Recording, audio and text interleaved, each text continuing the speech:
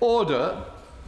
Before we come to justice questions, in light of some of the discourse on social media in the last week on matters relating to criminal justice, I'd like to remind members how we treat each other, and judgments we make are important to set the tone for national debate. I would ask members to consider carefully what is in good taste or bad taste. As set out in the Speakers' Conference on the Security of MPs, Candidates and Elections, we encourage everyone to engage positively in the political process with courtesy, respect in discussions and grace and understanding towards those whom we may disagree. Right, I now turn to questions. Secretary of State for Justice, Bob Blackman. Mr. Speaker, question number 1. Secretary of State. Mr. Speaker, the whole House will know that I'm making a statement shortly after orals. The government is committed to human rights at home and abroad, but to retain public confidence, the European Convention on Human Rights and other instruments must evolve to face modern challenges. Domestically, we will clarify how convention rights operate in immigration cases, and I'm engaging across Europe on wider reform. Bob Blackman. Thank you, Mr. Speaker. I thank the Lord Chancellor for that answer. Clearly, the public are frustrated by the fact that foreign criminals are not deported, and that people that come here illegally are not deported, and that human rights laws are used to prevent that from happening. I understand that his predecessor, the Home Secretary, now is considering changes to the laws that may happen. But I wonder if that is the case, could he not actually take my right honourable friend, the Shadow Lord Chancellor's bill, and put that into law so we can actually get on with the job of deporting people that shouldn't be here? So say. Well, the right honourable gentleman is right. People are claiming Article 8 right, particularly, and using domestic law to thwart removal to their countries, and that's right.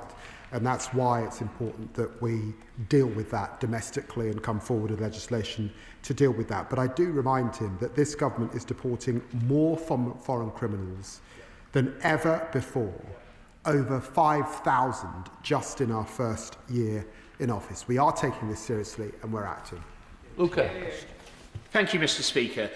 Because of our proud history and our commitment to the rule of law, the UK is a global leader on legal services, with our courts garnering respect across the world. What does the Minister think the impact would be on our reputation should we begin ripping up our international agreements and our commitments to the very rule of law that we as a nation helped shape? Well, I'm very grateful to my honourable friend, because he's right to remind the House that legal services, the rule of law, the importance of this jurisdiction for companies and individuals seeking recourse actually brings £47 billion a year into our economy. And that's right, it's right we seek common course with countries who are exercises we are, like Denmark and Italy, on how the European Convention of Human Rights is being thwarted. But we do that in a steady, progressive way, and we certainly recognise the importance of the ECHR. Father of the House, Edward Lee. I serve on the Council of Europe, and it's a perfectly worthwhile assembly, and the convention framed, shortly after the Second World War was designed to counter Nazism, frankly. It wasn't designed to protect illegal migrants into a country. Now, we all know that this crisis is sapping belief in government. Why doesn't the very reasonable Justice Secretary work with the even more reasonable Shadow Justice Secretary and come before the House and say that we will get a temporary derogation from the Refugee Convention, the Convention of Human Rights, and that we will detain and deport anybody who enters this country illegally and will solve the crisis? No, sir. Well, I know that the right honourable gentleman is hugely experienced. He will know that it's important that we don't do anything, for example, that might undermine the Good Friday Agreement, where the ECHR is fundamental and important. He rightly mentions the Refugee Convention. That sits with the United Nations. I will be going to Strasbourg shortly, where I'll be taking up many of these issues. Parliament. Whereas, Mr. Speaker, there are perhaps other unforeseen consequences of leaving the ECHR, including on the Framework Convention for the Protection of National Minorities. Does the Minister agree with me that opposition parties wishing to leave the ECHR either haven't considered the impacts of leaving on Cornish national minority status, or they have, but just don't care about the Cornish? So stay. Well, he will know that there were promises made in relation to the debate that we had on exiting the European Union, and all sorts of things were promised by many colleagues opposite, and they were not delivered. And it feels a little bit like we're on repeat in relation to this. There are areas of immigration where we do have to do things domestically. There are areas where we want to work with European colleagues who also are concerned at the way that laws are being thwarted. But please let us not undermine a fundamental that was actually instituted by one of the heroes of this Parliament, Winston Churchill. Shadow Secretary of State Robert Jemry. Mr. Speaker, Fawad Awale is an extremist and double murderer who later took a prison officer hostage and demanded the release of the radical cleric Abu Qatada. He is the definition of evil. And yet, the Justice Secretary's Department is now set to pay him compensation, as his ECHR rights have apparently infringed because he couldn't associate with monsters like those who killed Lee. Ensure that not a single penny of taxpayers' money is handed over to this man, and if he won't, and he puts our membership of the ECHR above the interests of the British people, will he put his money where his mouth is and pay any so-called compensation himself? So stay. I know that the Right Honourable Gentleman is always keen to get headlines, but he knows that the consequences of judgments and what then impacts on government and any payments made have been an issue for successive governments for the entire time that he and I have been on the planet. He knows that we're committed to the ECHR, offering asylum to those who genuinely are fleeing torture and execution, but he knows too that on the issues that I referred to earlier, Article 8 particularly, and what we can do domestically, and how we can work with European colleagues, we are seeking to do that. So this is not the time to start revising decisions that have effectively been made by our courts. Mr. Roberts. Question number 2. Minister. Thank you, Mr. Speaker. In line with HMPPS Welsh Language Scheme, HMPPS offers prisoners, people on probation and members of the public the right to choose whether to use English or Welsh in their dealings with us. We recognise that enabling the prisoners to use their preferred language is a matter of good practice, not a concession, recognising that prisoners can express their views and needs better in their preferred language. The Welsh Language Act of 1993 places a duty on public bodies to treat English and Welsh languages as equal in Wales. The Minister mentions the HMPPS Welsh Language Scheme, which there is a new scheme, and it commits to publishing an annual report on its progress. I've already contacted the Ministry of Justice about this and about adherence to the Act.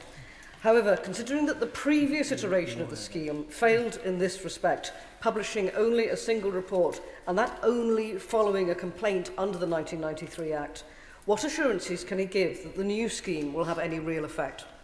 Minister. I thank the member for her vital question. It's absolutely right that I'll follow up on the correspondence that she sent to the Ministry of Justice. I haven't seen that myself, Mr. Speaker. As I set out before, the policy that the Ministry of Justice implements is one that values the Welsh language and will continue to do that. Ian Solomon. Number 3, please, Mr. Speaker. Secretary of State.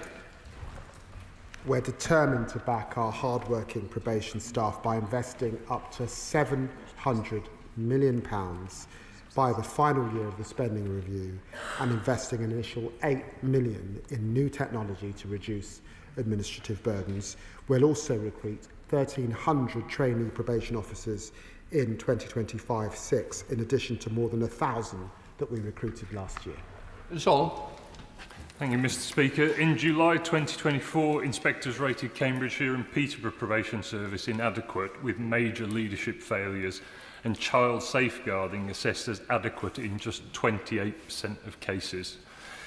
The action plan committed to increasing probation officer staffing by 87% by March 2026, but the National Audit Office has now revealed that the probation service has underestimated staffing requirements by 34%, which implies that the service in Cambridgeshire has been operating at only half the staff needed. So, given that miscalculation, will the Secretary of State commit to revised, accurate staffing targets for Cambridgeshire and reassure my constituents that child safeguarding will not be compromised as the service tries to manage with inadequate resources? State. Well, Cambridgeshire is a part of the country I know well. I spent 7 years of my life in Peterborough. I will look closely at the issue, and I'll ask the Prisons Minister to meet with him to discuss how we move forward. Catherine Atkins. Thank you, Mr Speaker. The probation service plays a vital role in our justice system and is integral to ensuring that community sentences are effective and our communities are kept safe.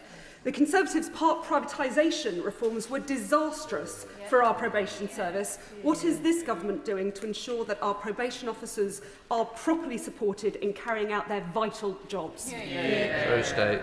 Well, my honourable friend is exactly right. The decisions that were made under the last government by the then Justice Secretary, Chris Grayling, were catastrophic for a wonderful, wonderful service. And we're now in the business of rebuilding the probation service. And I've been very, very pleased to visit probation workers in Kent, in Chatham recently, and in Islington recently. And one of the things that they're raising is their caseload. In Kent, they were trialling our transformation fund money that is introducing AI that can help them do what they want to do, which is face-to-face, and reduce those caseloads. And I want to see that rolled out across the country.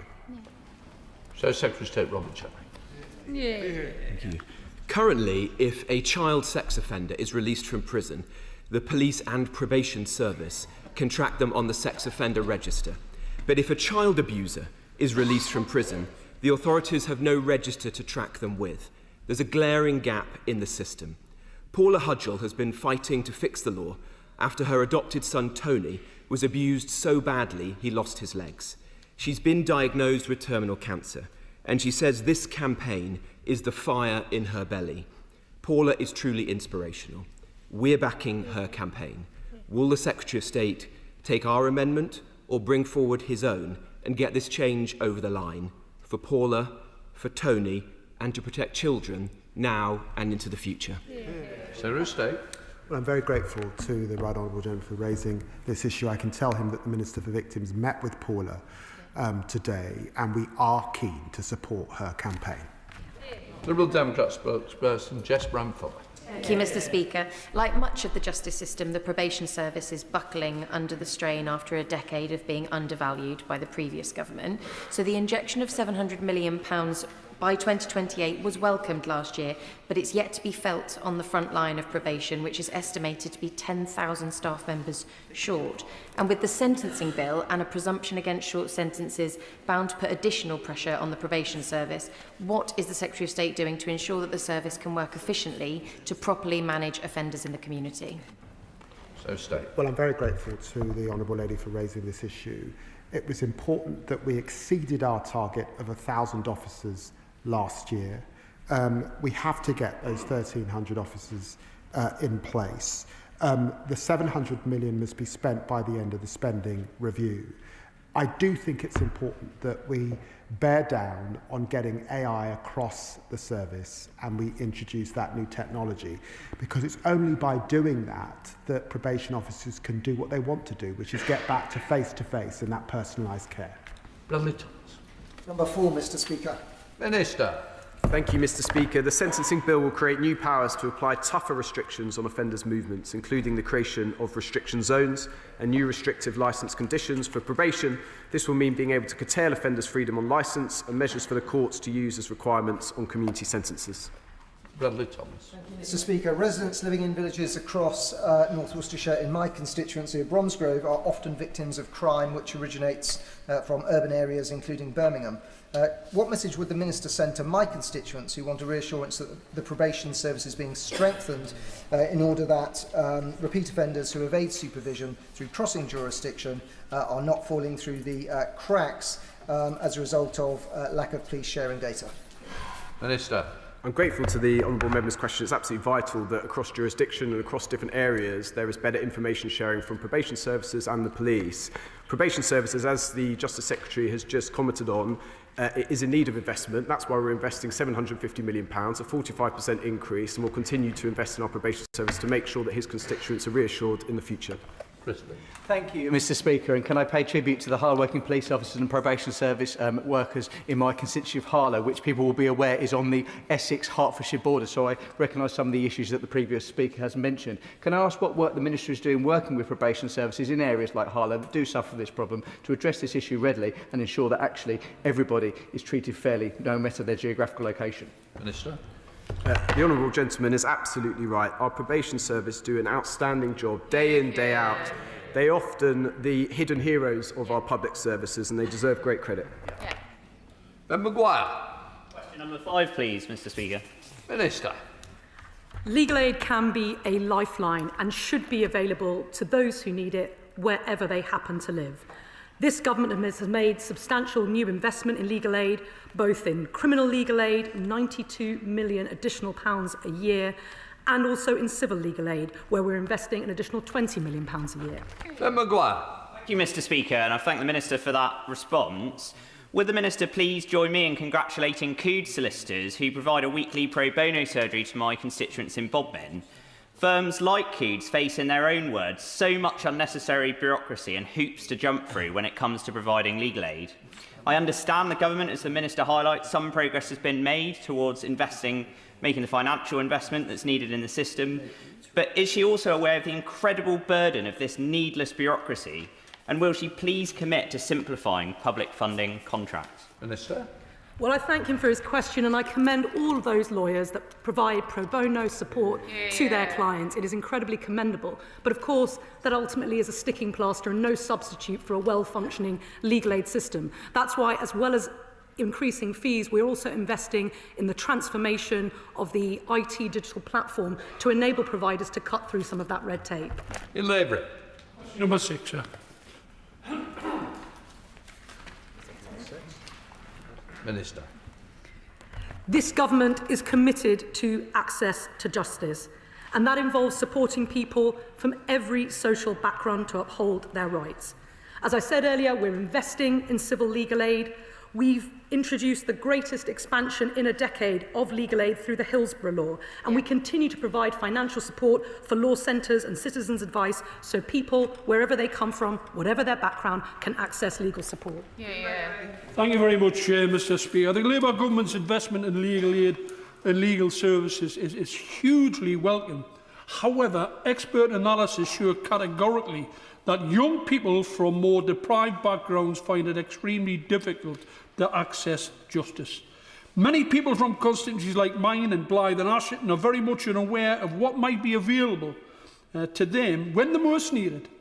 Can the Minister assure me that everything possible is being done to ensure that our people are acutely aware of what is available to them in order to access the justice they so rightly deserve and in many cases they urgently require?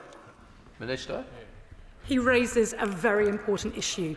If you don't know your rights, you can't enforce your rights. And so raising awareness is incredibly important. It's important that we expand access to legal support where people are living their lives. So online, the service for Advice Now, where people can access, especially young people, digital legal advice, is a vitally important component of that. Franklin. Thank you, Mr Speaker. I'm really interested to hear the Minister's answers to the previous question, but true access to justice must include those still imprisoned under legal tests since ruled wrong, including many young people from marginalised communities convicted under joint enterprise. Will the Minister and the Government consider adopting the review mechanism in my sentencing bill amendment, which will create a statutory process for review of convictions so they too can access justice? The review of criminal law in that area is something that is incredibly delicate. It's something that we need to look at in line with common law and the case law, and it's something that we're keeping under review. Ella Morgan. Number 7, please, Mr. Speaker. Minister. Behind the backlogs in our courts, behind each and every one of those case statistics, there is a human story. And there is no doubt that the delays in our criminal courts are taking their toll on victims and all participants in the criminal justice system.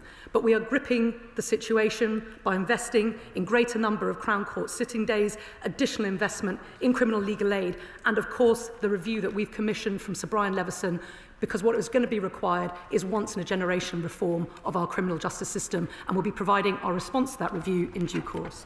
Minister, I think it's grouped. Minister. Forgive me. Forgive me, Mr. Speaker. I was going to answer both questions 7 and 22 together, and I think you have my answer on the backlogs to that. Morgan.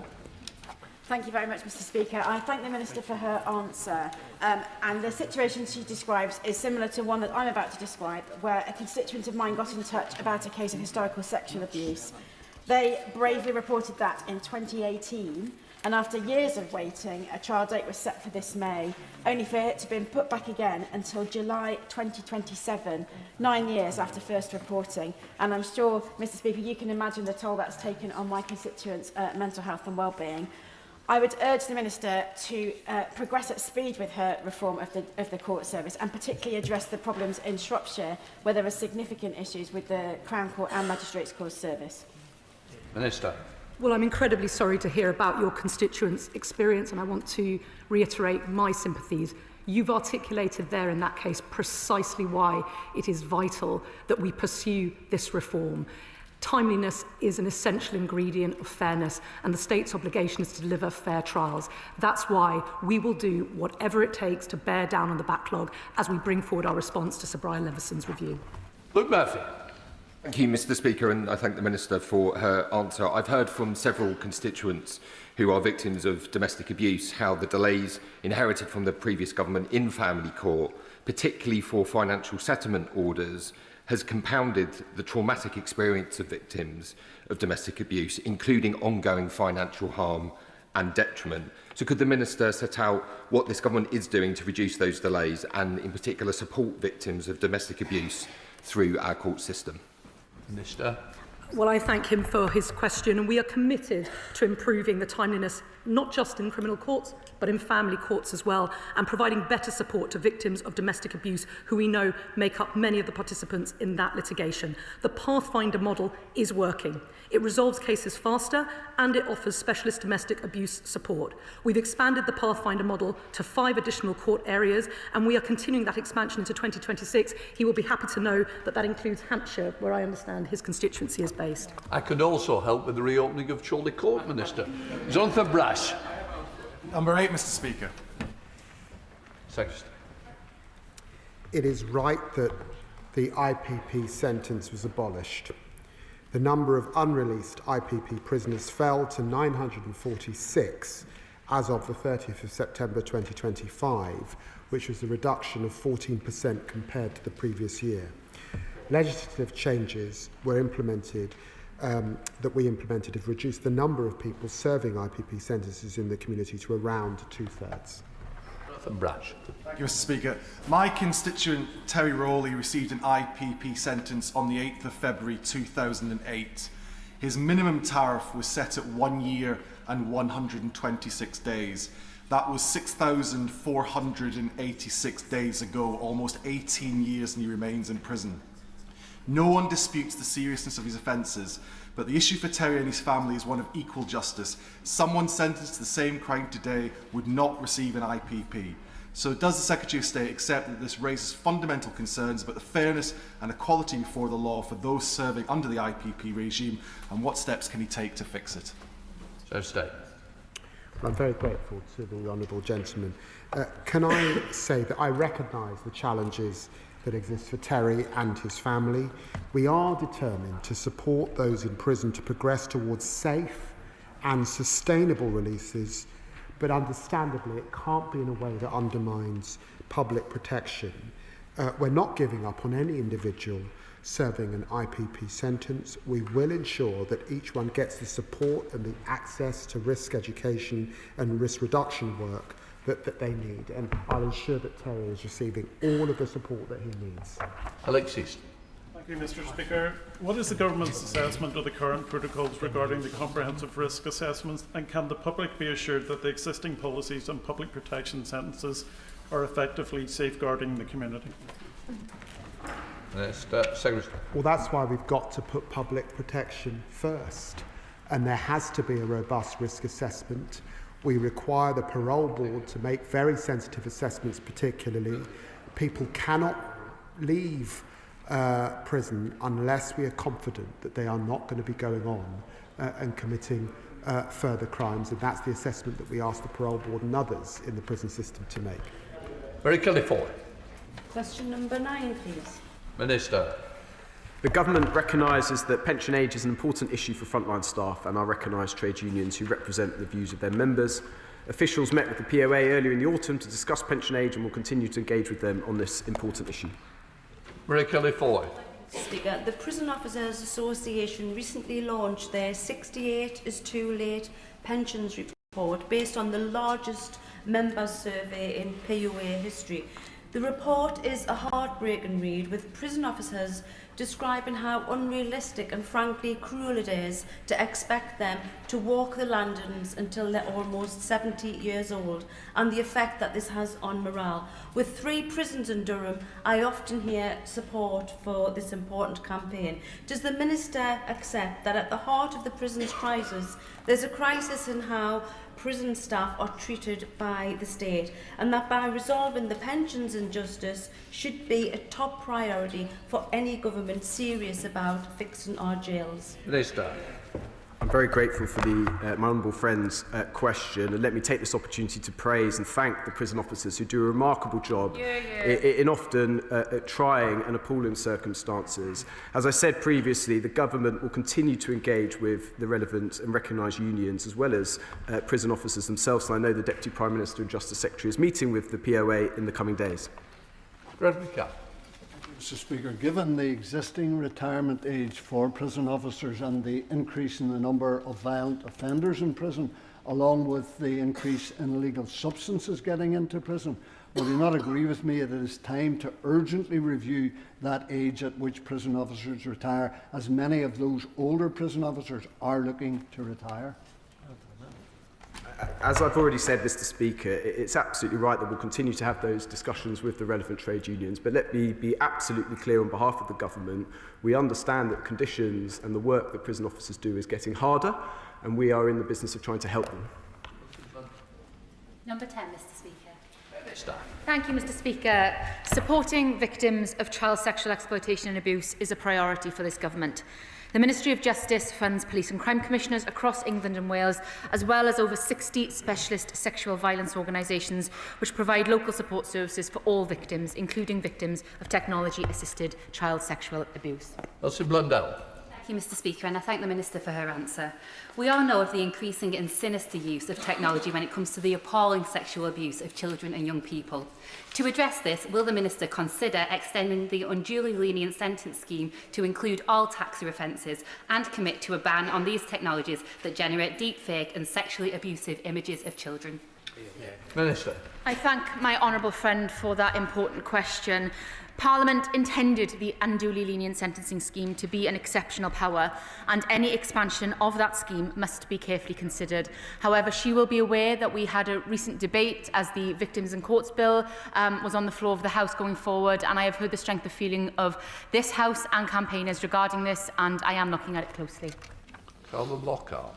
Mr. Speaker, yesterday the Northern Ireland Police Ombudsman reported that the PSNI's cyber crimes team lacked the capacity and capability to manage the threat posed by prolific online sex offender Alexander McCartney. His abuse led to the tragic death of 12-year-old Samoran Thomas in 2018, and he targeted at least 70 other children.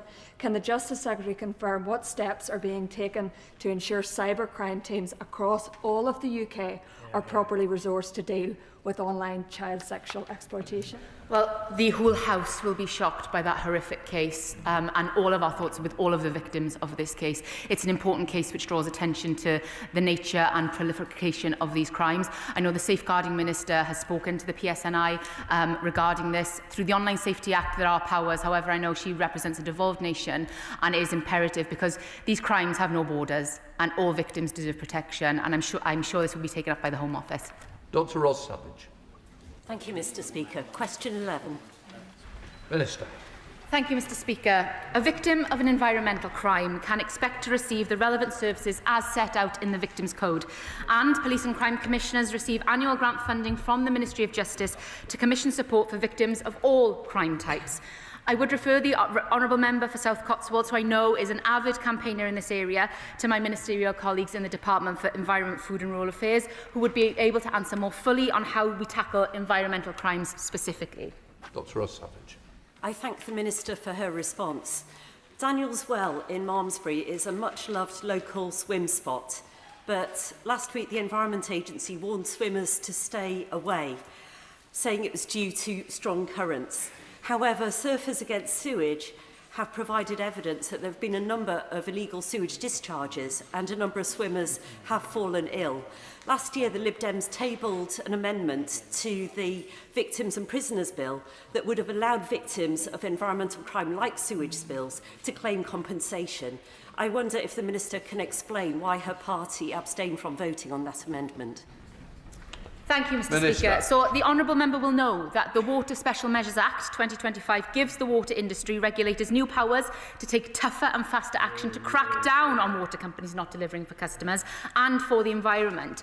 She will also be aware that the Victims Code, covers victims of crime who are persons who have suffered harm as a direct result to being subjected to or witnessing a crime at the time that it occurred. In the vast majority of these types of cases, criminal conduct in relation to sewage and wastewater would be committed against the environment and not directly against the person. Where someone has been affected as a result, they are able to access services via the NHS, for example, to seek support. Thank you, Mr. Speaker. Environmental crimes like fly tipping blight cities like mine in Gloucester, leaving victims across the city who are unable to enjoy the place that they love to live. Can the Minister confirm what discussions she's had with colleagues in MHCLG about how we can give local councils the powers and the resources to enforce action on fly tipping? Thank you. Well, I thank my honourable friend for that really important question. Fly tipping is an issue that blights all of our communities, my own in Pontypridd as well as his in Gloucester. He will know that tougher streets, taking crime off our streets is a mission for this government, and we are working across government to deliver this, including in Gloucester, ensuring that local authorities have the powers that they need to go after the perpetrators of these crimes. Fred Thomas. Number 12, please, Mr. Speaker. Minister. Thank you, Mr. Speaker. The Government is committed to helping people with convictions find employment and turn away from reoffending. We are continuing to consider the criminal records regime, including recommendations made in Part 1 of Sir Brian Levison's review, to ensure it balances public safety with supporting rehabilitation. Fred Thomas. Thank you, Mr. Speaker. In my first surgery as an MP in Plymouth, I met a constituent who had received an unspent conviction for a one-off crime committed 34 years ago when they were a child. Since then, they've served their time, turned their life around and been a constructive member of society, been employed for 12 years, but in 2022, out of the blue, suspended for 2 years and eventually let go on account of an unspent conviction. He told me that being given an unspent conviction as a child is nothing short of being given a life sentence. This outdated practice is unfair. What plans do the government have to reform the law around unspent convictions to ensure that young offenders are given a genuine opportunity to rehabilitate and rebuild their lives? Minister. My honourable friend makes a very important point. I met with him and officials just last week to discuss his constituent's case and indeed this issue more broadly. As I've said already, Mr. Speaker, we'll continue to look at Sir Brian's recommendation in relation to the Rehabilitation of Offenders Act 1974, but this is an issue we want to look at and to act on. Jim Shannon. Mr. Speaker, I thank the Minister very much for that. Minister, one of the implications of unspent convictions, of course, is the follow-on for those who have a passport and decide they want to go on holiday, and they suddenly find that something that happened 25, 30 years ago when they were young, under 16. I've done a number of them in Northern Ireland this past while. It's wrong that those who have done a misdemeanour, as it was, and then find that it impacts upon them 30 years later. I had a constituent who wanted to go to Australia. We were able to, in contact with the Minister, to ensure that he was able to go, but the impact upon him and others is great. So could I ask the Minister, would he share with those in Northern Ireland and with the Immigration and the Passport Office in particular to ensure that those spent implications from years ago aren't held against them in the future life? Thank you, Mr. Speaker. I agree with the honourable member's remarks. I think many members across the House will have constituents who have come to them with in similar circumstances, and it is deeply worrying, it's deeply troubling. It is complex because it involves different systems, and public safety is always paramount for this government. But absolutely, we're looking at it, and we'll report back to the House when we've made progress. Anna Dixon. 13, Mr. Speaker. The scale of violence against women and girls in our country is intolerable. The Ministry of Justice has already taken action by launching a pilot of domestic abuse protection orders in selected areas, introducing new criminal offences which capture creating sexually explicit deepfakes and spiking, announcing family court reforms such as expanding our Pathfinder programme in the family court, and commissioning the independent review of criminal courts in order to improve court timeliness to provide justice for victims. Anna Dixon. As a member of the Public Accounts Committee, I've been appalled at the failure of the last government to tackle the backlog in the courts, delaying justice for victims of domestic abuse and sexual abuse. I thank the Minister for her unwavering commitment to repair the justice system we inherited for victims and survivors. Can she outline the reforms to the family court specifically this government is introducing to protect victims of domestic abuse, including children, from further harm? Well, I thank my honourable friend for that question and for her service on the Public Accounts Committee looking at this issue. We are committed as a government to better support adult and child victims of domestic abuse in the family courts. The Pathfinder model already provides access to expert support for victims, and published data has shown that the backlogs are over 50% lower and cases are resolved up to 30 weeks quicker. And importantly, Mr. Speaker, this government has announced that we will repeal the presumption of parental involvement when parliamentary time allows to protect children in our family courts. Sarah Poacher. Thank you, Mr. Speaker. Can the Justice Secretary confirm whether he is aware of anyone accused or convicted of a sexual offence having been granted asylum in the UK? Minister. I refer the honourable member to the stats published on the Ministry of Justice website. Emily Darlington. Thank you, Mr. Speaker. I want to thank the Minister and the ministerial team from the Ministry of Justice for repealing the £318 for the PARV order a couple of weeks ago. This will make a huge difference. But I wanted to raise the actual strategy and the fact that online abuse is on the rise. Does she agree with me that any party that says they want to repeal the Online Safety Act is not a party that cares about tackling violence against women and girls? Minister. Hear, hear. And can I thank my honourable friend for the brilliant work she's been doing in championing this issue of recently. The Online Safety Act ensures that online platforms are required to remove illegal content, such as harassing or abusive material, as soon as they are made aware of it.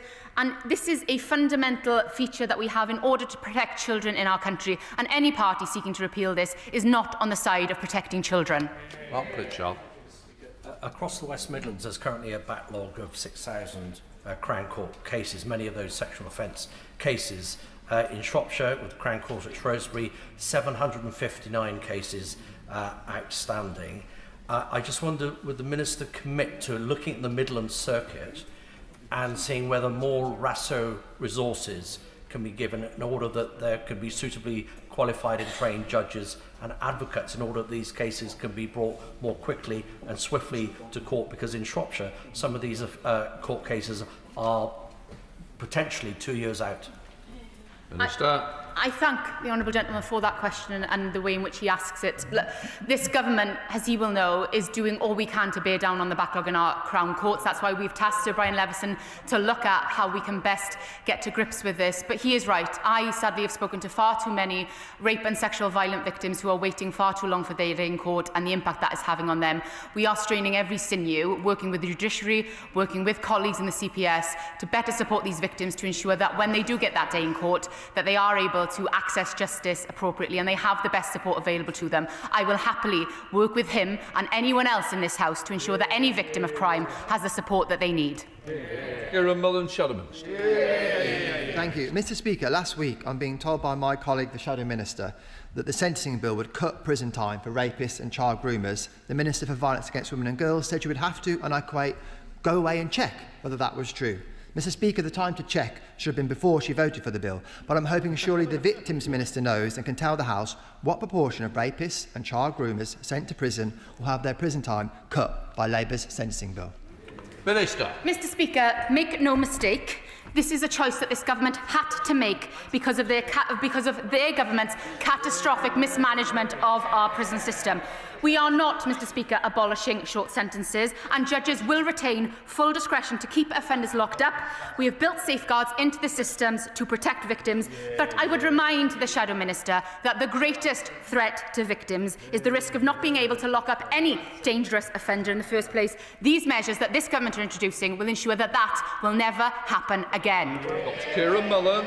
Yet again, we have a government and a victims minister who can't tell the House basic facts about the implications of their bill. I'll tell her that 60% of rapists and 90% of child groomers sent to prison will have their prison time cut. That's appalling. And Mr Speaker, we also know knives are all too often a feature of violence against women and girls. The House will have seen the tragic news that the female victim of a brutal knife attack in Birmingham on Friday, Katie Fox, has died.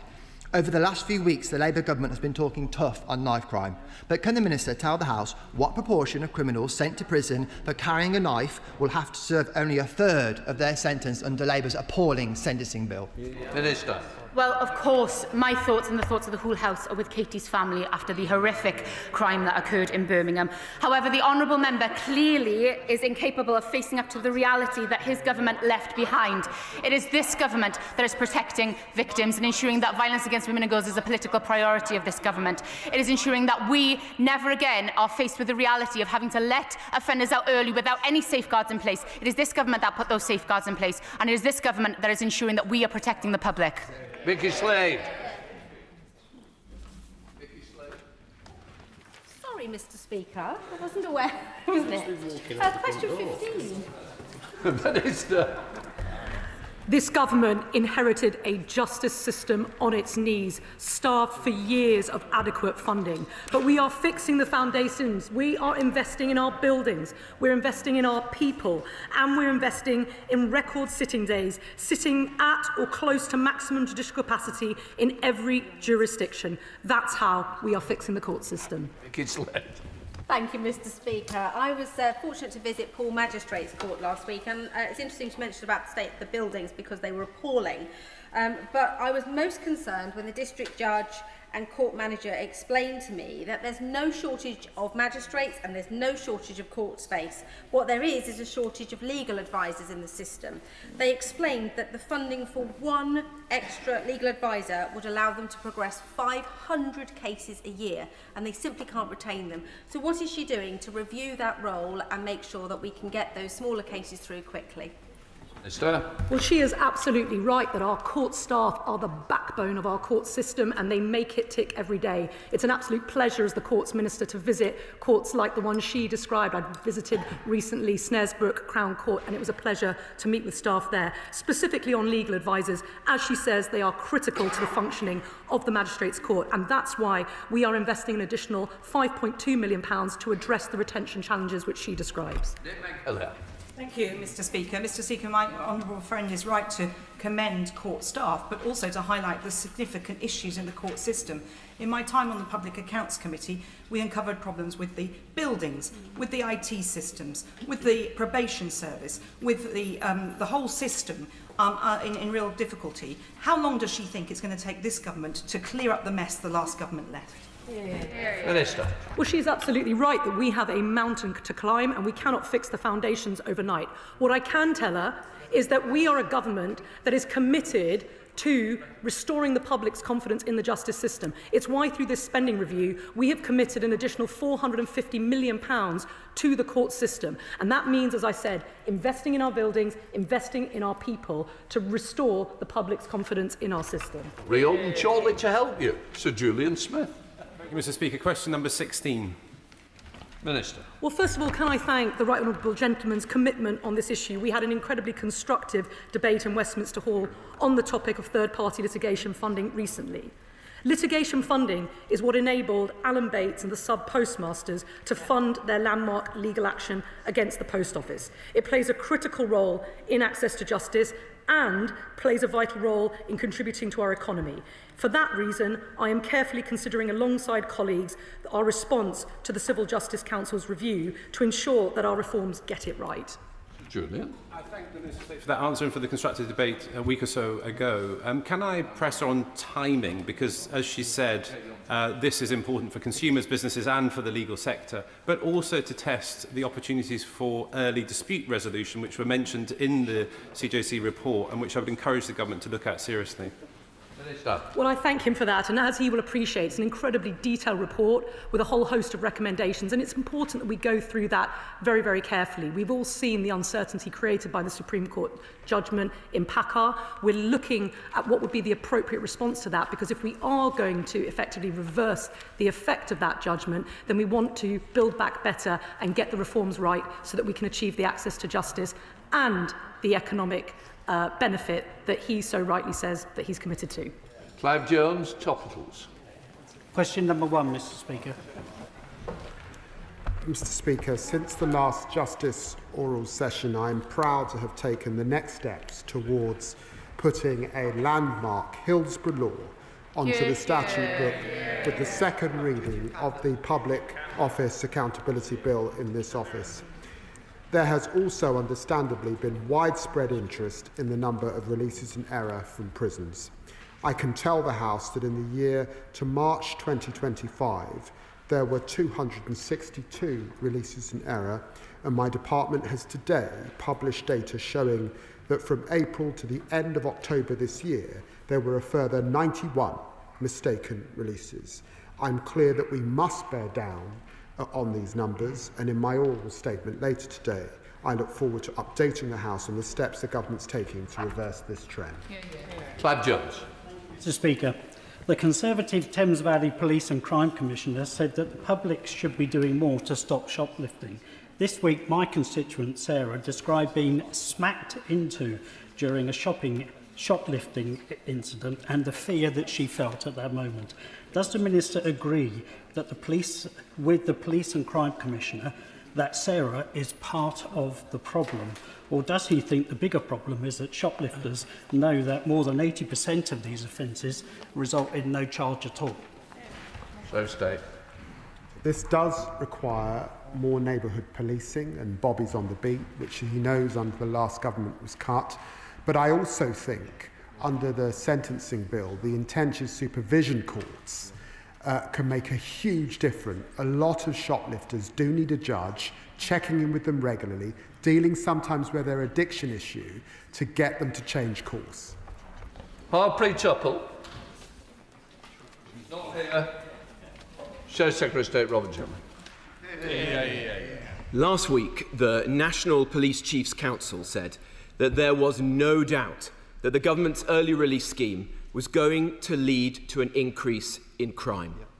It followed the news. A man who'd been released from prison early has been charged with murder. So it's a simple question. Will the Justice Secretary rule out any more early release schemes for prisoners? So state.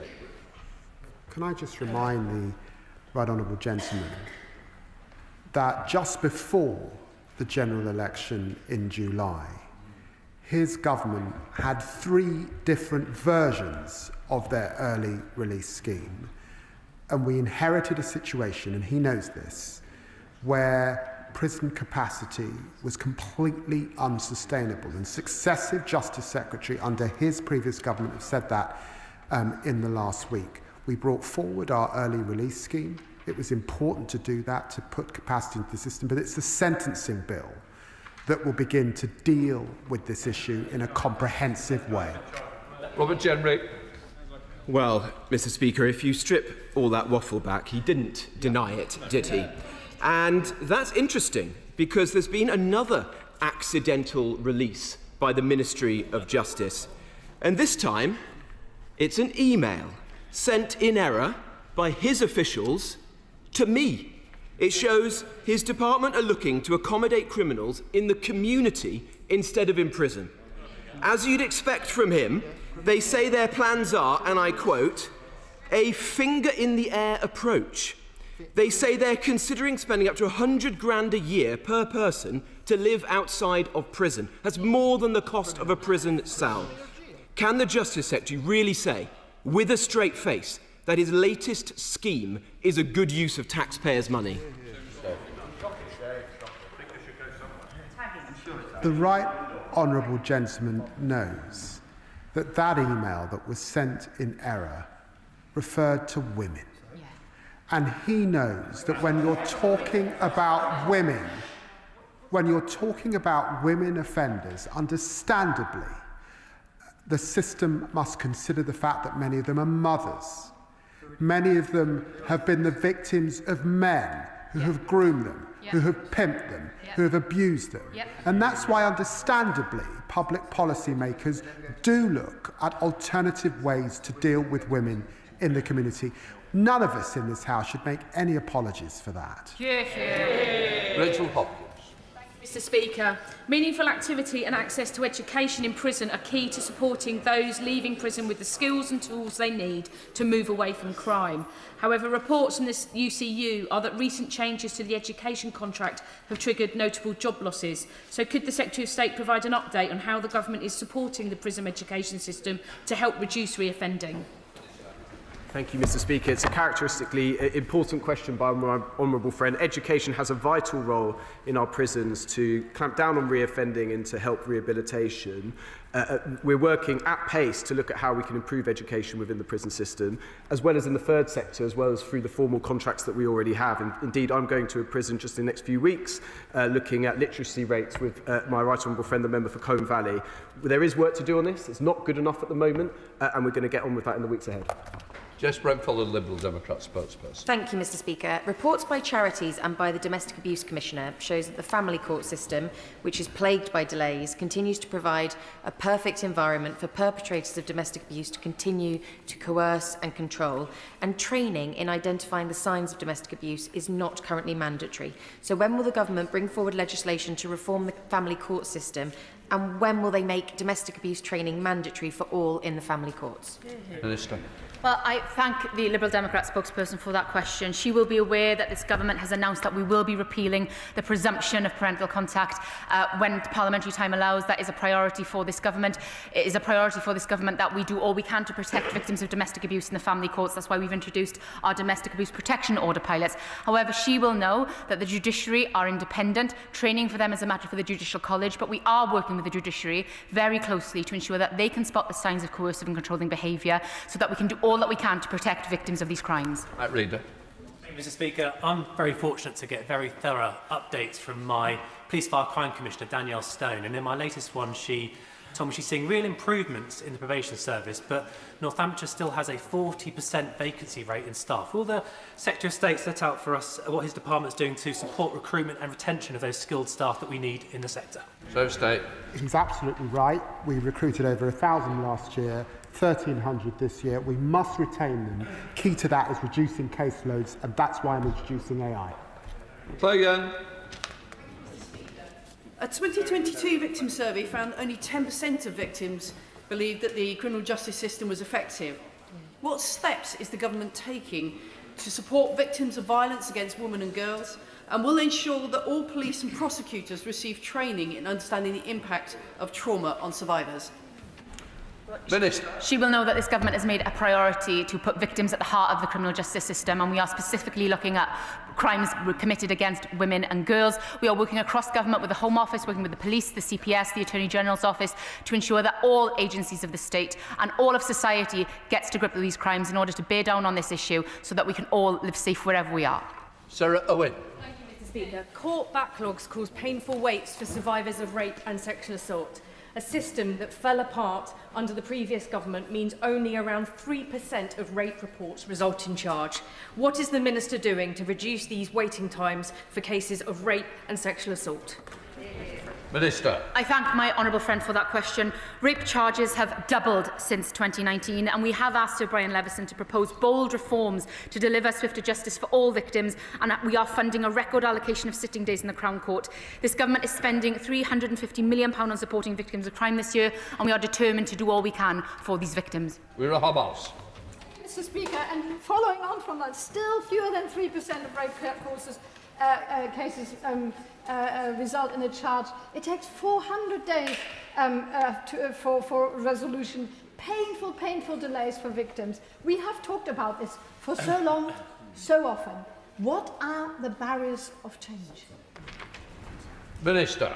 Well, she raises a really important point, and what we need is investment, structural reform and modernisation, i.e. the adoption of technology. It's why we've asked Sir Brian Leveson to conduct his detailed review. We've got part one, which suggests to us that structural reform. We're waiting part two, which should arrive by the end of the year, which will direct us as to how we can drive efficiency and get swifter justice for all victims, but in particular, those of serious sexual offences. Red Beavers. Thank you, Mr. Speaker. Sasha Marsden was 16 years old when she was murdered, then raped and then set on fire by David Minto. Sasha's sister Katie, my constituent, who joins us today, is campaigning for victims' families to have fairer access to sentencing appeals. Despite the need for closure in sentencing, perpetrators are given multiple appeal opportunities, while victims' families have just one chance. What will the government do to ensure victims' families do not have less rights than the perpetrators in this process? This government is determined to put victims at the heart of the criminal justice system. Can I commend my honourable friend for representing Katie Brett and her family? And I have had the extreme honour of meeting with Katie Brett just this morning and previously to discuss Sasha's law and her campaigning on this. I am determined to work with her and all of the other Victims for Justice families to ensure that we get this right. The Victims and Courts Bill is currently moving through Parliament, and I am determined that we do all we can to support those victims. John Cook. Thank you, Mr. Speaker. Scotland's First Minister John Swinney is not often right, and he's wrong again with his slavish devotion to the ECHR.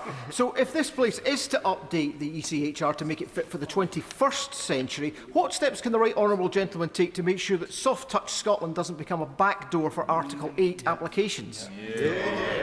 Minister. As the Justice Secretary has stated already during this oral question, this government is committed to the ECHR. That includes the whole of Great Britain. But clearly, there are issues in ensuring that convention and our international obligations evolve with the challenges that we face as a country. That is why we're looking at how it is implemented and clarified in domestic law, and we continue to work with European partners about European reform, and that includes Scotland too. Votes. Thank you, Mr. Speaker. The Victims and Courts Bill protects children by putting important restrictions on parental responsibility following certain serious sexual offences, and thanks to incredible campaigners on this side of the House.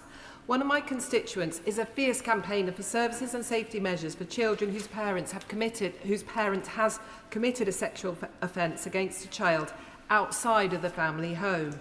Children in the home are victims even though they were not directly abused.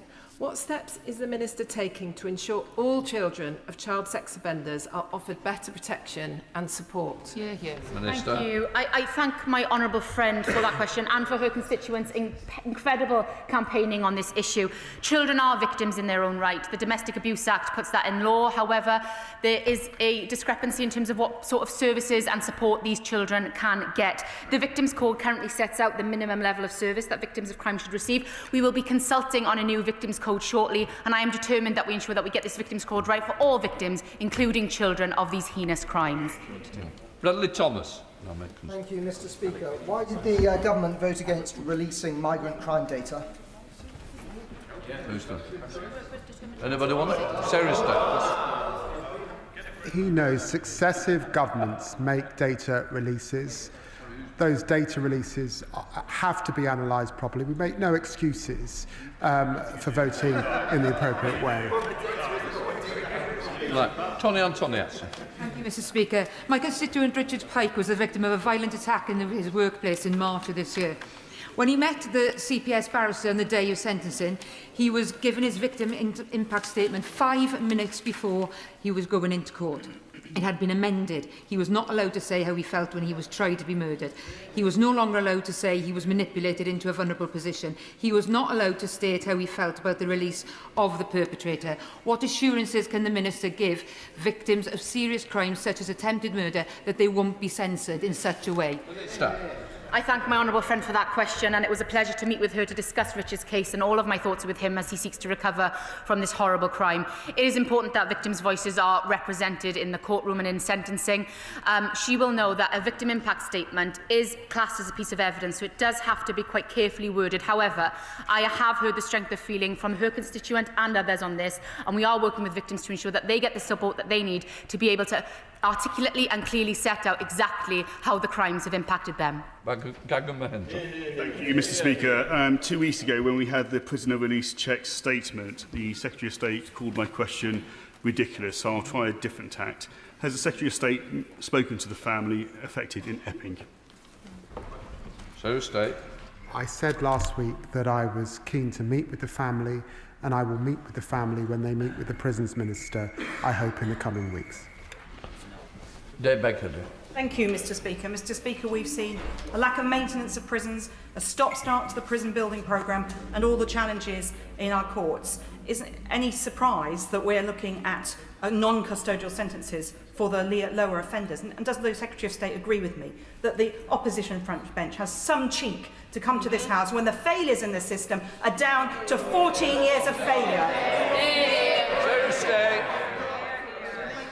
Well, I know that my right honourable friend did a valiant job as chair of the Public Accounts Committee, constantly revisiting these issues, and she will have noticed how successive Justice Secretaries under the last government have said that they cut the numbers, they failed to invest, violence were up, and now we've got junior staff making very, very important decisions.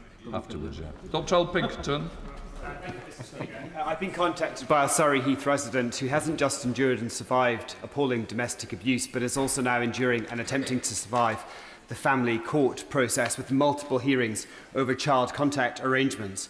Can I ask the Minister whether she will today commit to implementing the Domestic Abuse Commissioner's recent recommendations to better protect children at risk? I thank him for his question. This government is clear that child safety during court-ordered contact is vital. We are improving multi-agency working to support early identification of risk and enable referral to specialist domestic abuse support. We are carefully considering the Domestic Abuse Commissioner's report, and we will publish a response by the end of this year. Julia Lewis. What does the Deputy Prime Minister have to say about the unprecedented letter in the Times today from 9 former recent heads of the armed forces stating that the government's Northern Ireland Troubles and Legacy legislation breaks the compact between service personnel who do their duty and the government who should stand up for them, not open them up through endless litigation and persecution? Well, I saw the Northern Ireland Secretary's statement last week.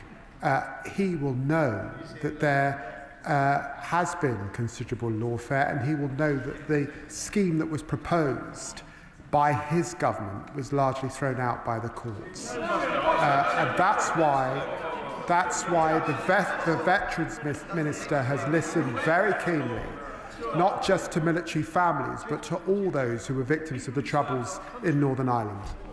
Rupert Lowell. Thank you, Mr. Speaker.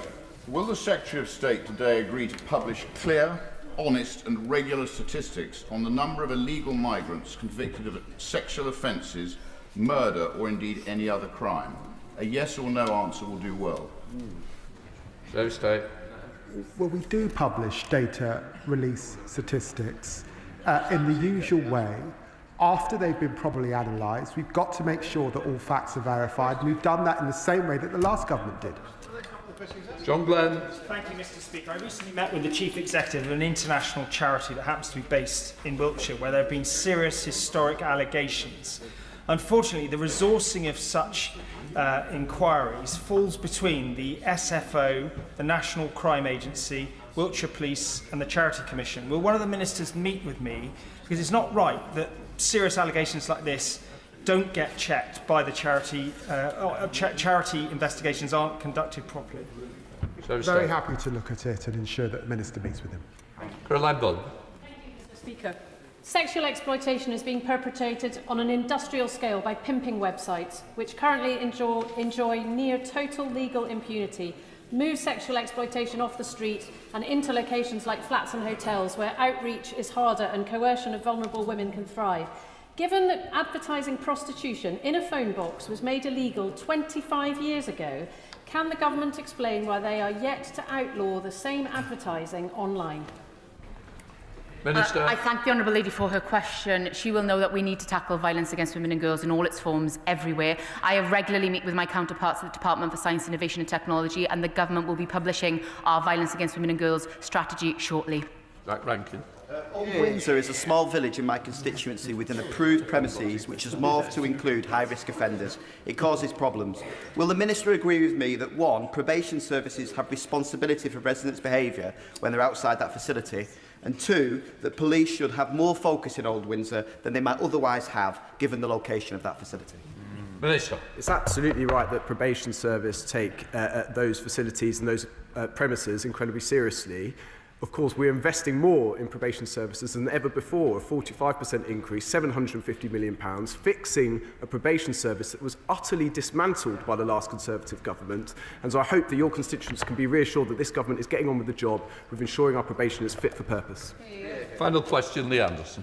Mr. Speaker, it's been reported in the media that we have prison officers working in our prisons that can barely speak a word of English. In fact, they're using flashcards to instruct prisoners to go back to the cell. Now, you don't have to be a mastermind to realise that this is a recipe for disaster. So can the Justice Secretary please tell me if this is true or not? Thank you, Mr. Speaker. I visit prisons regularly in this job, and I pay tribute to the incredible work that prison officers do day in, day out, including prison officers who come from other countries who do sterling work making sure that our prisons are safe in appalling circumstances. And so I thank them for their work and I reject the premise of the question. That completes the questions. We now come to the first statement. Lord Chancellor. Well, Mr. Speaker, with permission, I'll make a statement on releases in error from prison. Let me begin on Armistice Day by paying tribute to those we honour, members of both houses and parliamentary staff who gave their tomorrow for our today. Whatever divides our politics, today we remember what binds us together, our belief in service and pursuit of the common good. Mr. Speaker, on Wednesday the 5th of November, I answered Prime Minister's questions. As someone who served in this House for 25 years, I take my responsibilities to Parliament incredibly seriously. The House will recall that I was asked repeatedly whether any asylum-seeking offender had been released in error. At that time, I had been alerted of the release of Brahim Kadur Sharif from HMP Wandsworth. Details about the case were still emerging throughout Wednesday. Importantly, my officials had not had confirmation about whether or not he was an asylum seeker. Indeed, it was not until later that afternoon that the Home Office confirmed to the Ministry of Justice that he was not. Given the nature of the opposition's question, I made a judgment that I would wait until I had all the detail, rather than risk giving an inaccurate or incomplete or misleading picture to the House about a sensitive case. Members opposite may argue that they would have handled the situation differently. All I can do is be open about the factors I was weighing at the time, and that the data in the system we inherited is painfully slow. I thank the Speaker for the opportunity to update the House in full today. Members will recall that following the release of Hadush Kabatu on the 24th of October, I put in place stronger release checks.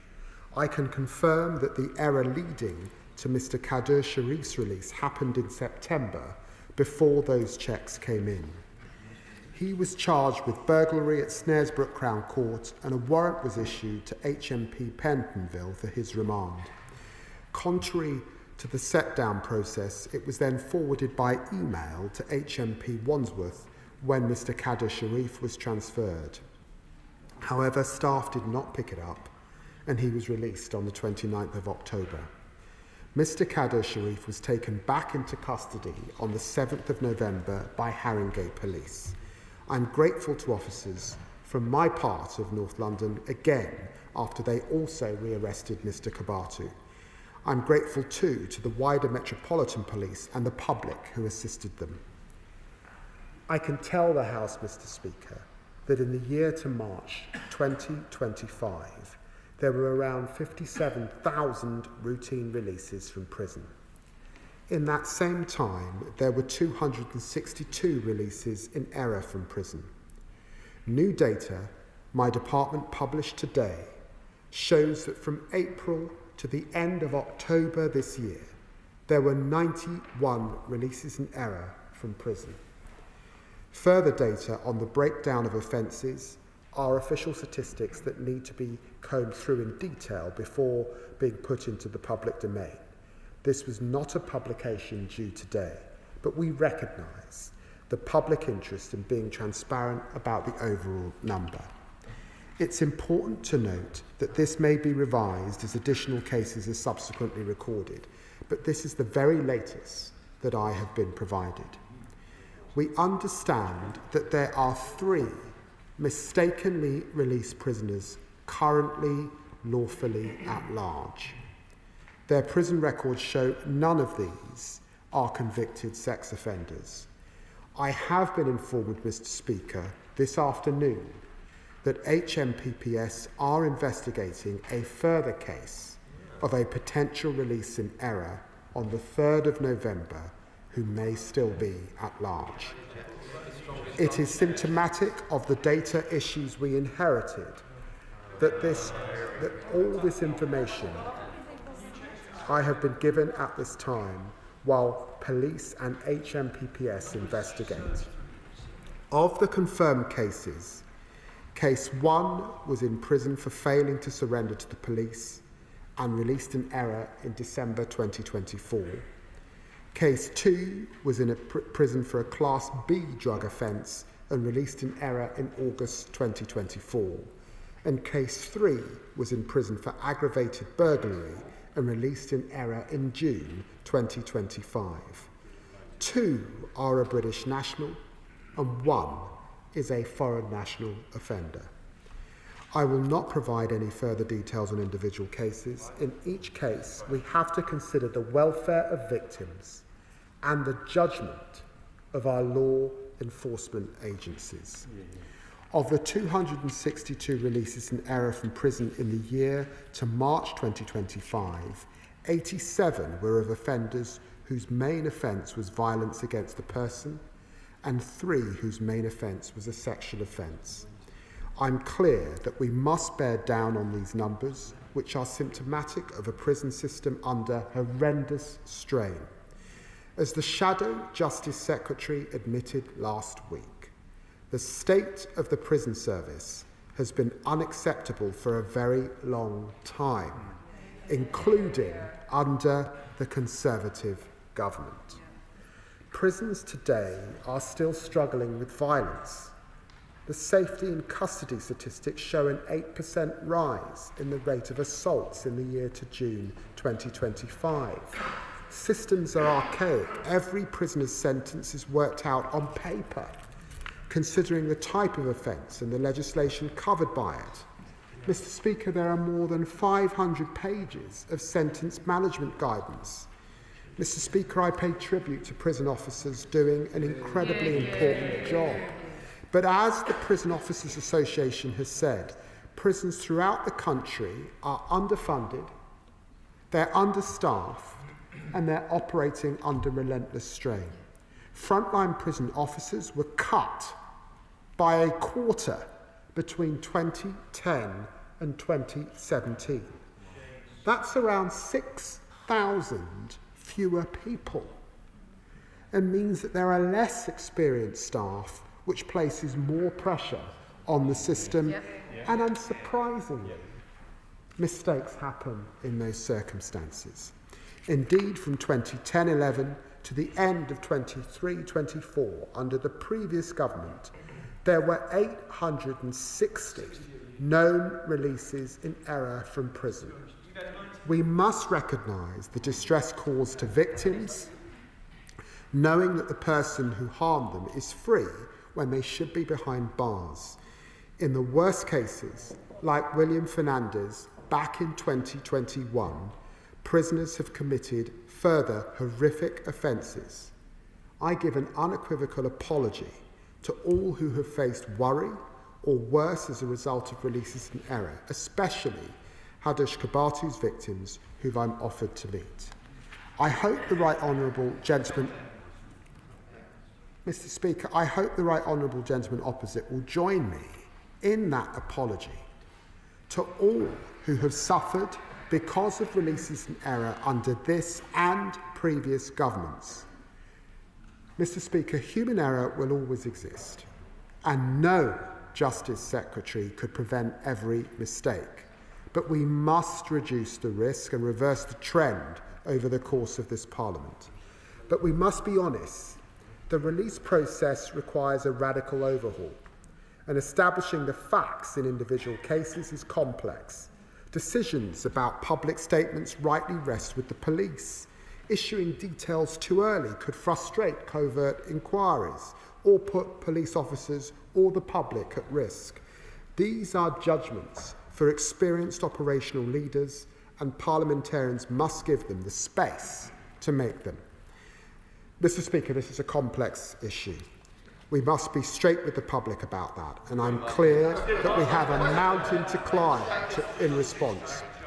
So first, I'm chairing a new Justice Performance Board. It will give a comprehensive view of prisons and criminal court performance, including releases in error, to drive a step change in how we respond.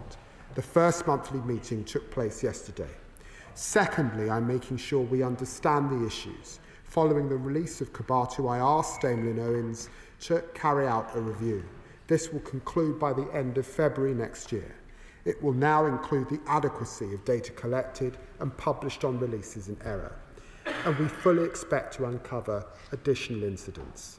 I can also announce that we will set up a team of data scientists to review historic releases in error to understand what's going wrong.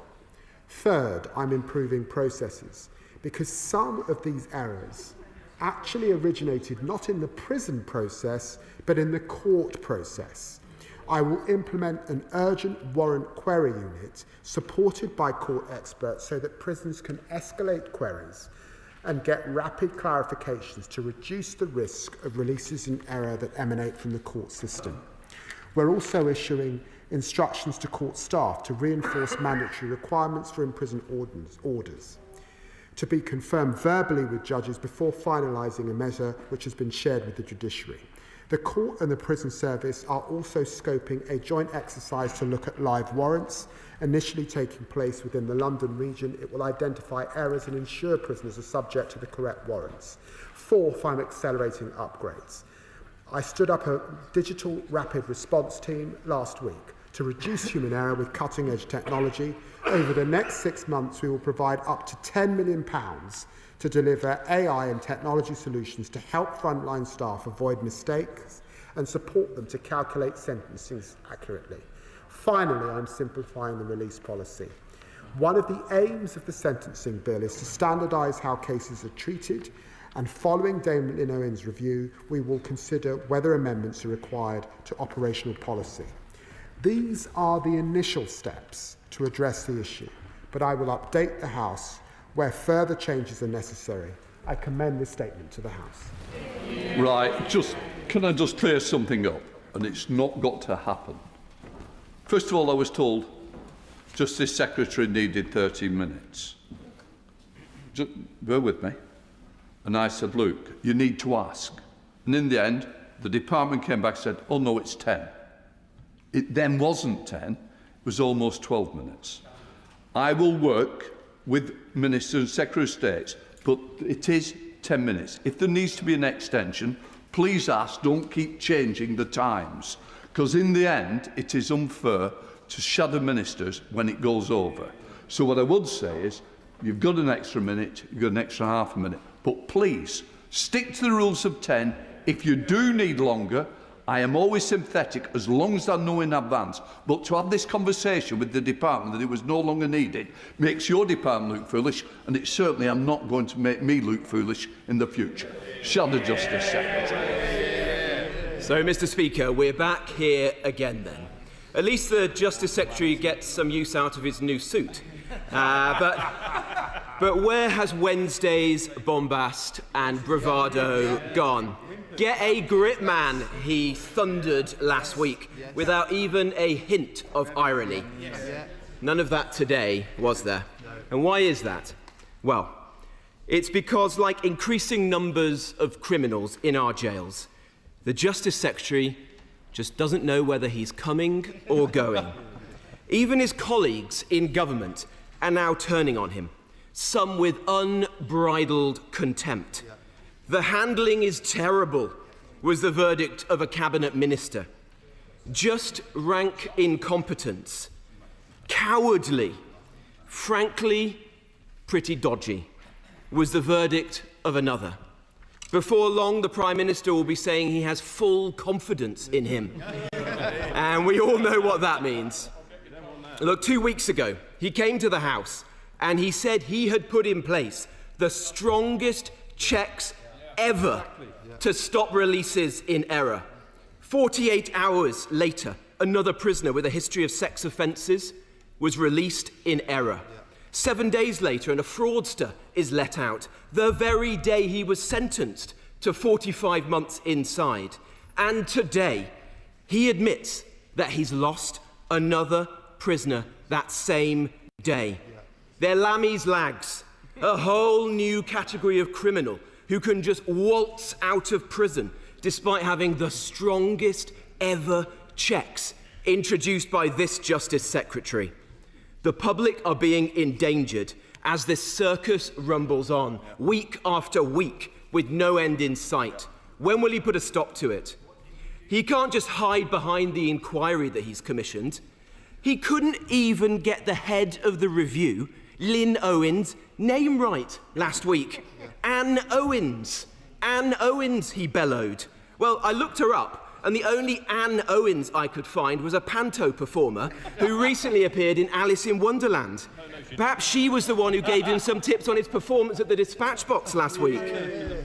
The former Chief Inspector of Prisons says that this has been caused, at least in part, by the confusion created by Labour's botched early release scheme. Does he now concede that there is a link between the doubling of prisoners accidentally released in the last year and the introduction of their SDS 40? Or is it just an extremely unlucky coincidence? Don't take us for fools. And Mr. Speaker, when will he finally come clean? He won't provide details in parliamentary questions. He won't answer even when he is here for Prime Minister's questions. He won't respond to letters. Well, perhaps that's because they weren't addressed to the Deputy Prime Minister. He's now been dragged here, kicking and screaming, to admit that one prisoner has been on the run from this Labour government for 14 months, and 91 have been accidentally released over the last 7 months.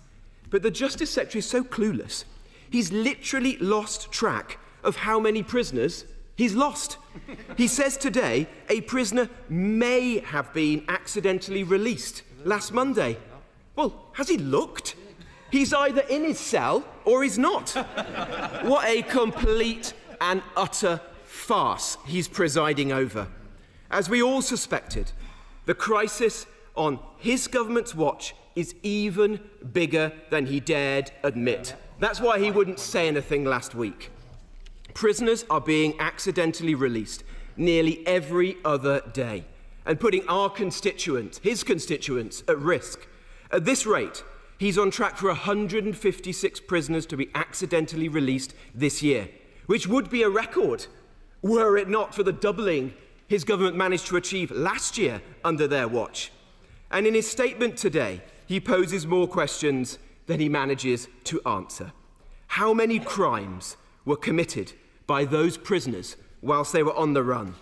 Why can't he tell us who these 91 prisoners are? Who is the foreign criminal? And who is this mystery fourth offender he may have lost? How can he possibly be found if the public don't have his face? They don't have his name, like they did for Sharif and Kabatu. The public deserve to know the truth. And this situation could not be any more serious. There's been a 9-fold increase in the number of violent offenders accidentally released in the last year. A 9-fold increase. The criminal justice system, under his watch, has been made to look a total mockery. The public are being put at risk. In his own words, Mr. Speaker, it's time for him to get a grip or go. Justice Secretary. Well, Mr. Speaker, this is a crisis that we inherited in our prison system.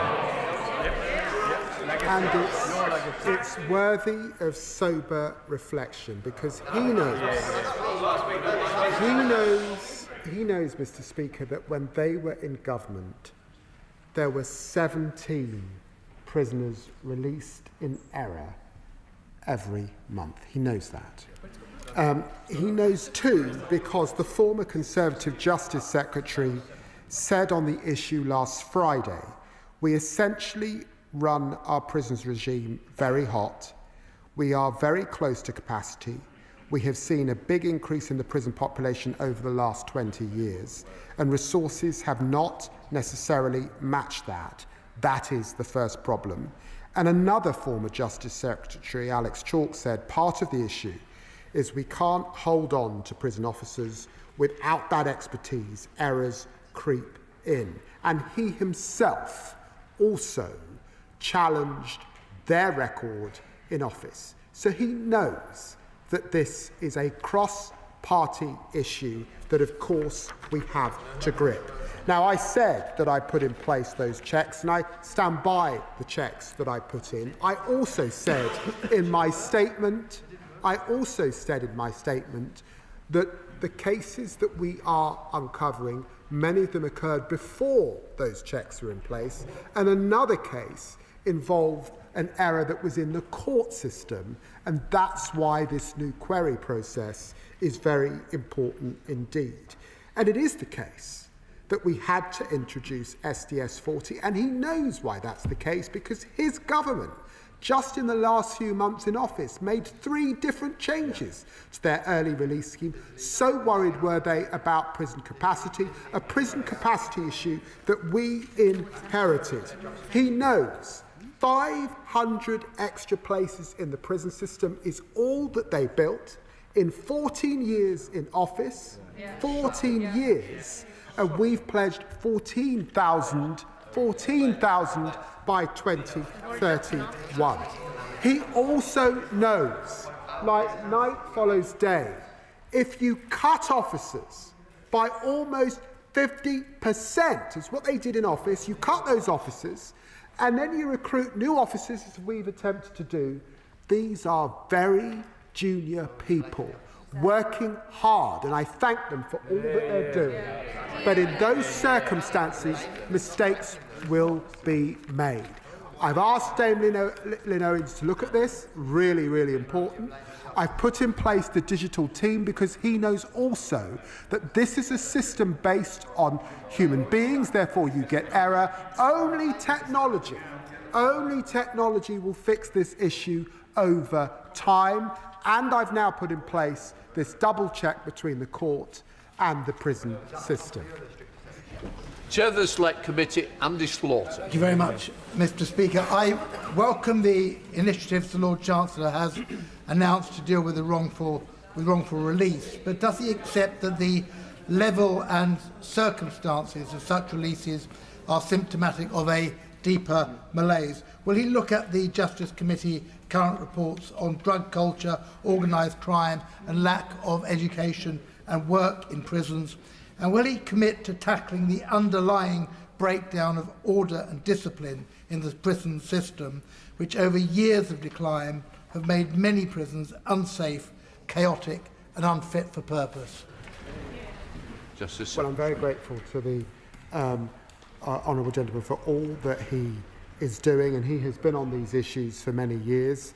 His words echo those of the prison inspector, and of course he knows that this is a system that's incredibly hot, frankly, because violence is up, self-harm is an issue, drones and the things that are arriving in prison, particularly drugs, is also an issue. And then we have staff doing the best they can in very, very difficult circumstances.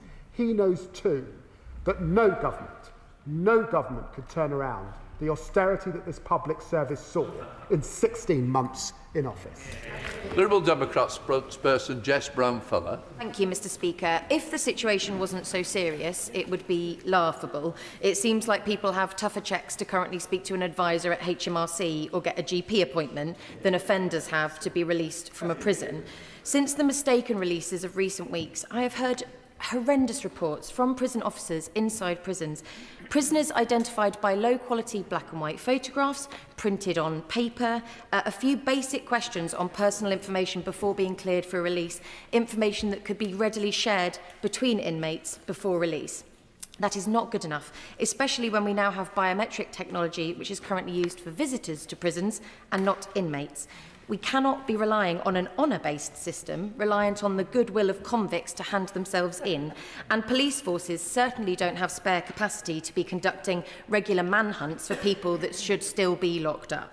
After the release of Hadush Gabatu, the Deputy Prime Minister promised enhanced security checks. Yet since then, some of society's most dangerous individuals have still ended up on our streets. So will he now spell out what those enhanced checks actually involve, and whether biometric testing is used routinely to confirm a prisoner's identity before release? And can he confirm what training prison officers receive before managing prison releases? Like most of the justice system, our prison system has been mismanaged and underfunded by the previous complacent Conservative government. So we do appreciate that this government inherited this mess.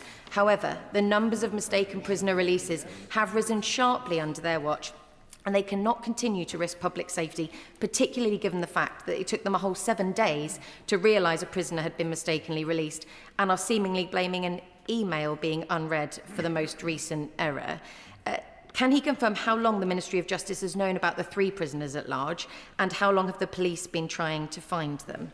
The Deputy Prime Minister has promised the public an investigation, but they cannot wait months for answers while their safety continues to be put at risk. So what immediate action can he take today to ensure that dangerous criminals stay behind bars and these mistakes stop once and for all? Sarah State.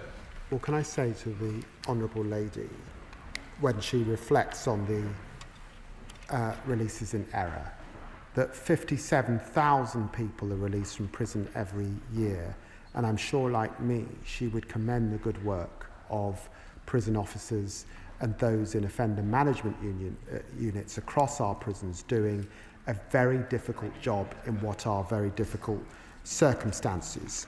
She refers to the complexity. The last government kept expanding its emergency release scheme from 18 days first, then to 35 days, then to 70 days.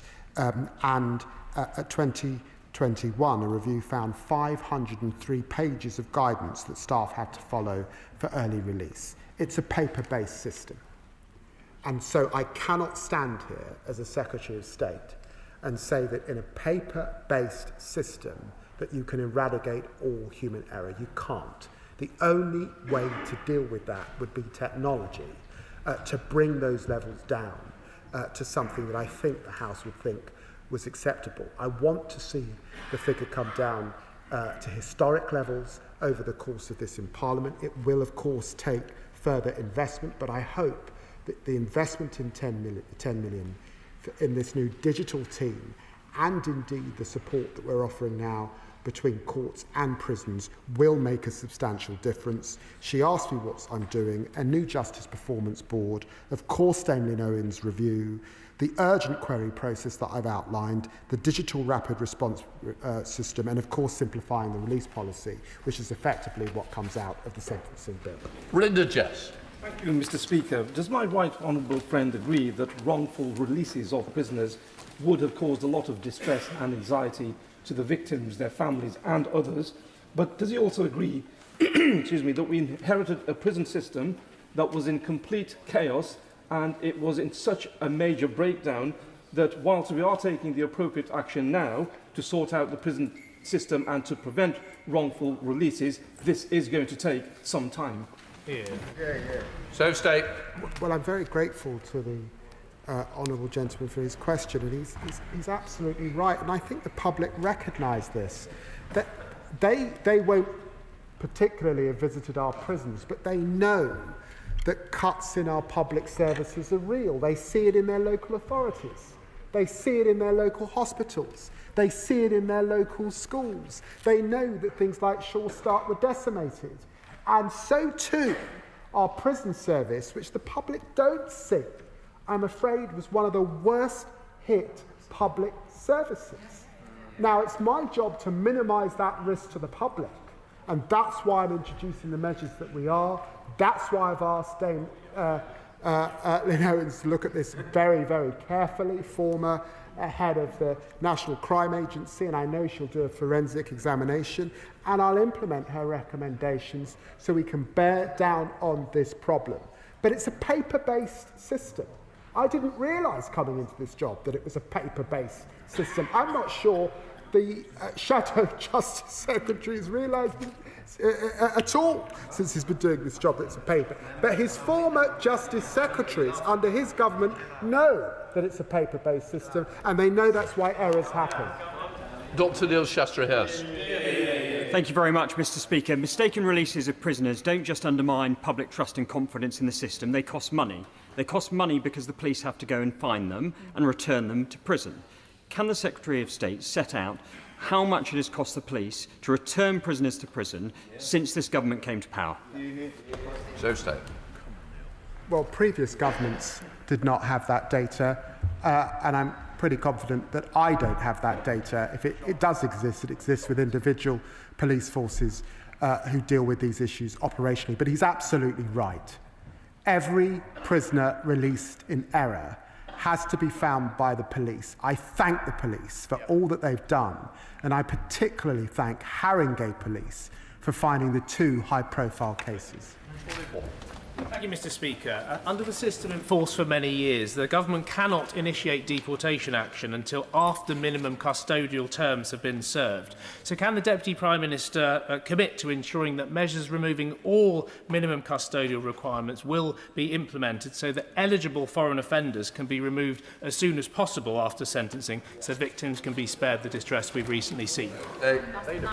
I can give him that undertaking. That's why we brought forward the sentencing review. That's why we've increased the removal of foreign national offenders for 5,000. All of it done in the last 16 months, something they never did once.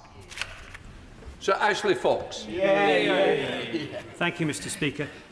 2 days before Kadur Sharif was released, the Justice Secretary said he had introduced the strictest checks ever seen in our prison system to stop similar unacceptable errors in future.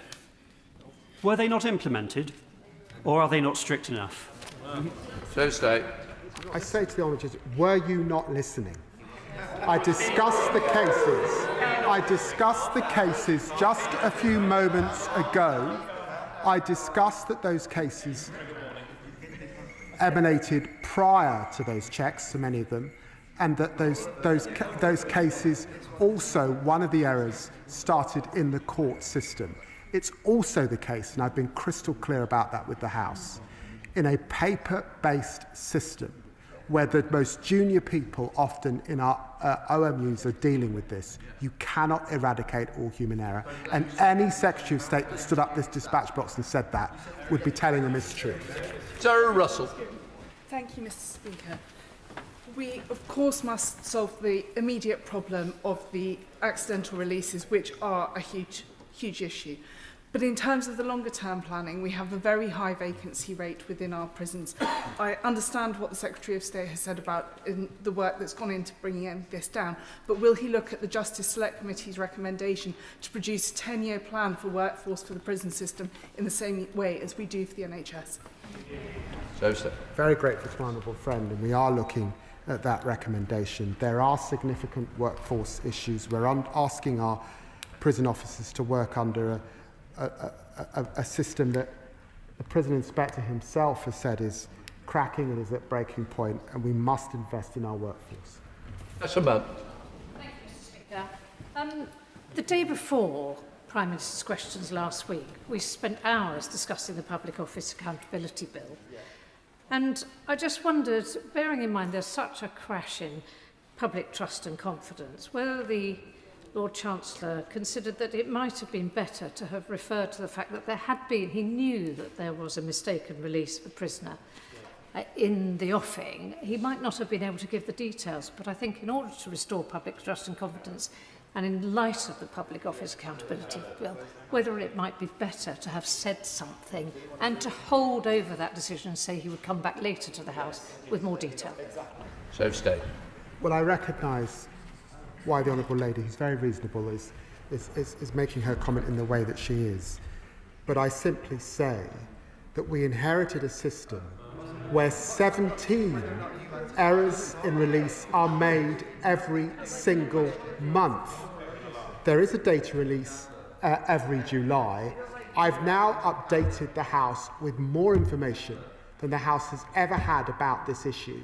But I've also been clear, as any Justice Secretary would be, that we are not going to be able to eradicate human error and not going to be able to get back to historic levels quickly. But I put in place as much as I can to minimise the risk to the public. Andrew Peggs. Thank you, Mr. Speaker. As a member representing a prison constituency, I'd like to put on record my thanks to prison and probation staff who work hard under difficult circumstances.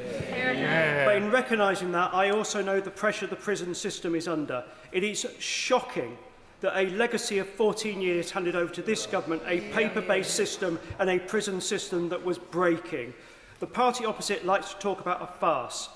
If they want to talk about a farce, I will hand them a mirror to look into, because the only farce here is the breaking system. So can my honourable friend tell me what more we can do to support prison staff?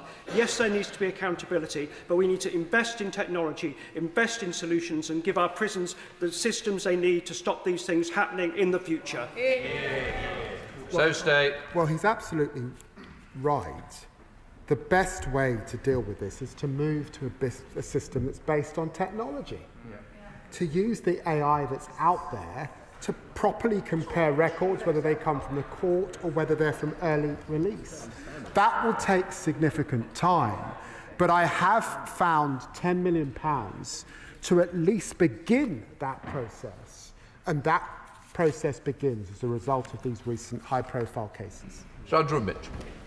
Thank you, Mr. Speaker. May I tell the Right Honourable Gentleman that even the West Midlands Victims Commissioner, Natalie Kairosh, is herself living in fear due to the government's new release guidelines on open prisons. In 2016, she was stabbed in my constituency 24 times by her ex-partners. She was 8 months pregnant. Her attacker was jailed for 18 years, but is now moving to an open prison 4 years earlier than expected. And Natalie is terrified of coming face to face with him. Can the Right Honourable Gentleman explain why those convicted of domestic abuse who cannot apply for early parole under the SDS 40 process are not also excluded from the government's dangerous policy of moving offenders to open prisons? Well, I know that the Victims Minister has met with her, and he will also know that in the sentencing bill we have restriction zones that can restrict the movement of those who have committed crimes like the one he refers to. Blair Anderson. Thank Mr Speaker. As a Wandsworth MP, my constituents are very concerned about these releases, and they have seen years of underfunding of Wandsworth Prison, but they've also seen more investment by this government since coming into power than for years and years before that. And I have every confidence from visiting the Wandsworth Prison about their new governance and the systems that are putting in place. I thank the Justice Minister for his response to my letter outlining the changes in training, technology and resources that are being put in place to redress these wrongs, and the digital rapid response unit. Could the Minister, just for the sake of my constituents, outline those stronger release checks that he has put in place straight away? Justice Secretary. Well, I'm very grateful to my honourable friend and for all of the work that she's doing in her community, and I recognise there will be anxiety in her constituency as a result of high-profile cases that have emanated from Wandsworth. She will know that one of those cases involved an error that actually started in the court system back in September before the checks that I have put in place. But when she asked me to outline what I've done, what it effectively means is that the duty governor, deputy governor are having a double look at what comes out of their OMUs, which are largely staffed by slightly more junior staff in relation who are making these decisions on who should be released from custody. But I look forward to visiting Wandsworth with her in the coming months. Dr. Caroline Johnson. Thank you, Mr Speaker.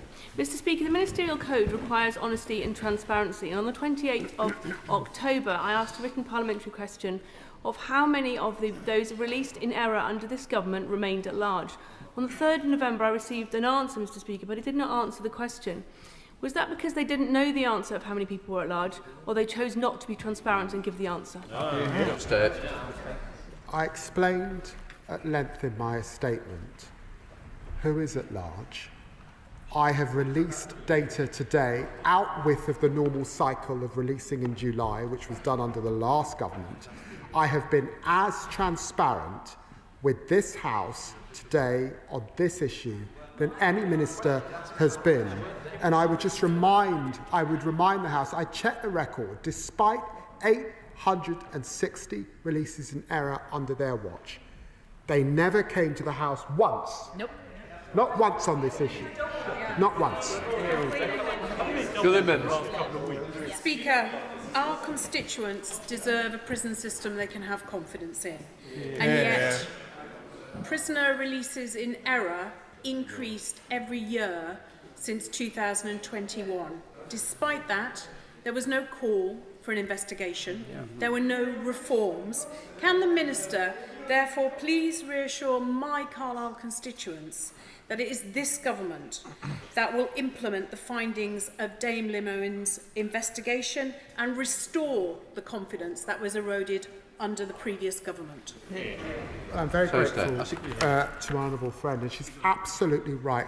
Not once did they make a statement, even when William Fernandez was released in error under them and went on to commit an horrific crime. Not once did the minister come to the dispatch box. Not once did they release extra detail. And I've done that today. Steve Darling. Thank you, Mr Speaker. A Torquay solicitor has recently told me of multiple occasions where there has been a lack of security staff to convey convicted criminals from Newton Abbot Magistrates Court to prison. This, on one occasion, one individual started self-harming. On another occasion, an individual waited and then left and absconded because they were locking up the building. He was then arrested at a later stage following a machete attack. How often is this happening across the United Kingdom, and what are you doing to stop this failure within the system? Well, in a sense, he raises issues beyond the prison system, and he's right about the delivery mechanism of prisoners from court to prisons. He knows, because it's come up in oral questions again in the House, the issue that we inherited of backlogs from the party opposite. He knows also that we're demanding that our police arrest more and bear down on crime. So the criminal justice system is phenomenally hot all of this will affect the prison system. That's why we've asked Brian Levinson to look at the issues of efficiency, particularly that relates to the court backlog. And part of that is that relationship between security and between the movement of people from our courts to our prison system. Debeg Hillier. Thank you, Mr. Speaker. Mr. Speaker, when I chaired the Public Accounts Committee, and when I was on it, so I served for over 10 years, we looked at and uncovered, with the help of the National Audit Office, failures in the probation service, which was a yo-yo policy between ministers as they changed, failure to build prisons, failure to maintain prisons, failure with the court IT system, and failure with identifying information that needed to be shared. Is he aware of the McGee Review, which was commissioned at the tail end of the last Labour government? And can he speculate why the McGee Review was never implemented over 14 years of a Conservative government? Well, I'm very grateful. I'm very grateful to the Right Honourable Lady for mentioning the McGee Review and their recommendations. And of course, I've asked my officials to look closely at the things that were recommended and do they pertain to the crisis that we've inherited today, and I'm grateful for her highlighting that issue. She will know that under the Conservatives, 24% cuts the prison service saw, and because of them, today over half of our frontline prison officers have less than 5 years experience. It's shocking. That's what we inherited. So, Julian. May I try and make a constructive suggestion to the Deputy Prime Minister? Has he considered that when somebody is due for release, they should be read a short statement saying that if they think they are being wrongly released, they should say so now, and if they do not do so, a further penalty of some sort will be imposed? Might not that act as a bit of a deterrent as well as a check? Well, the Honourable Member makes a reasonable point, but the truth is that because of the complexity of the various early release schemes, the numerous guidance that exists, the many different thresholds, that often the prisoner himself is not completely aware of whether they should be released on Monday or whether they're released on Thursday. And sometimes it's possible that when a prisoner has been released in error, that it's by a matter of days. It's not a significant period. But I recognise why he says what he says. We do have to make sure that there's an obligation on the prisoner, and it is something that I will ask Lynn Owens to look closely at. Alex Backett. Thank you, Mr. Speaker. And the Shadow Secretary of State in his remarks seems to have kicked off panto season, and his comments reminded me of my favourite character, Buttons, who longs to be Prince Charming.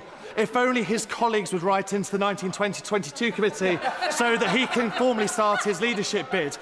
But in the spirit of panto season, will the Deputy Prime Minister join me in reminding the Shadow Secretary of State that if he's looking for the reason why our prisons are in this state, they're behind him? Well, he puts it beautifully, but I suspect it's why that the Shadow Justice Secretary said last week that the state of the prison service has been unacceptable for a very long time, including under the Conservative government. I suspect it's why William Hague, the former leader of the Conservative Party, said that the government failed to grasp either they didn't build more prisons, they didn't have enough people in our prisons, and this has been a long period of real failure. But a message ejected. Thank you, Mr. Speaker. Between the 5th of July and the end of the reporting period in March, this government has overseen the accidental release of 193 prisoners. That's 5 prisoners every week. And we now know that there have been a further 91 accidental prison releases since the 1st of April, so 284 in total. So what assurances can the Secretary of State give my constituents that no prisoners have been accidentally released from HMP Littlehay in my constituency since Labour took office? He knows that about 17 prisoners a day were released in errors under the last government, and he knows too that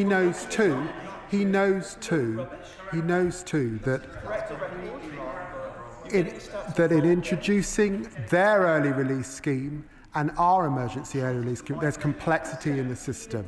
I will look closely at the data that is available in relation to his prison. Catherine Fuchs. Thank you, Mr. Speaker, and I thank the Secretary of State for his statement. Having spoken to my prison governor this weekend in Monmouthshire, I know the burden clerks and prison officers are under when they are calculating these sentences on paper.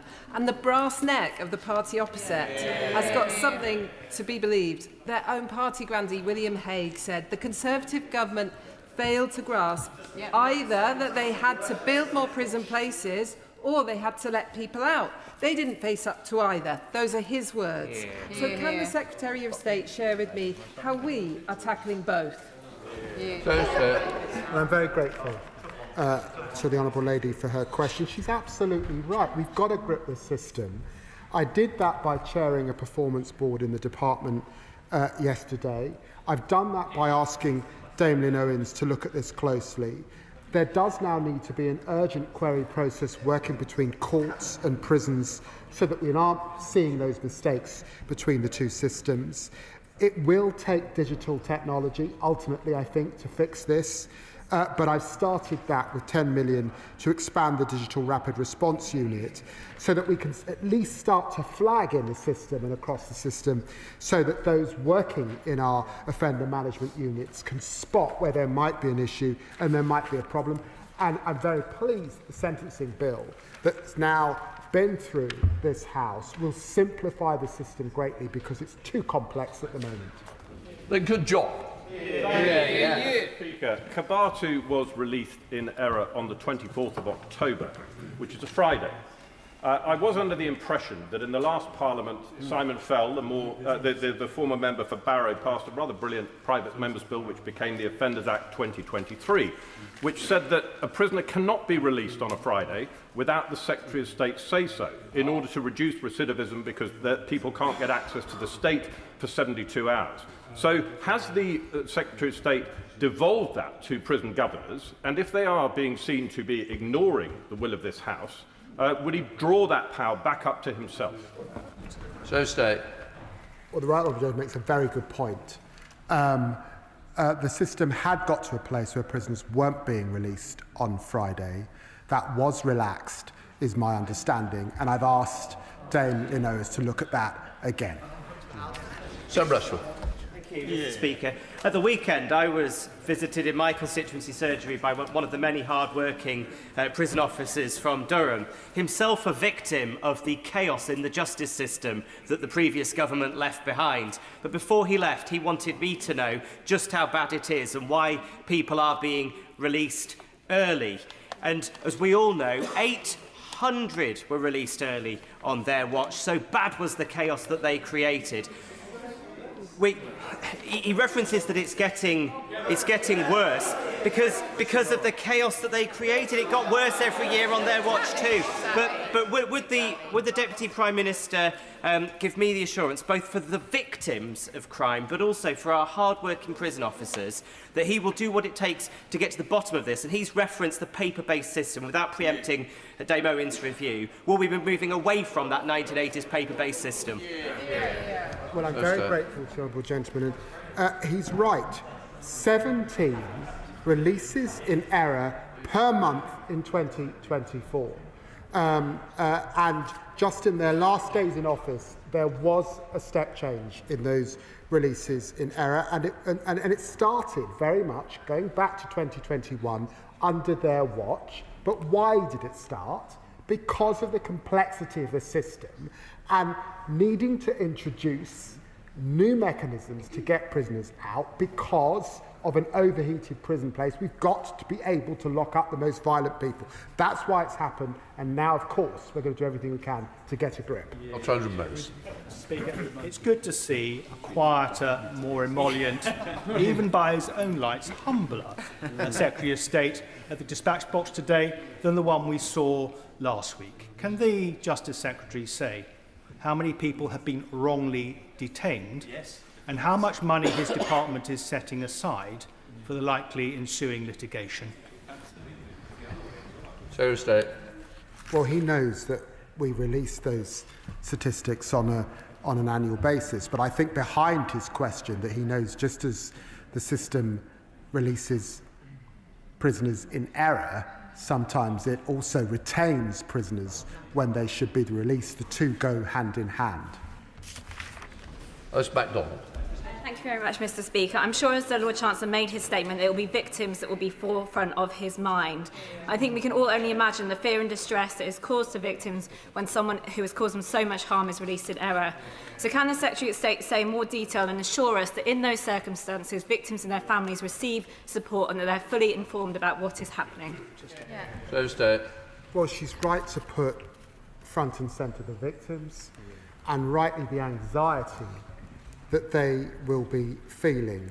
And it's right too, I've published more data today than has ever been before on this issue because I recognise the concern that there is in the public at this time.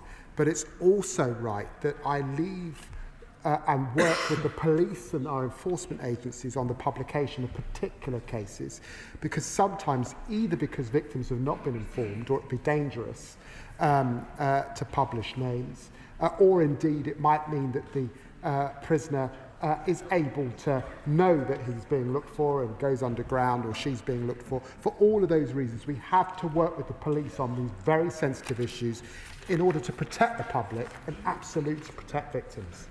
James White. Thank you very much. Mr. Speaker, public safety should be the Justice Secretary's priority. So why did it take 6 days for the Metropolitan Police to be informed that a sex offender had been wrongly released from HMP Wandsworth? Well, as I said, I've apologised from this dispatch box. Human error is in the system. There are delays, not just within our prisons, but also between different agencies, and that's why I've put in place the query system particularly. Catherine. Thank you, Mr. Speaker. The government inherited a prison system which was so weakened by austerity, but it was also overcrowded by a justice system which failed to actually look at rehabilitation as well as punishment. Would the Secretary of State redouble the department's efforts to match employers who want to give prisoners a chance to learn skills and the habit of work with the opportunity to do so while serving their sentence and after, so that we're able to ensure that our communities are safer because we rehabilitate as well as punish? Well, I'm very grateful to the Honourable Lady because she's emphasising punishment that works, and punishment that works has got to mean skills, education and employment so that people don't go on to reoffend. And we've inherited a system where recidivism rates are beyond 60%, which means that the system isn't working, even though it's overheated. So these are issues that we have to look at in time. The sentencing bill is the beginning of the story, but we will have to return to these issues if we're serious about reducing reoffending. Dr. Neil Hudson. Thank you, Mr. Speaker. Mr. Speaker, recent events and today's court ruling bring to the surface again the anxiety of our Epping community. My thoughts, Mr. Speaker, remain with the victims, including the 14-year-old Epping schoolgirl. Appallingly, they and their families heard about this wrongful prisoner release from media instead of the government. It is frankly astonishing the government are only using their levers of power in the courts to overturn this case brought by the council, but are not using their powers to address the issues in the front line. The illegal immigration crisis, mistaken release of convicted prisoners, and serious management and safeguarding issues associated with the Bell Hotel, which needs to close urgently. When will the government get a grip, realise that they are not political commentators, but they are players on the pitch, and use their powers to tackle these issues once and for all? Well, I recognise the sensitivity of this issue in his constituency, and I do recognise that many will have looked closely at that decision in the courts today. He knows that under the last government, £9 million a day being spent on housing people in hotels. He knows that the government is committed to a new programme, and we're looking, for example, at military bases to see where we can house. But he also knows that we have increased the amount of foreign nationals leaving this country and returning to the countries that they are from. Paul Ward. you, Mr. Speaker. I'd like to put on record my thanks to all the prison officer staff at Buckley Hall Prison in Rochdale who've held the line in the face of impossible cuts and challenges over the last 14 years under the last government. It's hard to imagine the sheer distress that's caused to victims and their families whenever there is a release in error of any prisoner, as happened, as has been said, 800 times under the last government, without a single apology, without a single independent inquiry, without a single photo, without a single name that are being demanded by the shadow leader up on the other side. Does he agree that victims and their families should be put at the heart of our reforms when we're trying to make sure this never happens again? So stay. He's absolutely right, and it's one of the reasons why I asked Dame Lynn Owens, as she looks at this issue, to meet with the victims, particularly of Kabatu's crime, and keep victims in mind. We do have to ensure, notwithstanding the errors that have been made, public confidence in the system. And it is important, of course, to assert once again from this dispatch box that 57,000 people are released from prisons every year. And the vast majority of those lead to no error at all. Chris Spence. Thank you, Mr. Speaker, and can I thank the Deputy Prime Minister for his statement today and the manner in which he has delivered it. The wrongful release of prisoners is of huge concern to my constituents in Harlow, and can I echo the comments made by colleagues across the House that ultimately the people that really suffer from this are the victims of those terrible crimes. Having previously worked for a homeless charity in Harlow, I saw a number of prisoners who were released on a Friday. They'd come to us on a Friday afternoon at about 5 o'clock with nowhere to go. Does the Deputy Prime Minister agree with me that actually when we release people from prison, we should make sure they have somewhere to go? And actually, if they have to declare where they're going to go after they're released, we may be able to avoid some of these mistakes. And he's right that the Friday release issue, release issue was often about public services not being available over the course of Friday evening into Saturday, and the homelessness problem that pertains to. And it's why I think it is important that we re-look at what is happening in the system and the system that we inherited. Alison Griffith. Thank you, Mr. Speaker. On the 10th of October, Ola Abimbola, a violent Nigerian criminal, walked out of Ford Open Prison in my Bognor Regis and Littlehampton constituency. He hasn't been seen since. He's meant to be serving 21 years for GBH, kidnap and possession of an offensive weapon. So I asked the Secretary of State, how many other prisoners are at large from Ford Open Prison and what offences were they imprisoned for? So State. Well, the Honourable Lady will know that absconding is a serious criminal offence, that any defendant who commits this crime could face longer behind bars. It's a different issue, of course, to releases in error, because there have always existed Category D prisons and absconds. Those prisoners are assessed, but I want to assure her that actually when we look at the trend of those who are absconding, it is on a downward trend, with 57 in the year to March 2025. Thank you, Mr. Speaker. Is the Justice Secretary aware of any crimes committed by wrongly released prisoners whilst at large? Well, as I've just said, under the last government, William Fernandez went on to commit an horrific crime. They never came to the dispatch box. By definition, if we got to a situation, and we did in 2024, where 17 releases in error were happening, of course it's possible that people can go on to commit crimes. That's why I'm hugely grateful. I know it's police resource for the efforts of our police to rearrest these individuals, and some of them, as we saw last week, hand themselves back in when they realise that it has been committed in error. Our job is to minimise risk, but in a paper-based system we can never eradicate risk in time. Timothy. Thank you, Mr. Speaker. The Justice Secretary said one of the prisoners accidentally released and still at large is a foreign national offender, and I know after PMQs last week he will be very well briefed this week. So can he say whether the prisoner was inside for aggravated burglary, drug offences or failing to surrender to the police? And can he also say had this foreign national offender entered the country and whether he was an asylum seeker? So stay. Well, I've made available as much detail as I can, given that normally this information is released in July. Case 2 was in prison for a Class B drug offence, and my understanding is, to the best of my knowledge, that that was the F&O prisoner, and I'm telling the honourable gentleman that, but I will have it double-checked because this information was made available to me very recently, and I will write to him if I make an error. Right, Shelbrook. Thank you, Mr. Speaker. Mr. Speaker, in my constituency, I have 2 prisons, one at Wetherby, one at Wealdstone. I have 2 on the outside, one at Askham Grange, one at Full Sutton.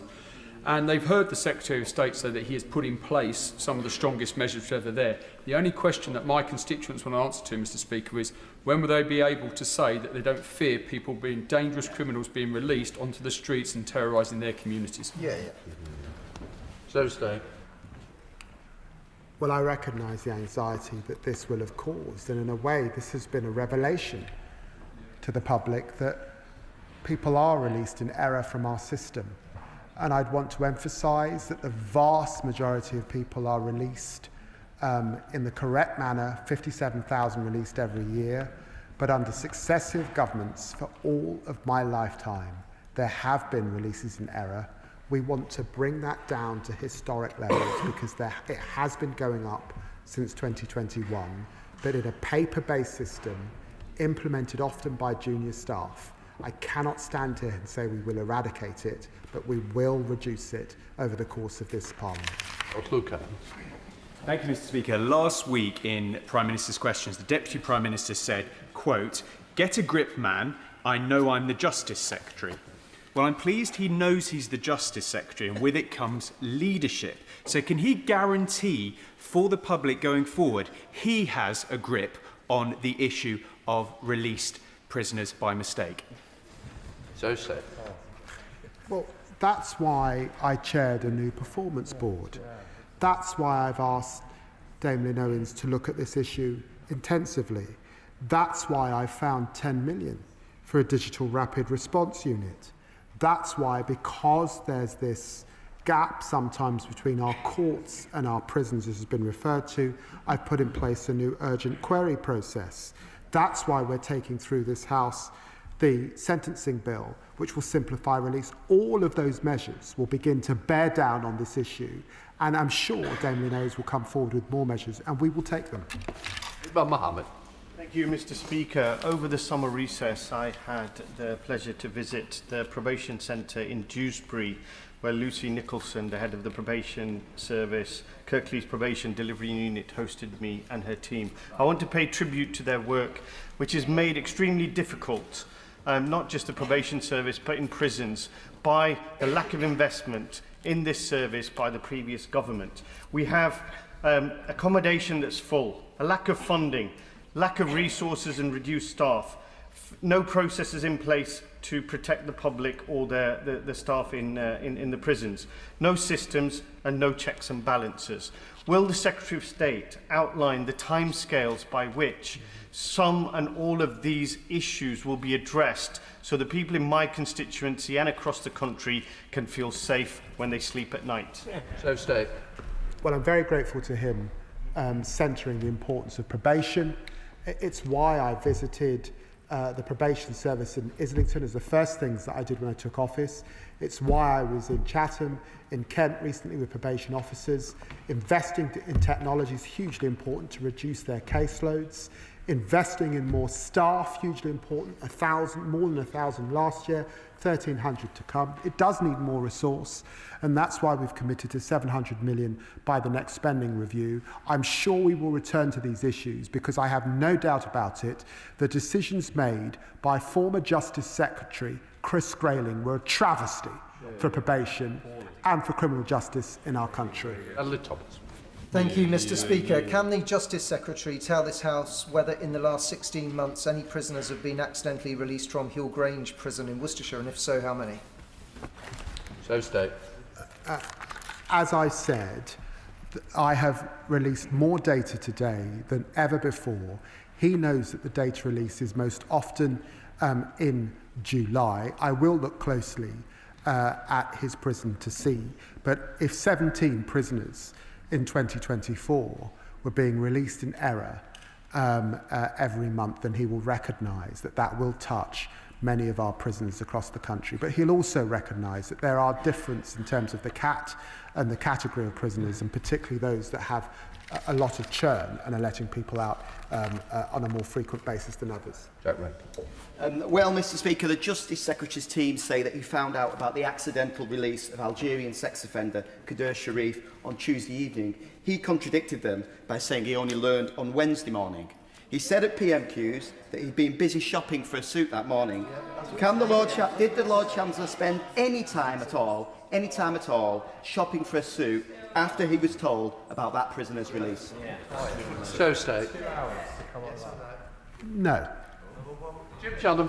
Thank you, Mr Speaker. And can I thank the Secretary of State for his answers? 321 violent or sexual offenders either failed to come back to jail after being temporarily freed, returned later, or breached the term of their licence last year. The highest number for years. Numbers were 177 4 years ago, 59 in 2014-2015. So again, I ask the Secretary of State this question: will the Secretary of State commit to the necessary changes, updating the data, updating the technology in the present system, and all other procedures that are necessary as a matter of public safety and public confidence? Thank you. State. Well, he's right to put at the heart of his questions getting back to historic levels before we started to see the increase back in 2021. That is my intent, to get back to levels that are much, much lower than we're seeing now. I've set out the measures this afternoon that we're taking immediately. There will be more that follows Lynn Owens' review. But of course, this will take investment across the prison system. That completes the statement. Point forward, Robert Jeffrey. Thank you, Mr Speaker. Mr Speaker, at one point the Justice Secretary, in answer to questions, said that 17 prisoners were released in error a day under the last Conservative government. That's what he said. He then repeatedly said 17 prisoners a month were released in error by the last Conservative government. Neither of those things were correct. The actual figure, and 5 a month is 5 too many, was 5 a month. I know, Mr Speaker, that the Justice Secretary would not want to appear as if he didn't know what he was talking about. Might you be able to get him to correct the record for us? I think, in fairness, that I don't want to continue the debate, and that's what we're in danger of doing. I recognise there was a mistake made. I accepted it was a mistake that was made. And therefore, I think you have corrected the record. I think we'll leave it. Unless the Justice Secretary wishes to come back, of course. Mr Speaker, I do think that I said that in 2024, 17 prisoners were released in error a month. If I misspoke at any point, then of course I'm happy to correct the record as I just have, but I'm pretty sure I said that on the record as well. Well, just for the record, mistakenly you said 17 a day, but I knew exactly you meant 17 a month. We will leave it at that. Well, it might be, but I've corrected it for that.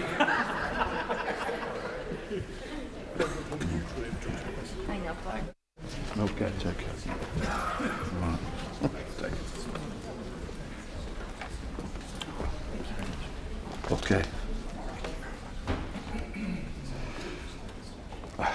We now come to a statement.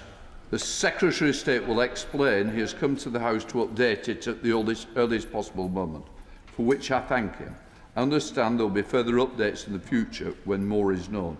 We have important and well-subscribed debate this afternoon and further important statement to come before that. In light of this, as there is such a limited, and let me stress, limited amount of information today, I am going to restrict it to a couple of people to actually ask a question. So I want to make sure that people are aware it isn't I'm ignoring them. I will not be taking them, and I'm sure the Secretary of State, not that I want to put words in his mouth, will explain how we will be coming back at the earliest possible moment, because this is a court case, we have issues, and we will not gain anything by standing. Secretary of State. Thank you, Mr Speaker. With your permission, I'd like to make a statement on the investigation by the Parliamentary and Health Service Ombudsman into the way state pension ages were communicated to 1950s born women. The background to this issue is well known to the House.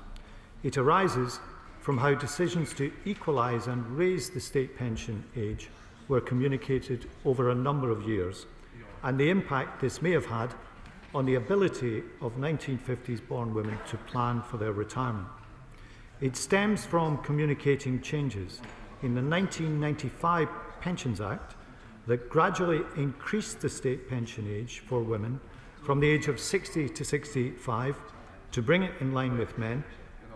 The 2011 Pensions Act, introduced under the coalition government, then brought forward the timetable for equalisation and the rise to age 66 for both men and women. It is important to be clear that the Ombudsman was not looking at these policy changes to the state pension age. But between 2018 and 2024, the Ombudsman investigated complaints from 1950s born women into the communication of changes to the state pension age.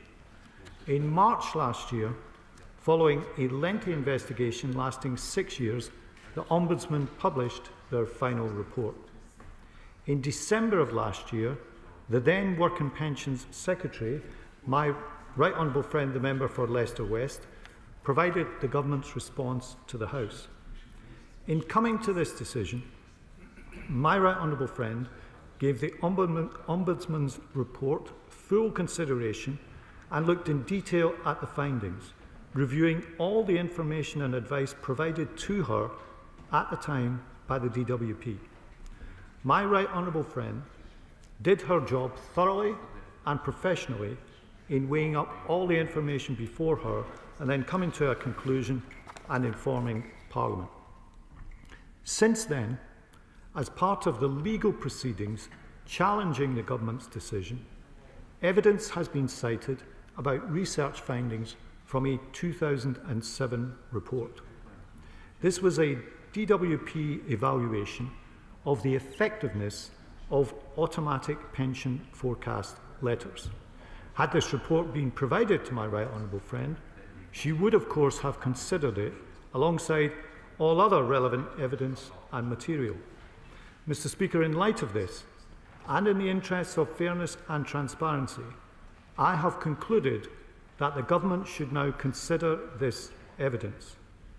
This means we will retake the decision made last December as it relates to the communications on state pension age. As the House will be aware, the decision announced last December has been the subject of court action in recent months, and we have today informed the court of the action we now intend to take. In retaking the decision, we will review the evidence from 2007 alongside evidence previously considered, and I have of course asked the Department if there is any further survey material or other evidence which should be brought to my attention as part of this process. I understand that people are impatient for this matter to be finally resolved, with the Ombudsman's investigation having taken 6 years before reporting last year. But it is important that we give this full and proper consideration. We will approach this in a transparent and fair manner. However, retaking this decision should not be taken as an indication that government will necessarily decide that it should award financial redress. The work will begin immediately, and I will update the House on the decision as soon as a conclusion is reached. Mr. Speaker, I do understand that honourable and right honourable members will have a number of questions, but I hope that you and the House will also understand that I cannot say anything today which preempts the conclusion of the process that I have set out. Mr. Speaker, I commend this statement to the House. Senator Minister Mark Lammy. Well, thank you very much, Mr. Speaker. And can I thank the Secretary of State for advance sight of his statement. As he so rightly says, this is an important, albeit technical statement, and we on this side certainly accept the contents and the spirit in which it's given. It is about a legal process, and we respect all of that. It does relate to a matter of keen interest to many of our constituents, those women who have, as the Minister said, been affected by the changes in retirement age. And known as WASPI, the campaign group Women Against State Pension Inequality has probably met with all of us here in this chamber one way or another. And they will be looking at the point made, I think, by the Secretary of State late in his statement that, and I quote, retaking this decision should not be taken as an indication that government will necessarily decide to award financial redress. Mr. Speaker, the WASPI women are rightly angry with this government. While in opposition, shadow ministers and Labour MPs stood alongside these women, as the Right Honourable Gentleman did, campaigning for, and I quote, a better deal for WASPI women. However, when the party opposite won the general election, they quickly apparently U-turned on this position, blaming the fiscal situation they were left with. Indeed, in December last year, the government made a statement confirming their about turn on supporting WASPI women. If I may, Mr. Speaker, I would like to quote my honourable friend, the Shadow Secretary of State for Work and Pensions, when she responded to that statement. She said, and I quote, "Let us be clear. The decision to provide no compensation is the government's decision and they need to own it. I am not going to let them get away with saying that there is no compensation because of a fictional black hole in the public finances. Government compensation should always be based on what is fair and what is just." And she is absolutely right, Mr. Speaker. The government had the choice then to stand behind the women that they said have faced a great injustice, but they chose not to. What we have instead is the Labour Party now fighting them in a judicial review in the High Court. And therefore, whether it be the multiple U-turns on pension and winter fuel statements or the imminent rumoured freezing on the tax threshold in the budget, forcing many pensioners into paying income tax, it is clear this government is not on the side of our pensioners. And this brings me to some questions for the Secretary of State. Firstly, if I may, the Minister for Pensions said in a Westminster Hall debate on the 15th of January on this topic that, and I quote, "We will work with the Ombudsman to develop a detailed action plan identifying and addressing lessons from this and other Parliamentary and Health Service Ombudsman's investigations. However, to my knowledge, nothing has been released to this effect. Therefore, could he provide an update on when we can expect the plan and what will be in it?" Secondly, in a follow-up to written parliamentary questions by the members for West Dunbartonshire and Newport West and Isleworth, the government said that they have no plans to meet with representatives of the WASPI campaign. Indeed, the last time a minister did meet them was on the 5th of September 2024. So why has this government decided not to directly engage with the group that they once stood shoulder to shoulder with, especially given there is new evidence to consider? Thirdly, during the last 14 years whilst in government, we chose to help pensioners by increasing the personal allowance income tax threshold. However, independent research suggests that 1.6 million more pensioners are doomed to be filling in self-assessment tax returns within the next 4 years, thanks to government's choices that may be made in the budget coming up. Has the Secretary of State had conversations with the Chancellor about the serious impact this retirement tax would have on a group that have been consistently targeted by this government? And finally, Mr. Speaker, why is this government determined to blame everyone else for the decisions they have made? All this statement has shown is that the government wants to keep kicking the can down the road and not be held accountable for their actions. And I think, Mr. Speaker, we should look at the record.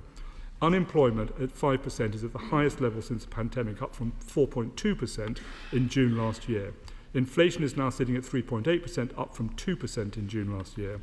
Economic growth has flatlined despite having increased by 0.5% in the 3 months before this government took office. Borrowing costs have increased since 1998, with 30-year gilt yields reaching 5.2% compared with 4.7% when the government took office. Debt is now 96.4% of GDP, the highest since the 1960s. Winter fuel payments will cut for millions of pensions, only for the government to U-turn on it after feeling the pressure of our strong campaign. The government is set to break its manifesto pledge and increase the tax burden to an historic high. Isn't it true, Mr. Speaker, that this government has been trying to dodge taking any form of responsibility for their actions? What is their problem with pensioners? Thank you. Thank you, Mr. Speaker, and I'm grateful to the honourable member for at least some of his response. I, of course, cannot preempt the conclusion of the process that I set out in my statement. I want to do this fairly and transparently. I do have to say to him his own government had many, many years to consider this matter and did not come to a conclusion. So I take it with a little pinch of salt when he urges us to go more quickly. He refers to pensioners. We, of course, said that we would maintain the triple lock. We have kept to that commitment, and that will mean an increase of some £1,900 a year in the basic state pension over the course of this Parliament. We remain committed to the publication of the action plan to which he referred, and he referred to the previous Minister for Pensions meeting the WASPI campaigners. He's right that she did so. He was a little more coy about the last time a Conservative minister met with the WASPI campaigners. Perhaps someone on that side could tell us when. I believe it was many, many years before that, and that our minister was the first one to meet the WASPI campaigners for some time. And finally, on the broader economic record, he failed to join me in welcoming the UK having the fastest growth in the G7 for the first half of this year. Thank you, Mr. Speaker. And I thank my right honourable friend for the statement, and I appreciate the technical nature of that. Clearly, it is a concern that this evidence wasn't made available to our right honourable friend, the member for Leicester West, last year, and I know he will be investigating that. And again, I appreciate he won't be able to give a specific date as to when he may be able to conclude what this evidence means for the final conclusions he comes to. But is he able to give a time frame on when he's able to report back to the House? Mr. Speaker, I'm very grateful to the Chair of the Select Committee for her question. I know that she's taken a long and keen interest in this matter. On the matter of timescale, I appreciate that the statement, when people hear it, they will want to know when the conclusion will be. I think it's right and proper that I look at all the available evidence. I said in my statement, I of course have asked the department if there is any other survey evidence or other kind of evidence that should be brought to my attention. So with that proviso, I can assure her and you, Mr. Speaker, that I will come to a conclusion and report to the House as soon as possible. Liberal Democrat spokesperson Steve Darling. Thank you, Mr. Speaker. And I'd first of all like to apologise for inadvertently using the word you at the last time I spoke. So apologies, Mr. Speaker. Thank you. But clearly, the clock is ticking for WASPI women. There are 3.6 million WASPI women across the United Kingdom. That's 500,000 more than the population of Wales. And sadly, a WASPI woman dies every 13 minutes. So I welcome the statement from the Secretary of State. When we've explored this subject in recent months, what I found extremely disturbing was how the Ombudsman failed to engage with the previous Conservative government because they knew there wouldn't be a deal to be made around what the relevant approach would be as far as compensation for WASPI women. So I would plead with the Secretary of State to revisit that world. After all, they are on the record of supporting WASPI women for many years, and look to meet with them and ensure there is a fair deal. There is due to be a High Court hearing next month, and I would implore the Secretary of State to engage positively and bring this to a fair deal for WASPI women. So State. Can I thank the honourable member for his questions.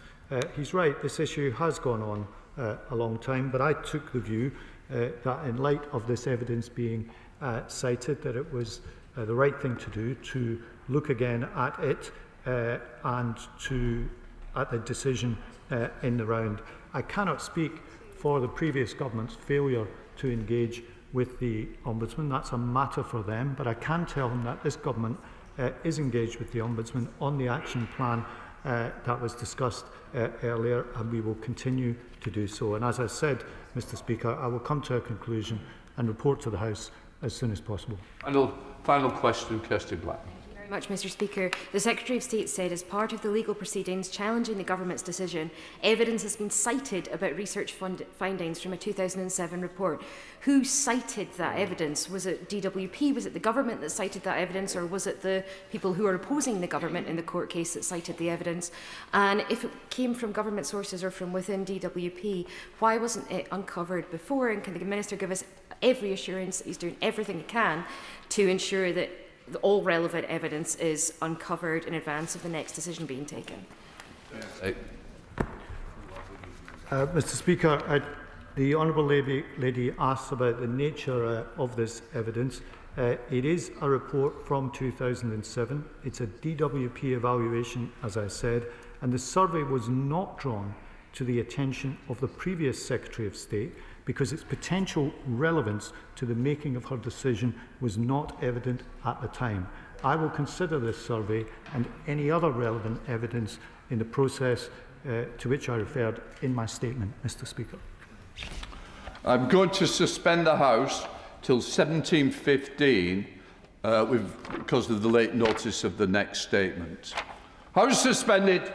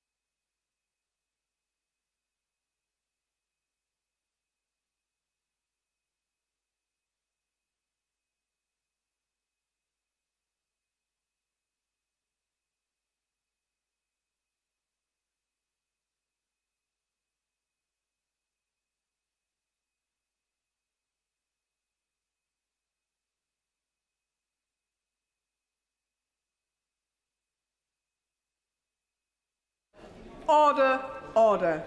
We now come to the statement. Secretary of State, Lisa Nandy. With permission, Madam Deputy Speaker, I will make a statement about the BBC. As the House will be aware, this weekend the Director General and the Chief Executive Officer of News tendered their resignations following concerns about accuracy and impartiality at the BBC. This has sparked intense debate across the media and our nation, and today I want to set out for the House what action is being taken to address the allegations that have been made, the actions this government is taking to support the BBC to address this, and the future of an institution that has been at the centre of our democratic and cultural life for over a century. The House will know that yesterday the Chair of the BBC, Samir Shah, wrote to the Culture, Media and Sports Select Committee. He accepted there had been editorial failings and committed to a number of steps in response. Dr Shah believes that our national broadcaster, which remains one of the most trusted sources of news in our country, has a responsibility to uphold the highest standards. I agree. Over the past week, I've been in regular contact with him and his team to ensure that where these standards have not been met, firm, swift and transparent action follows. I welcome the steps that have already been set out, and I will keep the House updated as the BBC leadership grips these issues.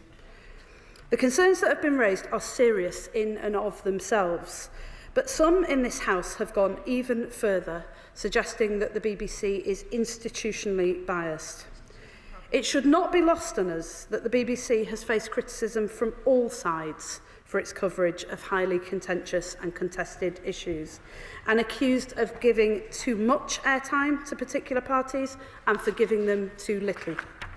Those in this House attacking the BBC from left and right for not expressing views they agree with should consider just what is at stake. There is a fundamental difference between raising serious concerns over editorial failings and members of this House launching a sustained attack on the institution itself. Because the BBC is not just a broadcaster, it is a national institution that belongs to us all.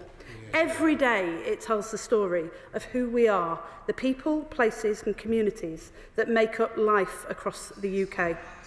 It projects British values, creativity and integrity to the world. It underpins our creative industries, has a footprint in our nations and regions that is unmatched by any other, and it is by far the most widely used and trusted source of news in the United Kingdom. At a time when the lines are being dangerously blurred between fact and opinion, news and polemic, the BBC stands apart. It is a light on the hill for people here and across the world. Trusted news and high-quality programming is essential to our democratic and cultural life. All of us in this House should value it, uphold it, and fiercely defend it. The BBC is facing challenges, some of its own making, but it is doing so in the context of a revolution in the media landscape that has challenged all broadcasters and polarised and fragmented our national debate. It is time to grip this with a clarity of vision and purpose that secures the BBC's future. Throughout its history, Madam Deputy Speaker, the BBC has always adapted and evolved. This is an institution that began in the era of radio, when it was deemed an existential threat to the newspaper industry. It evolved into the age of mass audiences, ushered in by the invention of television, and it navigated the complexities of reporting during the Second World War. We will imminently begin the Charter Review, which will set the terms of the BBC for the next decade, and through it we will collectively write the next chapter of the BBC's story. Together we will ensure the BBC is sustainably funded, commands the public's trust, and continues to drive growth, good jobs, skills and creativity across every region and nation of the UK. In an era in which trust is fraying and truth is contested across our nation, it will ensure the BBC remains fiercely independent and is genuinely accountable to the public it serves. We will publish a green paper and launch a public consultation shortly, and I will set out more detail to the House in the coming weeks.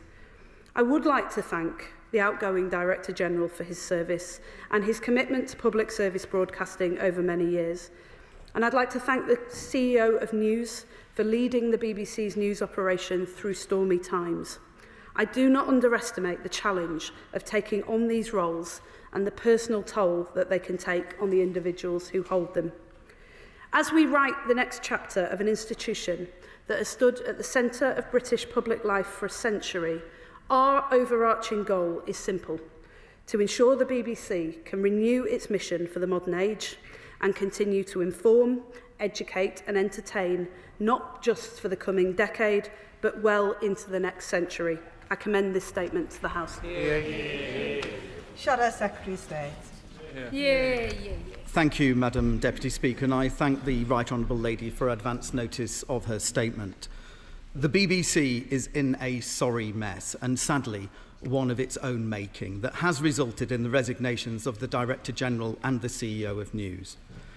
These recent leadership changes are a response to the growing number of examples of bias in the BBC, one of which has resulted in a potential $1 billion lawsuit. This is why the Leader of the Opposition has said the BBC needs to change and needs saving from itself. Otherwise, we may all pay the price in reputational damage and in our pockets as licence fee payers. We all want the BBC to succeed, to be the best possible version of itself, but that requires institutional change and far more than a few moves at the top. But let me first acknowledge, Madam Deputy Speaker, some of the many good things that the BBC does well in delivering on its principles to inform, educate and entertain, from Strictly and Traitors to world-class natural history programming, sport and local radio, and coverage of major national events, including, of course, the recent remembrance services and events.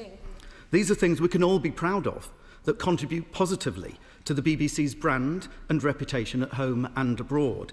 But the BBC also has a charter obligation for impartiality, and too many examples have come to light exposing bias at the BBC, particularly as it relates to the news and current affairs output.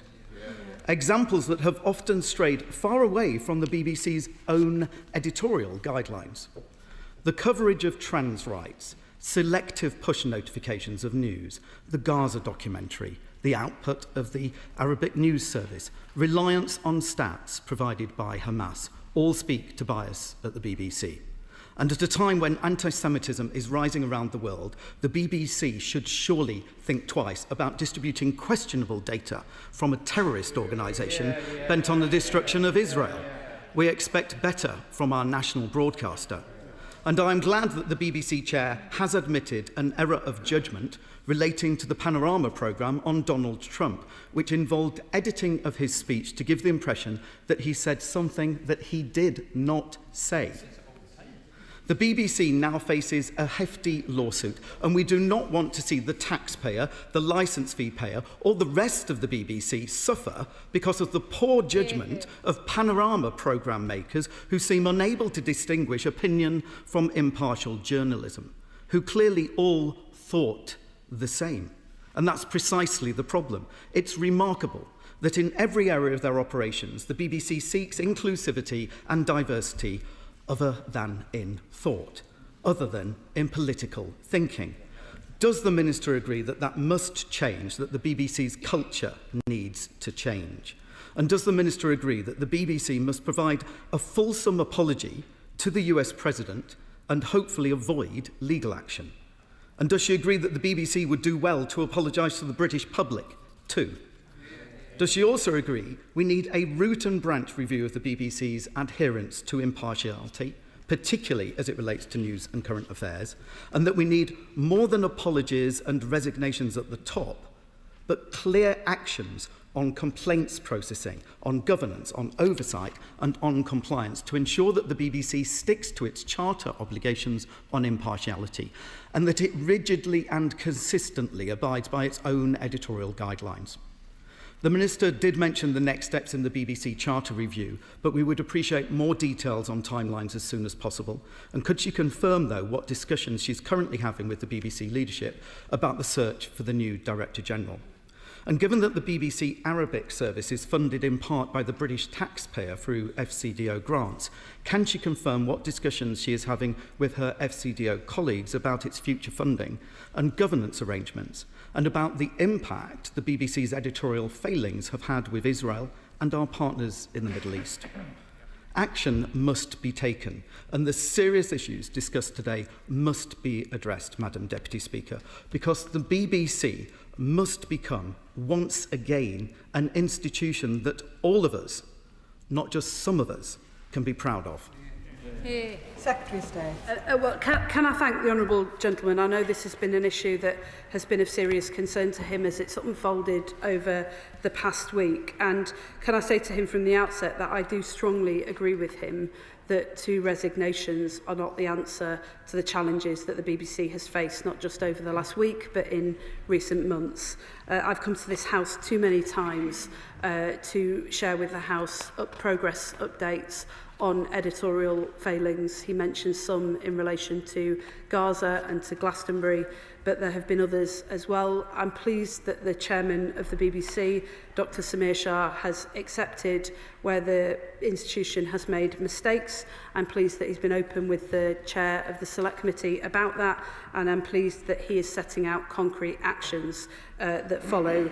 I agree very much with the honourable gentleman that clear actions are important. They must be swift and they must be robust and they must be transparent.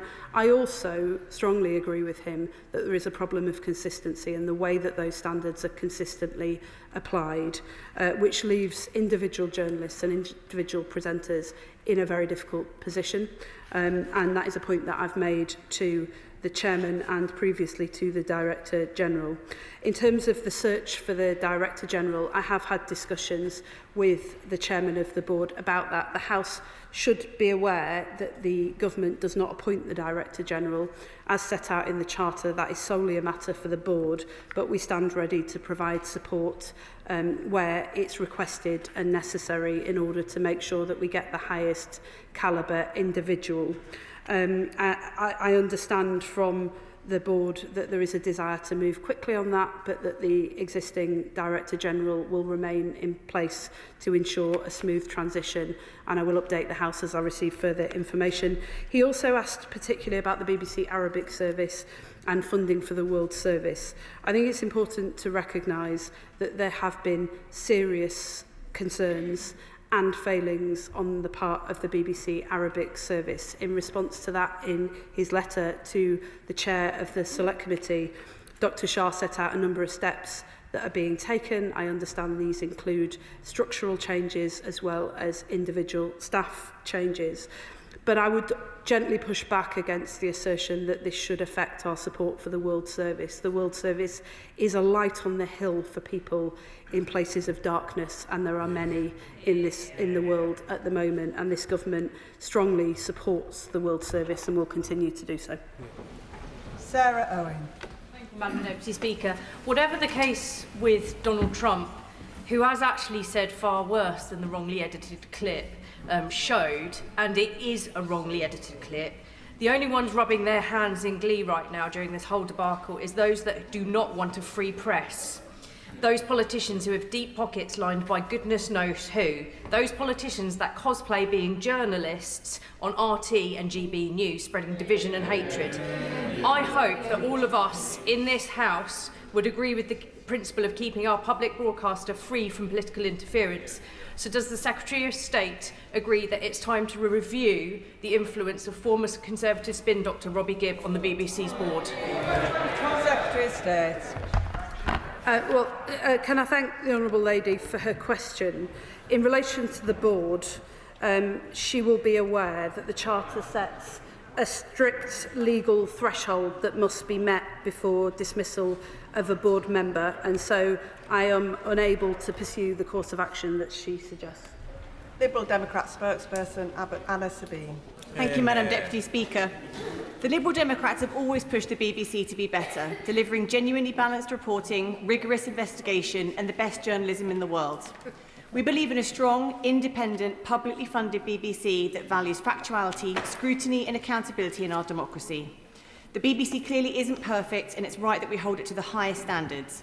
The Panorama editing error was a serious mistake, and we welcome the BBC's apology. The resignations of Tim Davie and Deborah Turness must be an opportunity for the BBC to turn a new leaf, to rebuild trust and return to its core mission to inform, educate and entertain. However, it is obvious to everyone that this issue is being weaponised by those who want to undermine the BBC and who would profit from its demise. Without the BBC, we are more vulnerable to the dangerous misinformation and conspiracy theories that populists like the member for Clacton and Donald Trump trade on, and we cannot let that happen. So as the government navigates Trump's latest tantrum, threatening to sue the BBC for $1 billion, can I ask the Secretary of State, what is she doing to stand up for the BBC, Britain's BBC, which is the most trusted source of information in the world? And speaking of interference by bad actors, serious concerns remain over the conduct of Sir Robbie Gibb during his tenure on the BBC board. We need to have absolute confidence that the BBC can operate free from political influence, factional interest or personal agendas. So if the Secretary of State truly believes in an independent BBC, will she now also sack Robbie Gibb, end the political grip on the BBC board and listen to Liberal Democrat calls to guarantee that the appointment of the next Director General is transparent, impartial and worthy of the trust that British public places in the BBC? Thank the Honourable Lady. It's difficult to hear her over the noise, but she asked if we will stand up for the BBC. I think she's heard my words to the House today. The BBC is one of the most important institutions in the country. It stood at the centre of our democratic and cultural life for over a century. And how will we stand up for the BBC? By putting it on a firm footing through the charter process that we're about to start. She will have heard, in relation to her concerns about board members, she will have heard that the answer that I gave to my honourable friend. Rupert Hook. Thank you, Madam Deputy Speaker. Can I thank my right honourable friend for her leadership on this and wholeheartedly welcome her words that political figures shouldn't be presenters of the news. Surely this should also apply to arbiters of news standards. I wonder if in the reforms we could look at the 4-person editorial standards committee, now that 2 of them have gone in the resignations, leaving the most senior one, someone who's owned a newspaper in this time, breaching the IPC guidelines, the ex-Conservative Director of Communications, Robbie Gibb. She mentions the editorial standards committee, the ESGC, which has been the source of much debate and scrutiny over recent days. I have discussed this directly with the chair of the BBC. I understand that changes are planned to that committee and I very much welcome that decision. Chair of the Select Committee, Dame Caroline Dining. Thank you very much, Madam Deputy Chair. Thank you to the Secretary of State for her statement, and I'd like to echo her words about the Director General and the Head of News. She'll know that the airwaves over the last couple of days have been dominated by a number of debates around the BBC, the concern about bias, particularly in some of the most contentious issues, the ability of the board to effectively govern, but most of all around editorial standards and accuracy. And it's this last point which has led the Culture, Media and Sport Select Committee, which I chair, to issue invitations today for non-executive members of BBC Editorial Guidance and Standards Committee, Dr Samir Shah, Caroline Thompson and Robbie Gibb, and the former external independent advisors, Michael Prescott and Caroline Daniels, to appear before us in the weeks ahead. In the meantime, can I ask the Secretary of State, what support is her department giving the BBC at every level to steady this ship? And in terms of charter review, I heard her use the words imminently and shortly, but I have heard similar words since the beginning of the year, so I wonder if she can be more specific on the timelines. Thank you. Can I first of all welcome the action that her Select Committee is taking, that she's announced to the House today. I think in order to maintain confidence in the BBC, it's absolutely essential that the BBC is transparent about the actions that they've taken and the actions they intend to take. And it is very welcome that she is ensuring that the fullest explanation is given not just to this House but to the public as well. In terms of the timing of the Charter review, she will have heard what I said to her committee when I appeared before them recently, that we will start that Charter review process before the end of the year. And I will, of course, return to this House as soon as those timings are finalised in order to put that before the House and give members the chance to debate that. She also asked what action we as a government are taking to support the board through what is clearly a tumultuous time. I've been working very closely with the chairman of the BBC in recent days. I've spoken to him daily and the Director General as well. And we have been clear as a government that we stand ready to provide all of the support that the board needs in order to appoint the highest calibre person to that post of Director General and to consider what changes they might want to make to senior leadership structures and roles as a result of the deliberations that they've had. Of course, the BBC is independent of government. It's essential that they're given the space to be able to get on with this process. But we have been working very closely with the BBC chairman at his request in order to make sure that the BBC can continue to thrive. Natasha Irons. Thank you, Madam Deputy Speaker. I think now more than ever, the role of the BBC in our national story, in our democracy and in the trust that we put in it is vitally important. But trust isn't given, it is earned, and we can't shy away from when things go wrong. So does she agree with me that the Charter should focus on transparency, accountability and measurable commitments to impartiality as the surest way to ensure that the BBC's trust is retained? Secretary of State. I do agree with the Honourable Member. I would just add to that as well as the very important issues around standards, trust, accountability and independence from government, any government, including ours, because the BBC plays a critical role in holding a mirror up not just to society but to governments of all political persuasions. I would just add as well that the BBC has always been one of the strongest drivers of the creative industries across every nation and region, and as part of the Charter review process we will be working to ensure that the BBC is able to tell the story of our whole nation and not just some. Sir Oliver Dowden. Thank you, Madam Deputy Speaker. I actually join the Culture Secretary in paying tribute to the Director General of the BBC. I actually found him rather helpful on issues such as anti-Semitism, but the problem with the BBC goes much deeper than the current leadership. Does she agree with me? First of all, it goes to the cultural disposition of the BBC, whereby people that work for it have an overwhelming metropolitan outlook and obsess about issues such as BLM and Palestine in a way that suburban and provincial England does not. Moreover, when one looks at the output of the BBC, including areas such as drama, my constituents are sick of waiting for the lecture from the BBC in that kind of output. Now, that is the case from other broadcasters, but the difference with the BBC is that my constituents pay for it, and there is a real problem with the BBC now, whereby many people feel that it represents half of the United Kingdom, not the other half. And for those of us who want the BBC to succeed, does she agree with me this must be addressed as a matter of urgency? Well, the challenges that he describes don't specifically relate just to the BBC. I have voiced concerns, as many culture secretaries on the other side of this House have done previously, about the overwhelming concentration of the media industry from one background and in one region. And I believe, as many of my predecessors on the other side of this House believe, that that does need to change.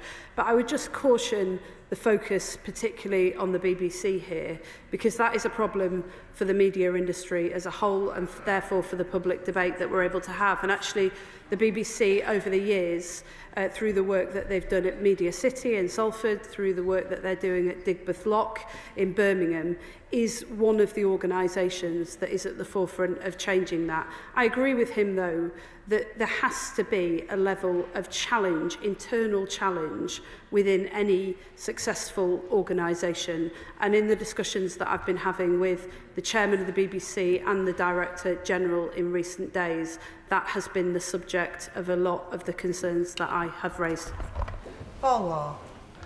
Deputy Speaker, as a former journalist and as a former member of the Culture, Media and Sport Select Committee, I know more than most some of the failings of the BBC, but also some of its great strengths, not least in combating misinformation online.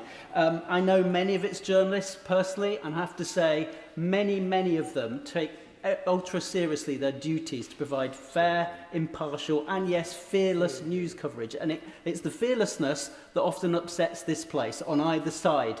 And I have to say, yes, this was a serious error by the Panorama team, and a correction should have been swiftly issued. But that doesn't mean that the BBC as an institution should be undermined. And there are enemies on left and right who want to see the demise of the BBC, who should rue that day if it ever happens. Secretary of State. Well, I agree with him. I agree with him, first of all, on the point that he makes about the seriousness of some of the failings and the need to uphold the higher standards. I also agree with him about the challenges and attacks that the BBC faces from both left and right. I think the real division when it comes to the debate about the BBC is not between left and right, it's between those of us who think that the national broadcaster is there to represent their worldview and those of us who believe that our national broadcaster is here to challenge all of us.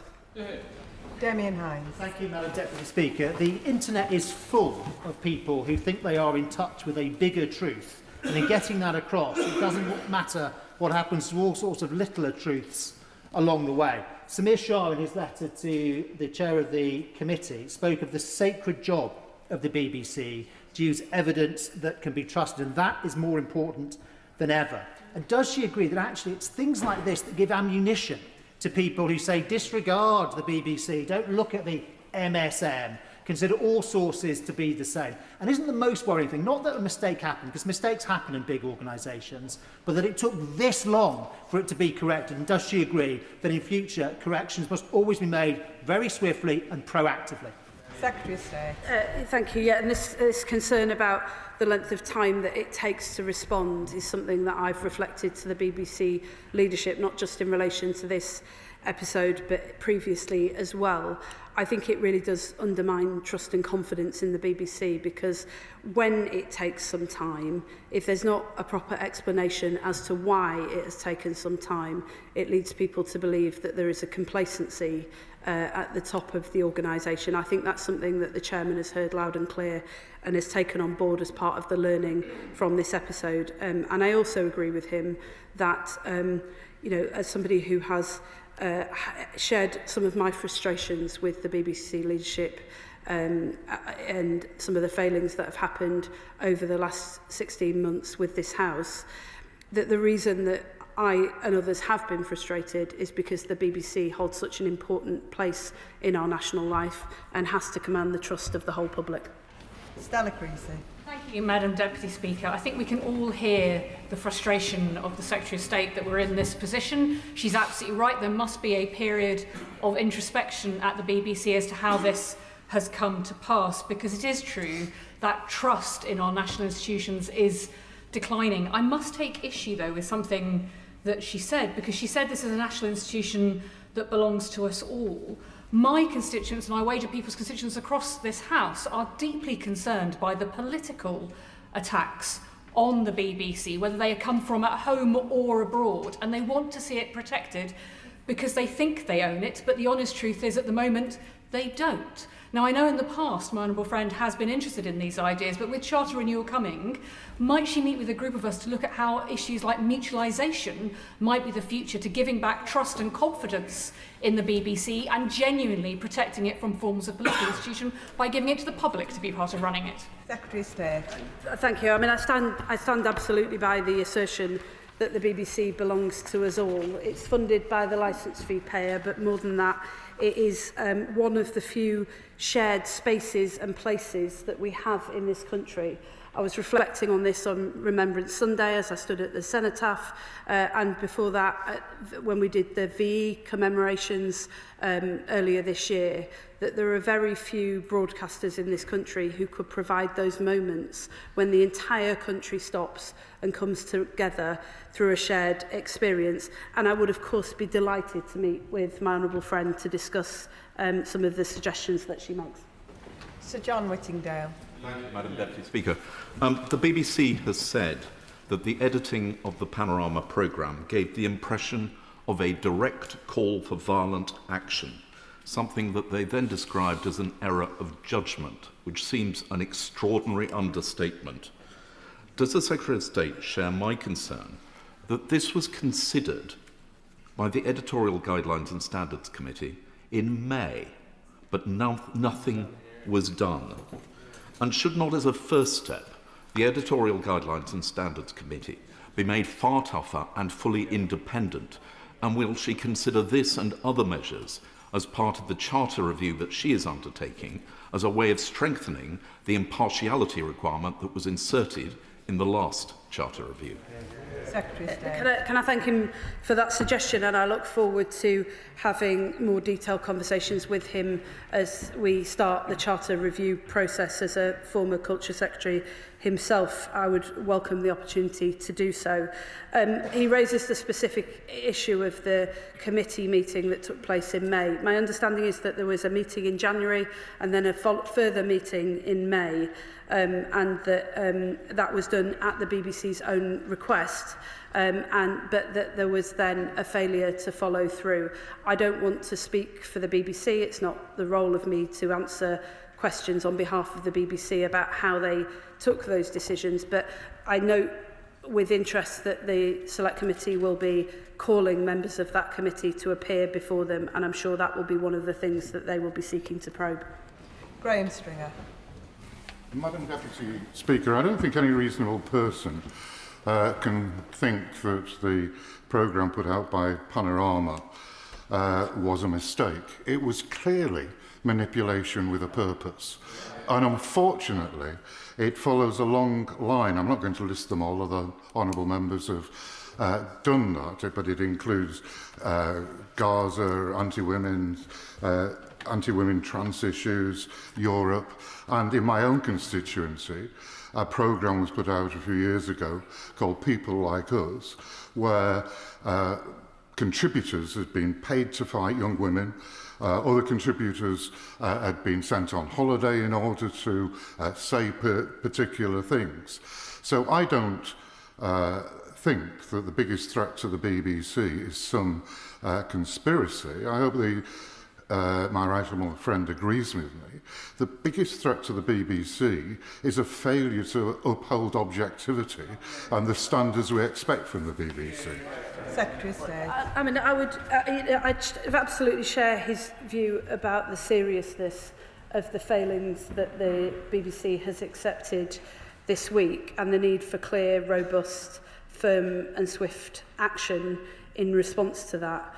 I would, though, like to just remind the House that the BBC is responsible for thousands of hours of output across multiple channels, including some of the most popular and entertaining programmes in this country, including some of the highest quality children's television output that the world has.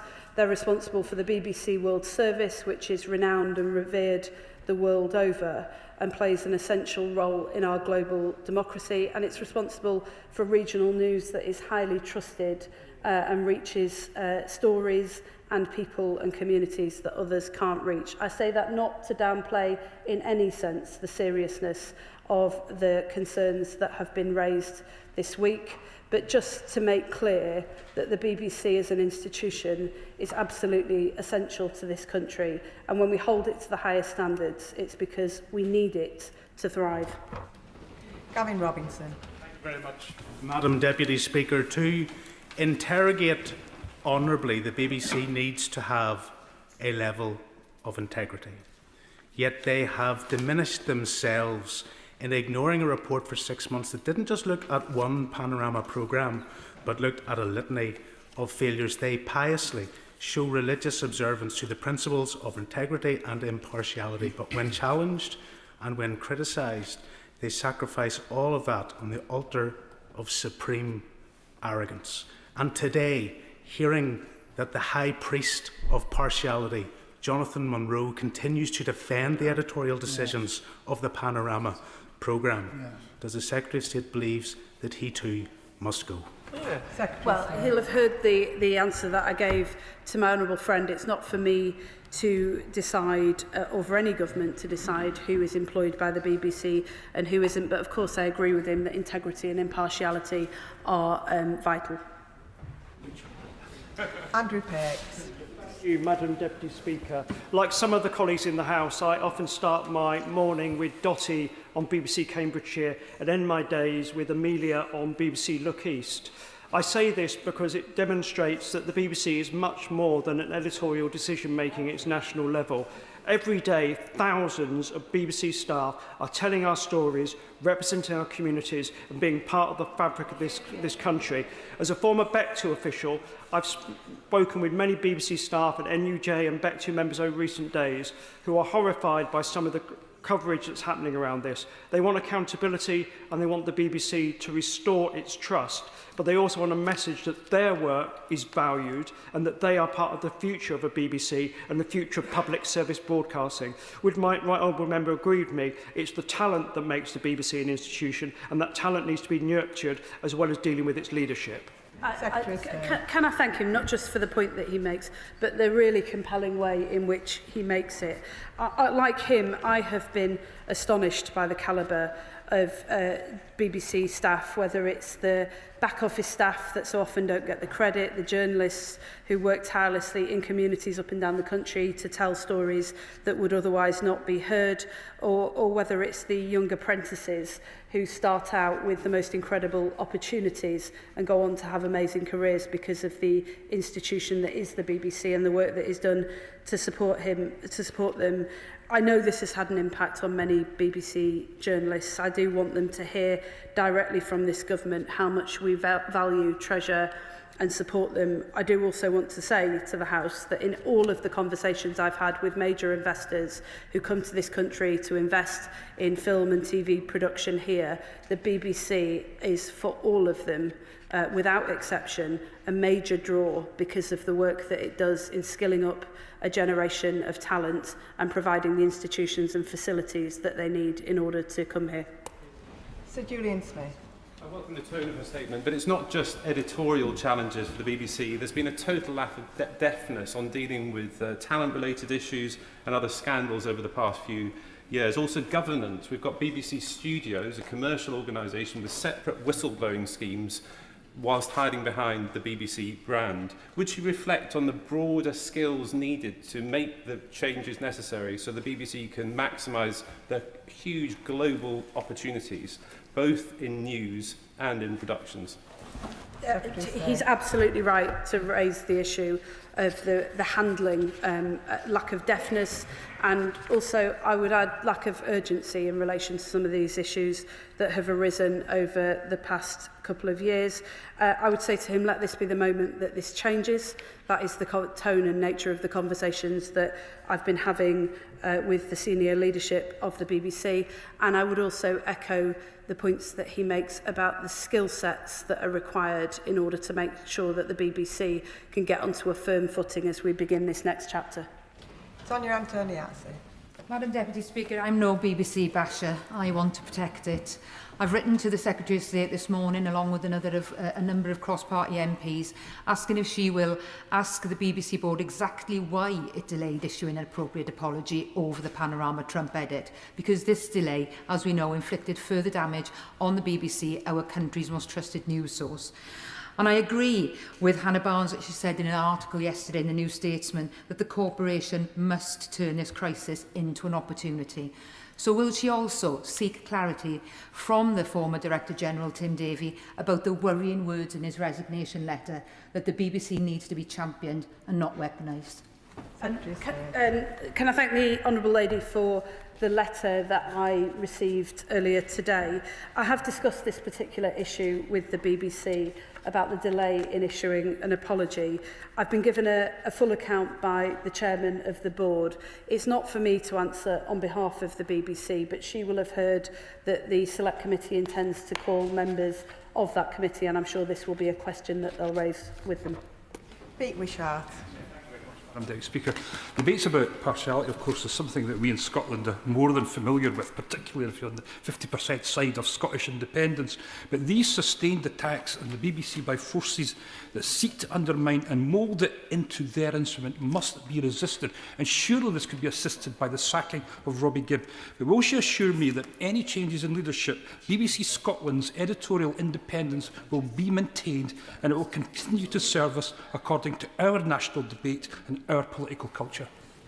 Well, he'll have heard the comments that I made about the legal threshold that must be met for any changes in leadership. The government appoints the chair of the BBC. We don't appoint individual staff members, and the board member that he mentioned was appointed by the last Conservative government, and his term was renewed just weeks before the general election. So I'm unable to take the action that he requests. But in terms of, he mentions nations and regions, which are very close to my heart as well. Through the Charter review process, we will be seeking to ensure that the nations and regions of the BBC are able to drive the direction of the organisation, and that people in every part of the UK will be able to see a fair share of content that reflects their lives, their communities and their contribution. Daniel Zeitler. I spent time yesterday with journalists at BBC Radio Cambridgeshire admiring their dedication and professionalism, which stands in marked contrast to this shabby debacle that sullies a great institution's reputation. But isn't part of the problem the fragmentation of what should be a public service? And frankly, this failure is symptomatic of the long-term fragmentation of so many of our public services, which have been a consequence of the party opposite.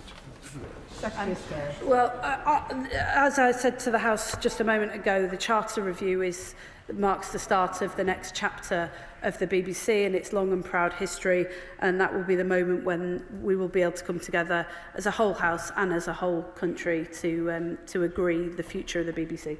Thank you, Madam Deputy Speaker. There are certainly many questions, particularly to those who deliberately set out to destroy the BBC. But I want to ask her this particular question. In the absence of not being able to remove certain members from the board, can she not make a commitment that all future appointments should be conducted through a transparent process rather than being political appointments?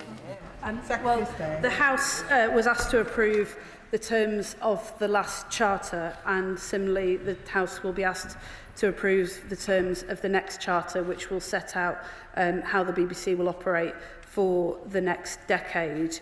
It will certainly look at issues around appointments and transparency and structures as well. That will be her opportunity to get involved. Pamela Nash. Thank you, Madam Deputy Speaker. Many have expressed their annoyance at the BBC in recent days for being too woke or too Tory or too liberal, or in my case, for allowing the Honourable Member for Clacton to appear on the Question Time panel more often than he's appeared in his own constituency.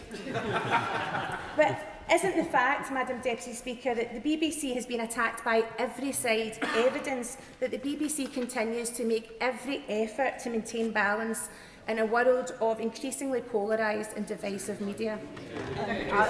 She makes the important point that although none of us should seek to downplay the seriousness of the failings which the BBC has admitted, accepted, apologised for and now must show tangible action in order to address, the BBC is and remains the most trusted source of news in this country and one of the most trusted sources of news all over the world, and we lose it at its peril, at our peril. Rebecca Paul. Thank you, Madam Deputy Speaker. Like many here, I want to see the BBC rebuild public trust and return to its core mission. But it must be recognised that as a result of its pro-gender ideology bias, they failed to adequately report on issues such as the use of puberty blockers and cross-sex hormones in children, the placing of violent men in women's prisons, and the loss of women's medals in sport to biological males. And on top of all that, they've attributed the crimes of violent men to women. Calling a male sex offender she can never be responsible, impartial journalism. How does the Secretary of State intend to ensure that the BBC moves away from its current ideological approach on gender to one that is based on facts and evidence? Secretary of State. Well, I'll just gently say to the Honourable Lady that she wants the BBC to return to its core mission, but that is deeply contested, as you could just hear in this House. I don't believe that it is the role of elected politicians to tell any broadcaster what they can and can't produce, what they can and can't say, or to get involved in the minutiae of editorial decisions. I do think it is the right and proper role of this House to make sure that editorial standards are robust, they are thorough, they are well thought through, and they're applied consistently. That's what this government has been seeking to uphold in the conversations that we've had with the BBC in recent weeks, and will continue to do so. Graham Morris. Thank you. These are indeed uncertain times for the BBC and for the people who work in it. Would the Secretary of State agree with me that it's important that we remember that the 2025 Reuters Institute Digital News Report found that the BBC remains the most trustworthy news brand in the UK, with 60% of respondents rating it highly for trust? And would the Secretary of State also agree that the BBC must respond to criticism in a considered and proportionate manner, carrying out investigations with regard to due process, and should not be subject to political interference, nor for that matter interference from commercial competitors? He's absolutely right to raise the point about trust. The BBC is one of the most trusted institutions, not just in our country, but in the world. We seek to ensure that they uphold the highest standards, because that is of such value and importance to all of us in the United Kingdom. And can I thank him for his words? Ben Lake. I was very pleased to hear the Secretary of State confirm that the nations and regions will form a very important part of the BBC Charter Review. And to that end, she will know, of course, that over 90% of S4C's funding is derived from the BBC licence fee. And so can I ask her that in the process of the BBC Charter Review, the financial stability of S4C will be a key consideration for the government? Yes. Very pleased to meet with the leadership at S4C after what's been a difficult time. This government reaffirms the importance of S4C to our national life, and I look forward to working with him as we start the Charter Review process to make sure that that continues. Matt Rodder. Thank you, Madam Deputy Speaker. Madam Deputy Speaker, staff at the former BBC monitoring station in Caversham in my constituency played a vital role over many years monitoring broadcasts from around the world, and indeed they broke a number of important news stories over the years, including the Iranian Revolution, only possible because of the public service model and the dedication of the staff and their skills. Could I, whilst I welcome the Secretary of State's statement today, could I ask her to say a few words of thanks to the staff of the BBC for their continued work and its vital role as a public institution? Yes, you'll have heard the comments that I made earlier in response to my honourable friend. I want to commend those many BBC staff, particularly those who put themselves in danger in order to report fearlessly from parts of the world where that is not possible. Recently, I came to this dispatch box to pay tribute to all of those journalists operating in Gaza in particular, where the loss of life has been without precedent. We owe them a great debt of thanks, and I'd like to place that on record today. Sir Roger Gale. Thank you, Madam Deputy Speaker. It's a very long time since I was taught to edit tape with a Chinograph pencil and a razor blade. But the fundamental principle remains the same. You don't change the sense of what somebody has said, ever. Those who have read the transcript of Trump's speech and then compared it with the Panorama edit know full well that that programme was a travesty of journalism and deeply dishonest. And it also represented a desperate lack of editorial control. But, Madam Deputy Speaker, I part company now with some of my colleagues. I believe, and I still believe, that the overwhelming majority of the journalists employed by the BBC, and for the record, those employed by independent television and Sky News, work fearlessly, faithfully, and honestly to deliver the truth.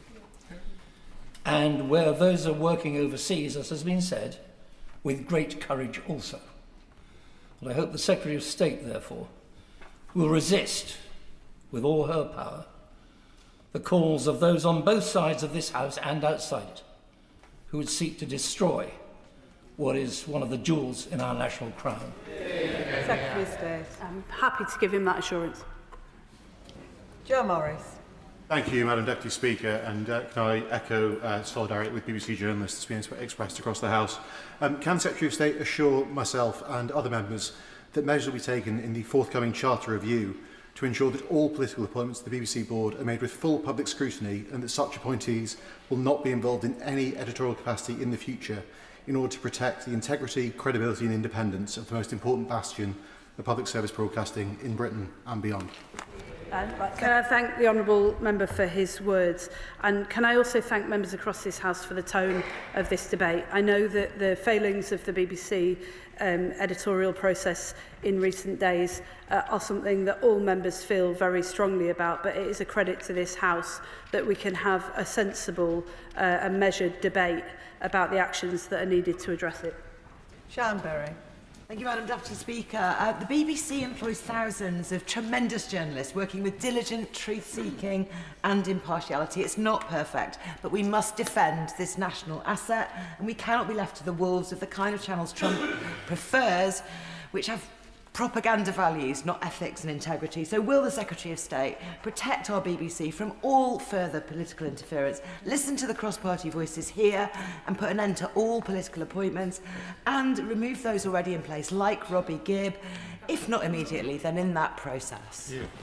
She'll have heard my comments to other honourable members about the appointments process, and the Charter Review offers this whole House the opportunity to look again at how those appointments are made and which roles exist. In relation to the points that she makes about the BBC and the environment in which it's operating, this is something that we as a government are particularly concerned about. The blurring of news and fact with opinion and polemic, and therefore the inability of viewers to turn on their TV screens and understand what it is that they're watching. I've raised with the Select Committee previously my concerns about politicians presenting news on programmes that are not necessarily deemed news programmes. As politicians, we are required to have an opinion and a point of view. That is very different from presenting impartial facts, and it's something that this government is looking to address. Alex Mayer. Thank you, Madam Deputy Speaker. The BBC is unique and special and ours. And yes, it's absolutely a part of the national conversation. But importantly, it's also a part of the regional and local conversation. I have fantastic local journalists in my patch on 3 Counties Radio and on Look East. And what's special is that if you have a local story that a local journalist has gone out to find, it can so quickly get onto the national stage because of our BBC.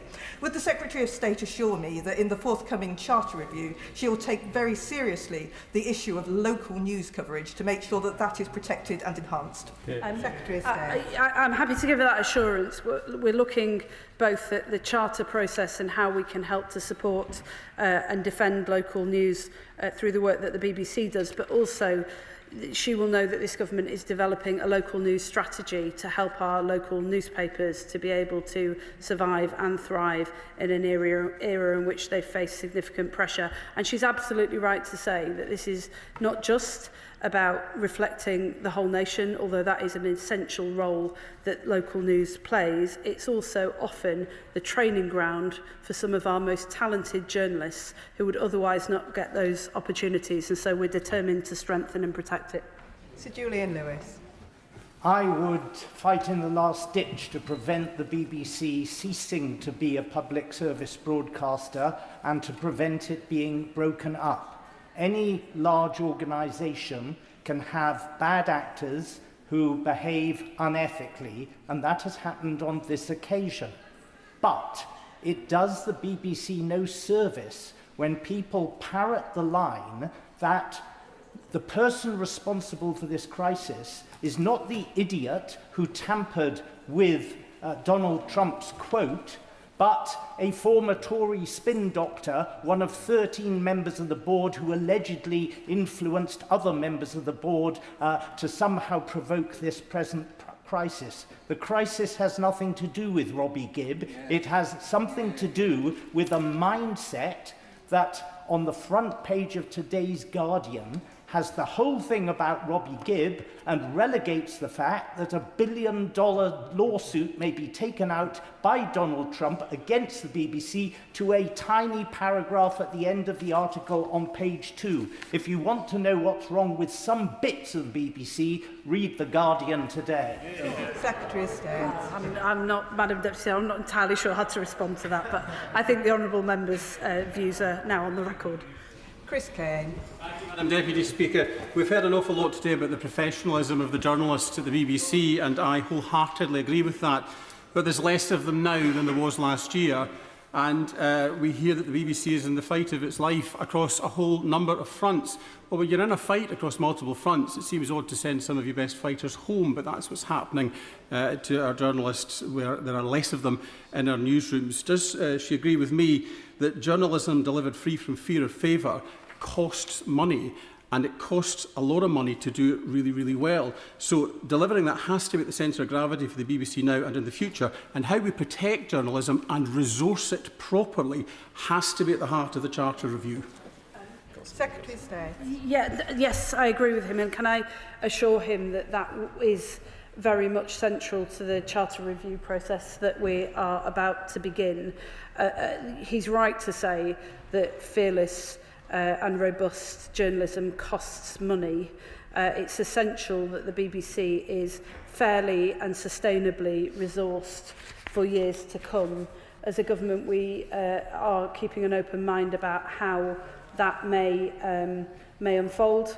But what I have said, and I'm happy to repeat to this House today, is that we have ruled out funding the BBC through general taxation, because whilst it's absolutely essential that good journalism is well resourced, it is also absolutely essential that the BBC remains independent from government and is able to hold us to account without fear or favour. Manuela Pertigala. Thank you, Madam Deputy Speaker. It's essential that the BBC's independence and impartiality are upheld at all times. And I'm afraid there have been serious concerns raised about Sir Robbie Gibbs' conduct on the BBC board, including alleged attempts to influence recruitment and editorial decisions. So if the Secretary of State cannot remove Gibbs from the board and cannot end political appointments now, what actions can she take to restore public confidence in the BBC governance?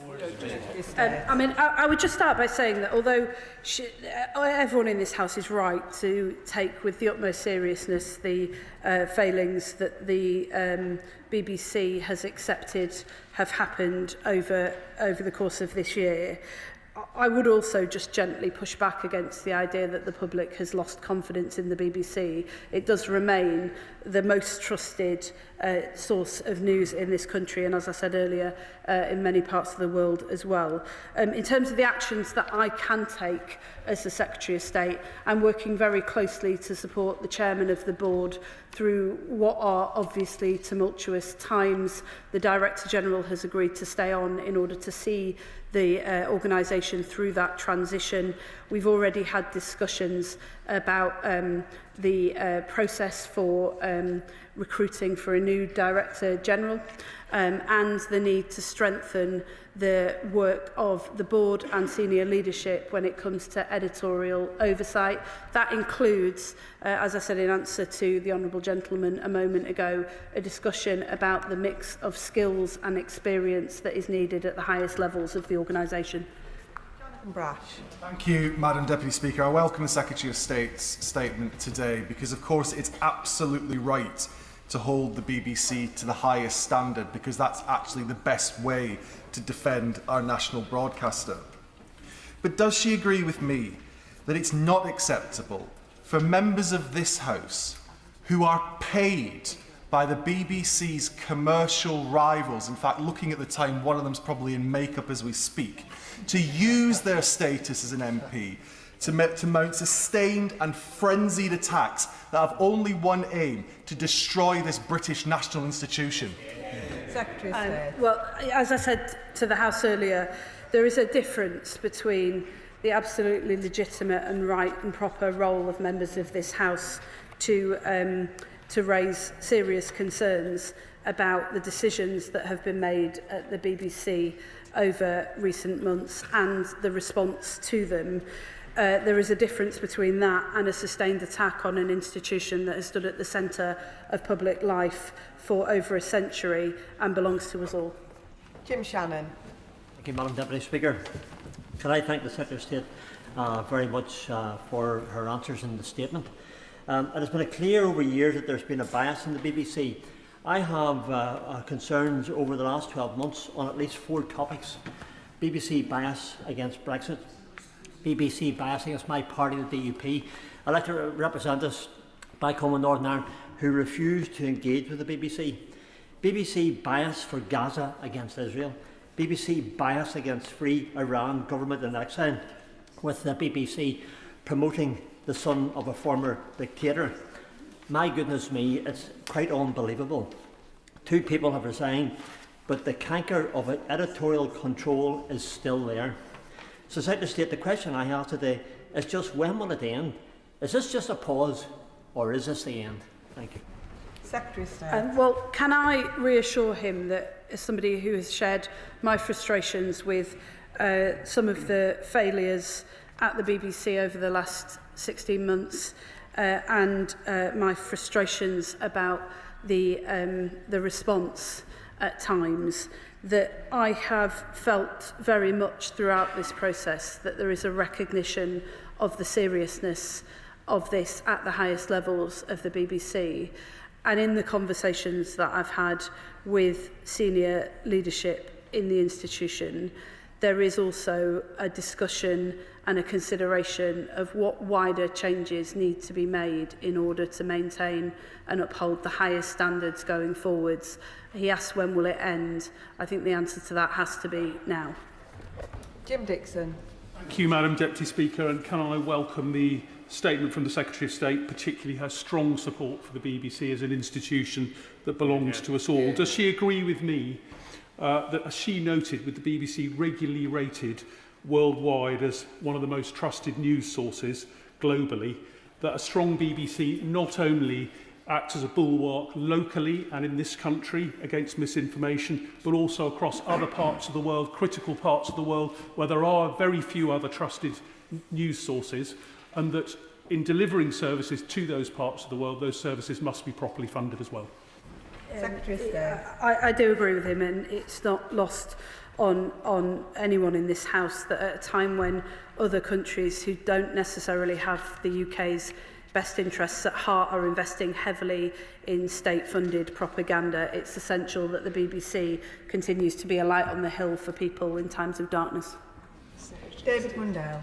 I've long been a champion of the BBC as a UK national institution, but at the last Charter review I did raise my concerns about the prevalence of a metropolitan elite at the heart of the BBC, not just at UK level but in Scotland, who don't always convey that they understand or indeed respect rural or older constituents like my own. So will the Secretary of State confirm that an outcome of this Charter review will be that, in order to preserve the BBC as a national institution, it will convey that understanding of people right across the UK, wherever they live?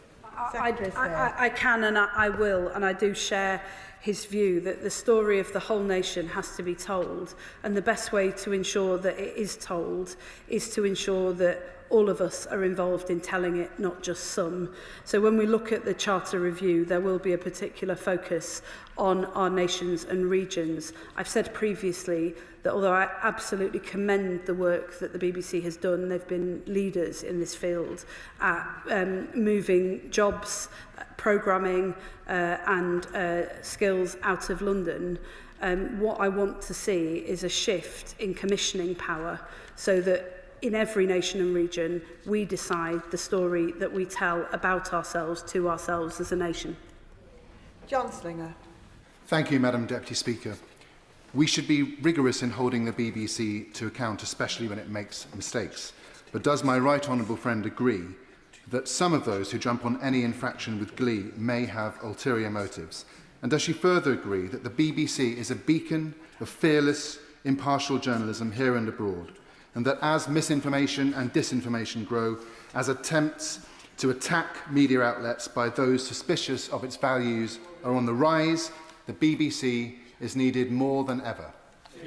I agree with him about the centrality of the BBC to our public life, and all of us in this House, I think, should be rightly seeking to ensure that the BBC upholds the highest standards whilst defending, protecting it as an institution and considering together how we can ensure that it stands at the centre of our public life for many more decades to come.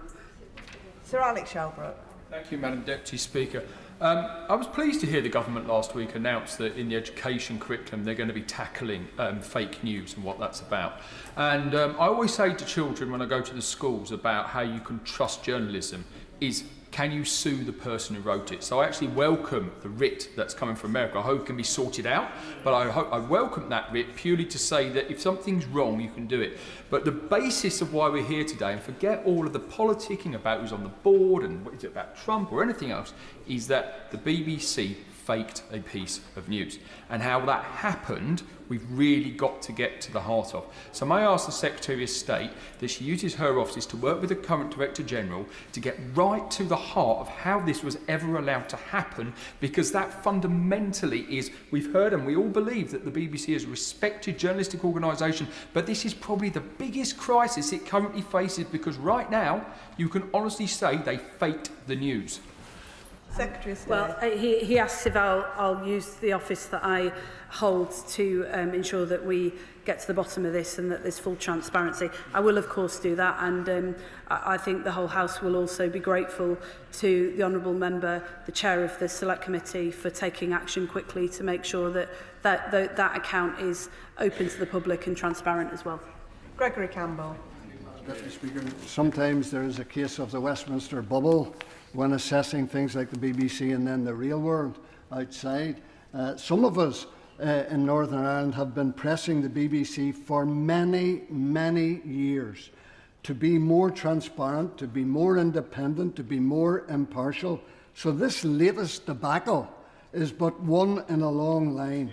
And we're not talking about light entertainment or drama. No one questions that, and that by and large gets a green light from most people. It is news and current affairs. And there's no point in people distracting by introducing a conspiracy within the BBC board. Is now not the time for an opportunity to start afresh with a transformed BBC service to give us an impartial news service that many of us have demanded for years? Secretary of State. Well, the Charter Review will provide us with an opportunity to do just that. Dr Andrew Merrison.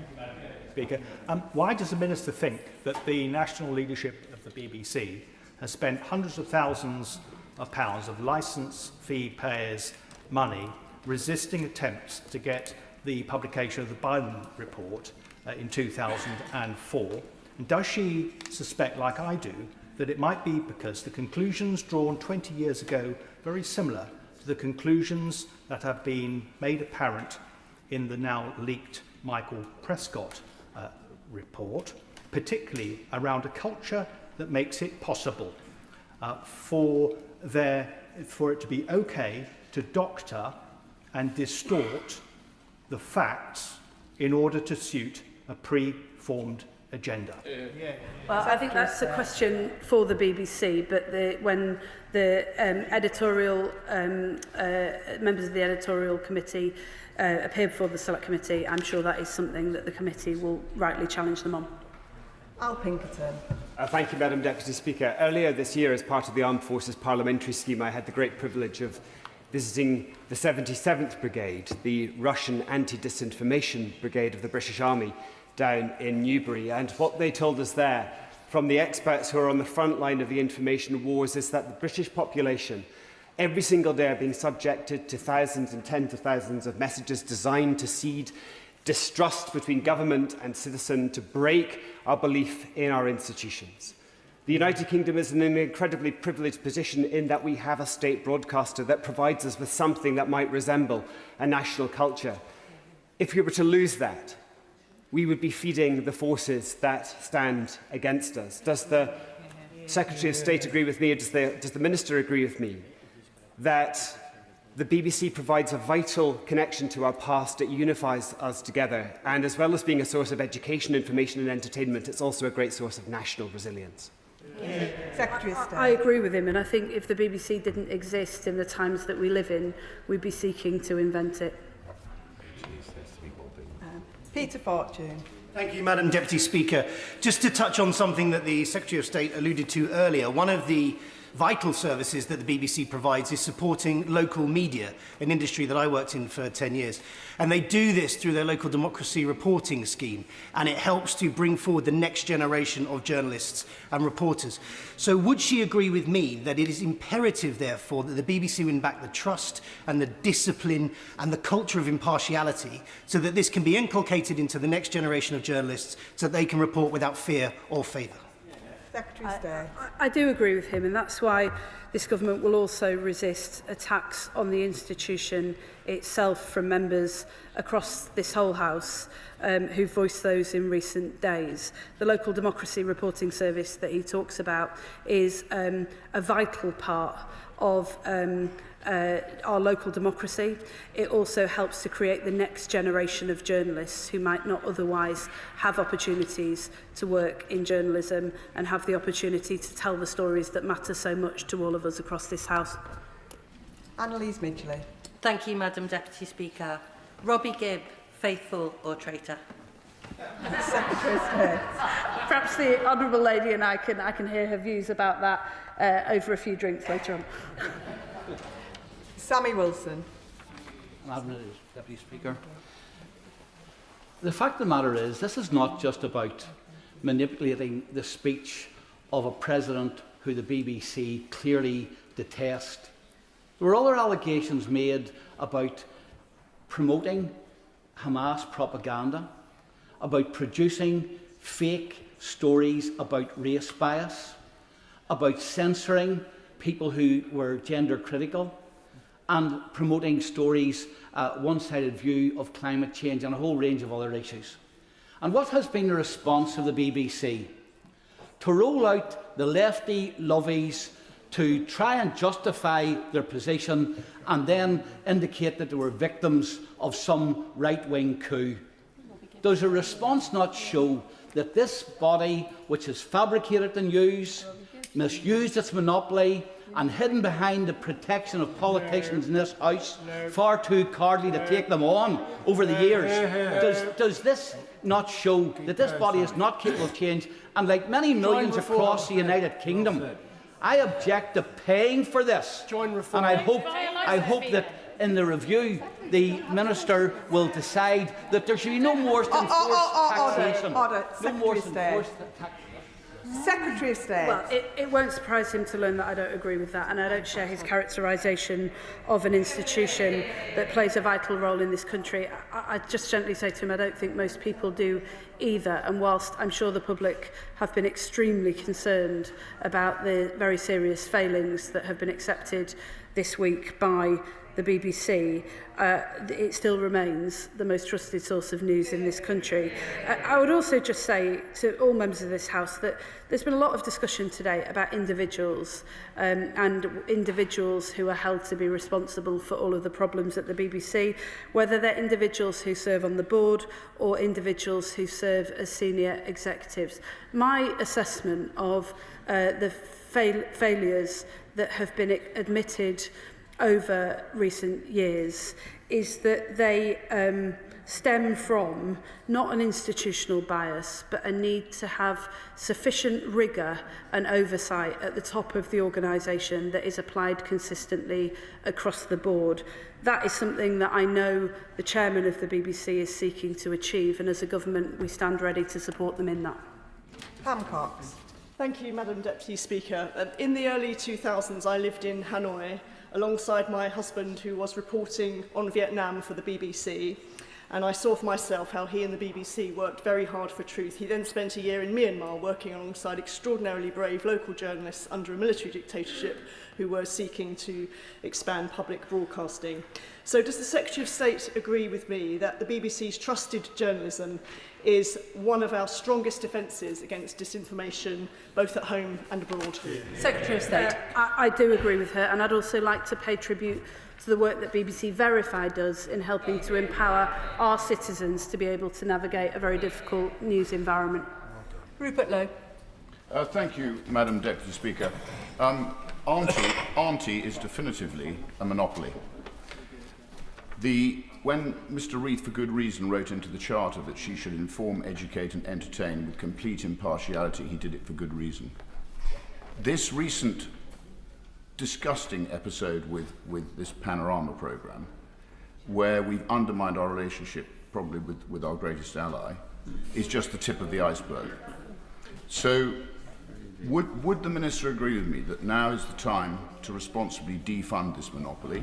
And if she doesn't agree with that, would she agree it's time for root and branch reform, with a view to ensuring that, in the same way that she's done with football club boards, we see people who are actually forced to pay for this service represented across the country on the board of the BBC? Secretary of State. Well, it won't surprise him to learn that I strongly disagree with him on the first point. On the latter point, the issue of public accountability to the public is something that my honourable friend raised a moment ago, and is something that we've been thinking about with the senior leadership of the BBC and others as we approach the Charter review, and it's certainly something that I'd be happy to discuss with him. Colin Lockhart. Thank you, Madam Deputy Speaker. Last week we learned that the BBC upheld a complaint about their presenter Martine Croxall. Her alleged issue was that she correctly changed the wording of pregnant people to women. This is a scientific fact. Somehow the BBC found her eye roll as conveying a personal view. Madam Deputy Speaker, there are two genders, male and female, and one of those genders can become pregnant, women. This is the view of the Supreme Court. Would the Secretary of State therefore ensure that the BBC leadership abide by the court ruling, and would she agree that their lefty, woke agenda is certainly not in step with the majority of right-thinking people who want common sense at the core of broadcasting? I don't agree with her characterisation of the BBC, and it is not, I'm sure most members would agree with me, that it is not for the Secretary of State to start writing editorial guidelines for the BBC on the floor of the House of Commons. My job is, though, to work with the senior leadership to make sure that they have the right structures and people in place so that they have well thought through, easily understood and consistent editorial guidelines of the highest standard that are applied consistently and don't leave presenters and journalists struggling to interpret them. Can I thank the Secretary of State for her answer? Point of order, Anna Sabine. Thank you, Madam Deputy Speaker. I would just like to seek clarification of something. I think during the course of this debate, it's possible that the Secretary of State has given the impression that she doesn't have the power to remove BBC board members, whereas in fact the BBC Charter empowers her to remove anyone who is unable, unfit or unwilling to perform the functions of a member, and I seek your guidance about how to take this forward. Can I thank the honourable member for her point of order? She will be aware that she had 2 minutes during the course of the urgent question to raise that, but I can see the Secretary of State wishes to respond. Secretary of State. I would just like to make clear that I said to this House consistently, there is a very high legal threshold that must be met in order for board members to be removed. That is set out by the terms of the Charter, and as such I am unable to take the actions that a number of members of this House requested. Point of order, Graham Downey. Thank you very much, Madam Deputy Speaker. Last week, the member for Newark published a juvenile and shameful AI-edited videos of proceedings in this chamber. I have written to Mr Speaker about this matter and whether or not it's a breach of the terms and conditions of Parliament TV, which explicitly prohibit the altering of video or audio recording in any way. And I trust that is being fully investigated. More broadly, however, Madam Deputy Speaker, I am deeply concerned that while this video was obviously edited, the use of generative AI is fast evolving, and I believe this House must protect both itself and our wider democratic system by drawing a firm line in the sand. Attempts to edit words, gravitas and the responsibility of this place when members speak in this chamber is not acceptable, is disrespectful to colleagues and moreover an affront to democracy itself. Can I ask you, Madam Deputy Speaker, what sanctions can currently be imposed on members of this House to deter and prevent this type of behaviour? And if they are not currently adequate, what more can be done to ensure our democracy is protected better in the future from this use of AI technology? And I understand the member for Leighton and Wanstead wanted to raise a similar point of order. Calvin Bailey. Deputy Speaker. Thank you, Madam Deputy Speaker. On the point of order, last week the Deputy Prime Minister made a historic appearance as the first black man in history to answer at Prime Minister question time, which would have been seen by thousands of young black men who would have believed that this is a place for them. Footage from that appearance has sadly been doctored for circulation on social media in violation of Parliament's rules on the use of footage, namely rules 1.2, 1.4 and 2.1, including a video shared from the account of the Right Honourable Member for Newark. So, Madam Deputy Speaker, would the Chair advise me how I and other honourable members can ensure that such flagrant breaches do not occur again? Yeah. Can I thank both members for their points of order and just seek clarification that the Right Honourable Member for Newark was informed in advance of the point of order. The terms and conditions for downloading and making use of clips from Parliament Live are published online. While it would not be appropriate for me to refer to guidance given to individual members, I would urge all colleagues to follow the rules. Ultimately, I am not responsible for what members post online. How we treat each other is important and sets the tone for national debate. I would ask members to consider carefully what is in good or bad taste and to exercise good judgment in what they post online about colleagues. On the broader point about the use of AI in relation to footage of our proceedings, that is an issue that the Administration Committee may wish to pursue. In particular, the House might benefit from considering whether the current licence, rules and enforcement mechanisms are appropriate. Point of order, Helen Maguire. On a point of order, Madam Deputy Speaker, during my earlier remarks, I inadvertently stated that the Government had pledged £1.2 million towards the Strategic Health Alliance and UK-Ukraine trauma recovery. In fact, that sum has not yet been pledged. It is the amount that is sought and would make a real difference if provided. I apologise for any confusion caused, and while I have your permission, may I take this opportunity to once again urge the Government to consider making that commitment. Can I thank the Honourable Lady for notice of her point of order and to note that she has put her correction on the record. Before we come to the 10-minute rule motion, I should inform the House that the Nathan Gill bribery case is still technically sub judice until sentencing on the 21st of November. However, given that the accused has pleaded guilty to the charges and the continuing interest from members on this case in the context of Russian interference with British politics, Mr. Speaker has granted a limited waiver to allow discussion of the case during today's proceedings. Members should avoid making reference to sentencing issues. 10-minute rule motion, Callum Miller. Madam Deputy Speaker, I beg to move that leave be given to bring in a bill to make provision about the seizure of frozen assets connected to the Russian Federation, to require the Secretary of State to publish recommendations about the use of such assets to fund military reconstruction and humanitarian work in Ukraine and for connected purposes.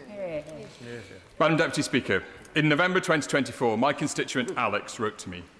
Alex is a research scientist who has lived in the UK for over 25 years. Alex is Ukrainian. At a surgery, he told me how devastated and how angry he is about the destruction of his country by Russian invaders. He also told me of his fear for his brother, who is fighting on the front lines. Alex wanted to know why Ukraine was struggling to obtain the weapons it needed to resist Russian assaults. He asked me a simple question. What more can the UK do to help my brother and my country? The truth is, Madam Deputy Speaker, that in November 2024, there was more the UK could do. 12 months later, there is still more the UK can do. This bill sets out what the UK can do in one key area. Alex's story is one of tens of thousands just like it. We've all heard them from amazing Ukrainians who've been hosted by communities across the UK since Russia invaded. These stories speak to the horror inflicted by Vladimir Putin. The UN estimates that over 50,000 Ukrainian citizens have become casualties of Putin's war machine, including over 2,300 children wounded and over 700 killed. Tens of thousands of brave Ukrainian men and women have made the ultimate sacrifice on the front line. While some in this House, like the Honourable Member for Clacton, would prefer to be apologists for Putin, I know that I speak for most colleagues when I say that Putin alone is responsible for the atrocities we are witnessing in Ukraine. Nor is Putin content merely to devastate Ukraine today. He is hell-bent on erasing its future. His systematic programme for the abduction of at least 20,000 Ukrainian children will go down as one of the vilest acts of this war. Yeah. I want to pay tribute to those colleagues who have shone a spotlight on this appalling crime. We must all commit ourselves to returning each and every Ukrainian child to their home. Yeah. Madam Deputy Speaker, Putin's ambitions stretch beyond Ukraine. In the Baltics, Russia poses an existential threat to our Lithuanian, Estonian and Latvian allies, all of whom face daily cyber attacks and disinformation campaigns. In the Caucasus, Putin's cronies and the Georgian Dream Party have cracked down violently on democracy activists, while the Kremlin's insidious efforts to distort elections in Moldova and Romania are well documented. Putin also wages a campaign of sabotage and cyber war across the rest of Europe, including here at home. Confirmation over the weekend that the RAF will now be deployed to defend Belgian airspace against Russian drone threats speaks to the collective nature of the threat we face. Putin's imperial ambitions are extensive. That is why we must be unwavering in our support to the Ukrainian people. The UK has stood shoulder to shoulder with Ukraine since the full-scale invasion. It was led by all three Prime Ministers in the previous government and has been sustained by the present government. Across that time with support from nearly all parties in this House, and we should be proud of that legacy. In providing weapons, equipment and fighter pilot training, we have helped keep Ukraine in the fight. Our leadership in G7 efforts to crack down on Russian oil revenues has been vital in cutting Putin's profits, although Liberal Democrats continue to call on the government to go further to ensure that no actors in the UK economy can facilitate the sale of Russian gas. We are also pushing the government to explain why over £30 million worth of Russian planes were imported to the UK last year. Madam Deputy Speaker, Britain's contribution has been crucial, but we cannot rest on those laurels. Rather, we must double down on our support. Last month, Ukraine's Defence Minister Denis Shmyhal laid out the challenge. He estimated that Ukraine will need to spend $120 billion on defence in 2026, of which Ukraine itself can cover half. That leaves a $60 billion hole, which Ukraine's allies have a duty to help fill.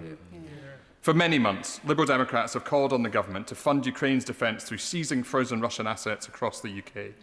The most recent estimates suggest that £300 billion worth of Russian assets are frozen across G7 countries, which includes close to £30 billion here in the UK.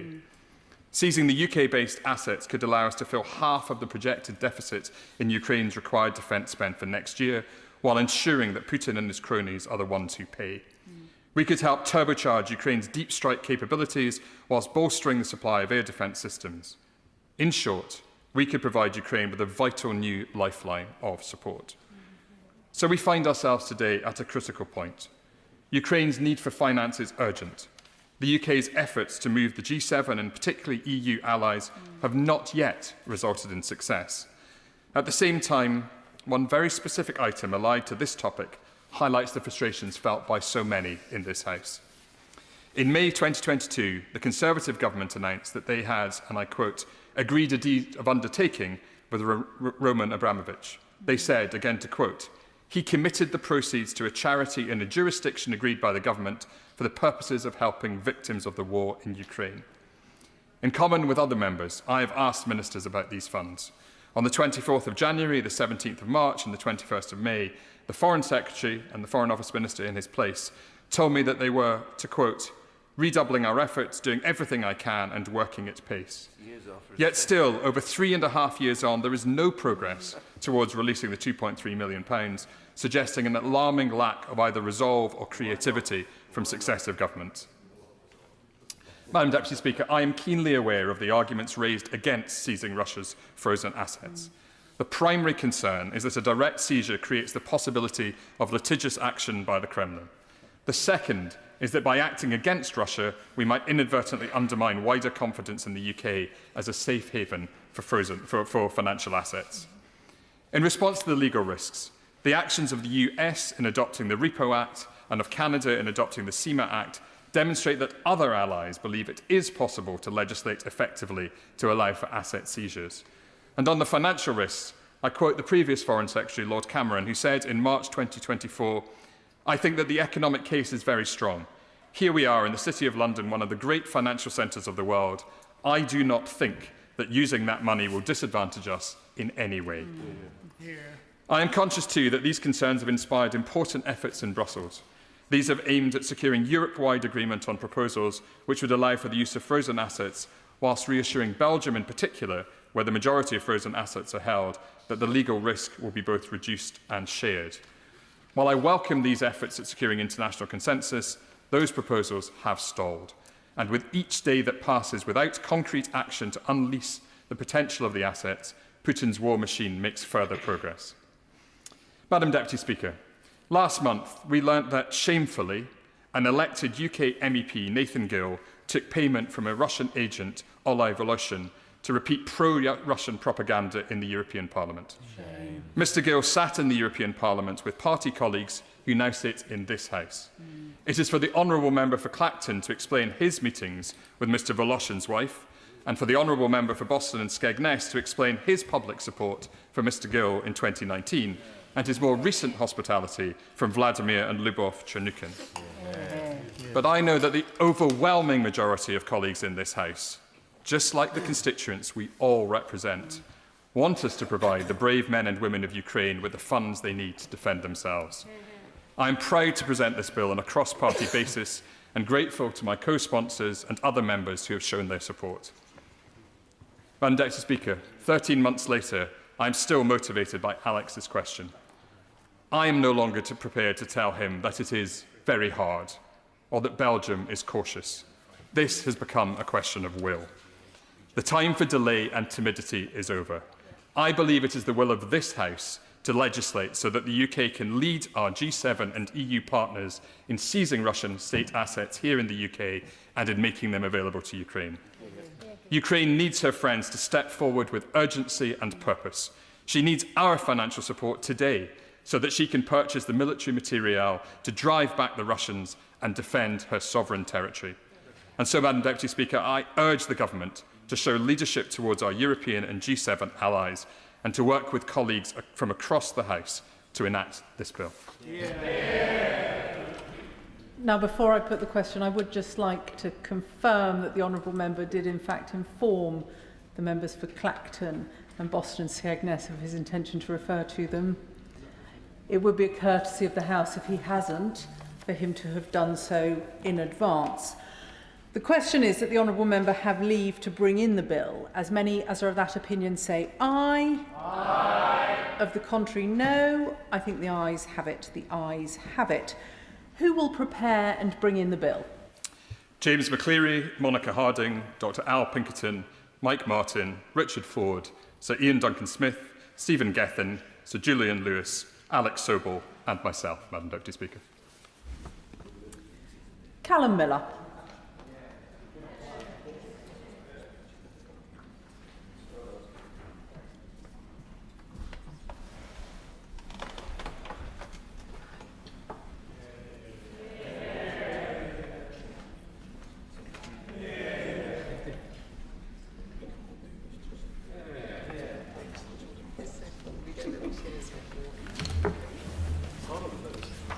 Russian frozen assets, seizure and aid to Ukraine bill. Second reading what day? Friday the 30th of January. Friday the 30th of January. We now come to the general debate on remembrance and the contribution of the armed forces. Minister to move the motion.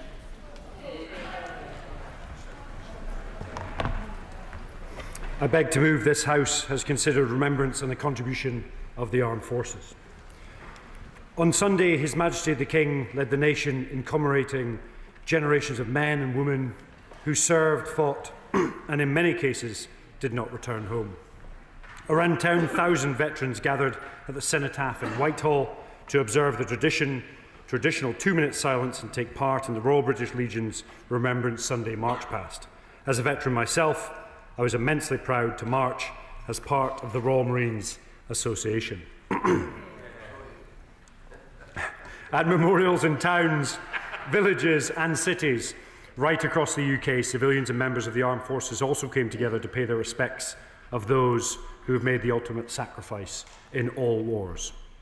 Now, we owe everything to those heroes who laid down their lives to defend our shores, protect our interests, and safeguard our way of life. The peace and the freedom that we enjoy today is their precious legacy, and it's a reminder that freedom is not free. And Remembrance Day is the most important opportunity we have as a nation to come together and to honour them. Remembrance for me, and indeed I think many other veterans around the country, is about remembering the friends that we have lost. The specific moment when life was perhaps taken away, the gunfire, the explosion, the screaming, the chaos, the mud and the dust. And it is these heightened senses at a time of a traumatic event that are imprinted upon your memory. These memories are as vivid as the birth of your first child, a birthday, or any other impactful occasion, but they have very different meaning. Remembrance is about just that.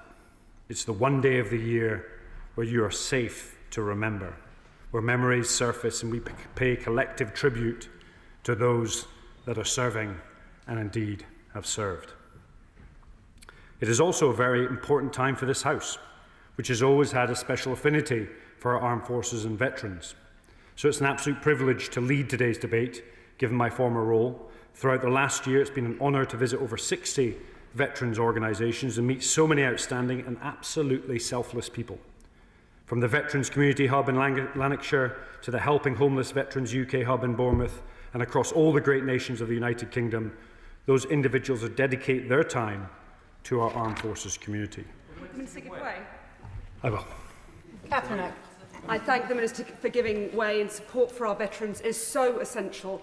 I'm really proud that the British Legion in Derby is growing. Will he join me in wishing good luck to those who set up a new branch in Mackworth? And will he agree with me that this government's veteran strategy, including the £13.8 million to address homelessness, shows we're marching in step with those who campaign for veterans? Minister. I'd like to thank the honourable friend for her contribution, and definitely good luck to the RBL on expanding that portfolio. It's fantastic to see. And I hear Derby RBL have raised the most of any other RBL Derby within the country. Now, I'd very much like to state... let me finish this paragraph and then you can jump in. I would very much like to state on the record my personal thanks to the Royal British Legion and their work on the Poppy Appeal this year, and indeed for every year. I'm sure all colleagues across the House would echo this appreciation, and I very much look forward to hearing colleagues' contributions from across this House today. In 2025, it's been a really busy year for military anniversaries, particularly those associated with the final year of the Second World War. Now, in April, we marked 80 years since British troops swept across Northern Europe and liberated Bergen-Belsen concentration camp. We remember the horrors and atrocities that those soldiers witnessed firsthand, and the incredible work they carried out afterwards, burying the dead, containing the spread of disease, and caring for the survivors. Within a matter of weeks, Allied forces would be in Berlin, Hitler would be dead, and the communities across Britain would take to the streets to celebrate victory in Europe. On May the 8th of this year, we took to the streets again to celebrate VE Day's 80th anniversary and to pay tribute to all those who fought for democracy over tyranny, liberty over oppression, and human dignity over barbarism. Yet for some, VE Day did not mean the nightmare of World War II was over. British and Commonwealth troops in the Far East, who had suffered some of the most gruelling and hostile environments of the entire conflict, still faced 3 months of fighting. The story of their war is one of almost superhuman strength and resilience. But then again, in August, we were able to remember their extraordinary contribution when we marked the 80th anniversary of victory in Japan Day, the day that finally brought the most catastrophic war in human history to an end. In September, we marked the 85 years since Battle of Britain, when our aviators took on the might of the Luftwaffe, in a contest that not only determined control of our skies, but the fate of our entire nation. At a time of supreme enemy confidence, Britain proved to the world for the first time that Hitler and his forces could be defeated. Now, after such an important year for commemorations, today, Remembrance Day 2025 is a moment of profound national reflection and indeed gratitude, as we remember all those who served and indeed all those who have fallen. As we remember the conflicts gone by, the 107th anniversary of the 1918 armistice, which we remember those who fought in the Great War, those who served in the Korean War, which began 75 years ago, those who fought in Northern Ireland, the Falklands, Iraq, Afghanistan, and elsewhere across the globe. Also those Commonwealth troops who made such a huge contribution to both world wars and other conflicts, and those who serve today and continue to uphold the values of courage, duty, professionalism, and indeed compassion, which have long distinguished British armed forces. And just as our forefathers fought for democracy, freedom, and the right to self-determination, so do, in the East, do our Ukrainian allies. So let us remember the heroism that Ukraine and Ukrainians are delivering today. Pitched in a battle of national survival, their war is no less bloody than that of World War II. And when we think about that conflict, it's worth recognizing that the Russians have taken more casualties in that conflict than the Americans took in the entire Second World War. It gives you a statistical feel for the pain and suffering that conflict is caused by Putin's war of aggression. So as we remember, we pay homage to all those fighting for the same values and ethics that we hold dear. And I'd also like to thank the many thousands of people from civilian and military backgrounds who have worked so hard to organise what were fantastic commemorations. Defence ministers have travelled the length and breadth of the UK on both sides of the benches, ministerial and opposition, whether it be the Royal Irish Regiment's annual Remembrance Service in Belfast, whether it be the Field of Remembrance in Cardiff, the Scottish National Remembrance Sunday event, the Remembering Afghanistan events at the National Memorial Arboretum, or indeed the War Widows Association annual service at the Cenotaph, and many, many others. These are just a tiny fraction of the many events up and down the country which have been possible by the tireless work of our armed forces and thousands of people in local communities. When the last survey was undertaken in 2018, it showed that 28,115 members of the Army alone attended Remembrance Day, parades at over 620 different events. And if not similar, it was probably more this year. Events are also being held worldwide, from Riga, where UK officials joined commemorations at the Jelgava Commonwealth War Graves site, to Senegal, where colleagues held an act of remembrance at the Bel Air Cemetery in Dakar.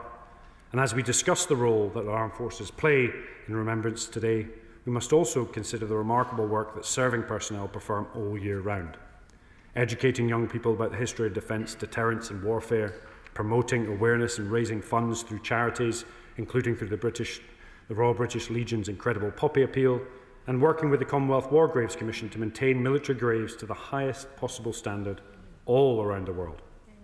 Today we thank them for their outstanding contribution. I will. I'm very grateful to the Minister for giving way, and I won't take it personally in the interest of peace and togetherness that he chose the East Midlands over the West Midlands earlier. Madam Deputy Speaker, he should know better. But can I just thank the Minister, being from the West Midlands, but can I thank the Minister for his reference to young people, and will he join me in thanking all those young people I was with today at the Cenotaph in Newcastle Lyme this morning, from local schools who had their homemade poppies and wreaths, in whose hands our future and our commitment to democracy and to peace lie. And it is no more important responsibility on us as adults, as it were, to make sure that they are part of bringing our country together. I'd like to thank the honourable friend for what is a really poignant contribution, and thank those in Newcastle under Lyme for making sure that awareness about the sacrifice is spread not just across the adult population but across the youth today. I always say that navies, armies, air forces don't win wars, industries, economies and societies do, and making sure society never forgets the past is absolutely critical. I'm very grateful to the Minister. Can I say that there is no more appropriate member of this House to be introducing this debate today than the honourable gentleman with his distinguished record. I think I represent more generals than any other honourable or right honourable member of this House. He will have seen that 9 four-star officers wrote to the Times today, and they are concerned. They're concerned about the Northern Ireland Troubles Bill and the legal activism that it is likely to encourage. Quotes, they say, they risk weakening the moral foundations and operational effectiveness of the forces on which this nation depends. And whilst we all honour our brave servicemen and servicewomen today rhetorically, would he agree with me that we need to follow that through with real action to ensure that they are not disadvantaged today and into the future. The honourable member makes an interesting point, and I want to be clear and concise. Today of all days is a day of remembrance. I don't think it's about political point scoring. We have a debate on Thursday where we can discuss this issue in detail, and I would very much welcome a discussion with those individuals that sent the letter, and as would the Defence Secretary and others, to talk through the issues and provide balance to the argument and ensure that we protect our country, our armed forces from lawfare, and ensure that they are represented and their voices are heard. Now, whilst I will give way. I just want to return to this point about the commemoration. When I got elected back in 1992, I remember that having served before, we weren't allowed to wear uniforms in public because of the IRA threat at the time. And actually, bit by bit, these commemorations were no longer attended. I can remember my first commemoration in Chingford. I would be lucky if we had 100 people who turned out for that. Can I say to them how that has been reversed? One good example, on Sunday in my constituency at the memorial in Chingford, nearly 2,000 people turned up to commemorate those who have fallen and those who went before. Isn't that a very good example of how the next generation understands it sometimes better than my generation did? What a welcome intervention. I was stewed with the veterans during the Cenotaph March Past, and it always astounds me that when you're stewed there with 10,000 people, and as the guns fire, there is complete silence in one of the busiest capitals in the world. And it's a somber but hugely humble experience. And it's an absolute pleasure for me to see and hear all of the amazing stories of almost every constituency standing together, united around this great nation to celebrate those individuals that have served, are serving, and of course their families and the bereaved. So thank you for that intervention.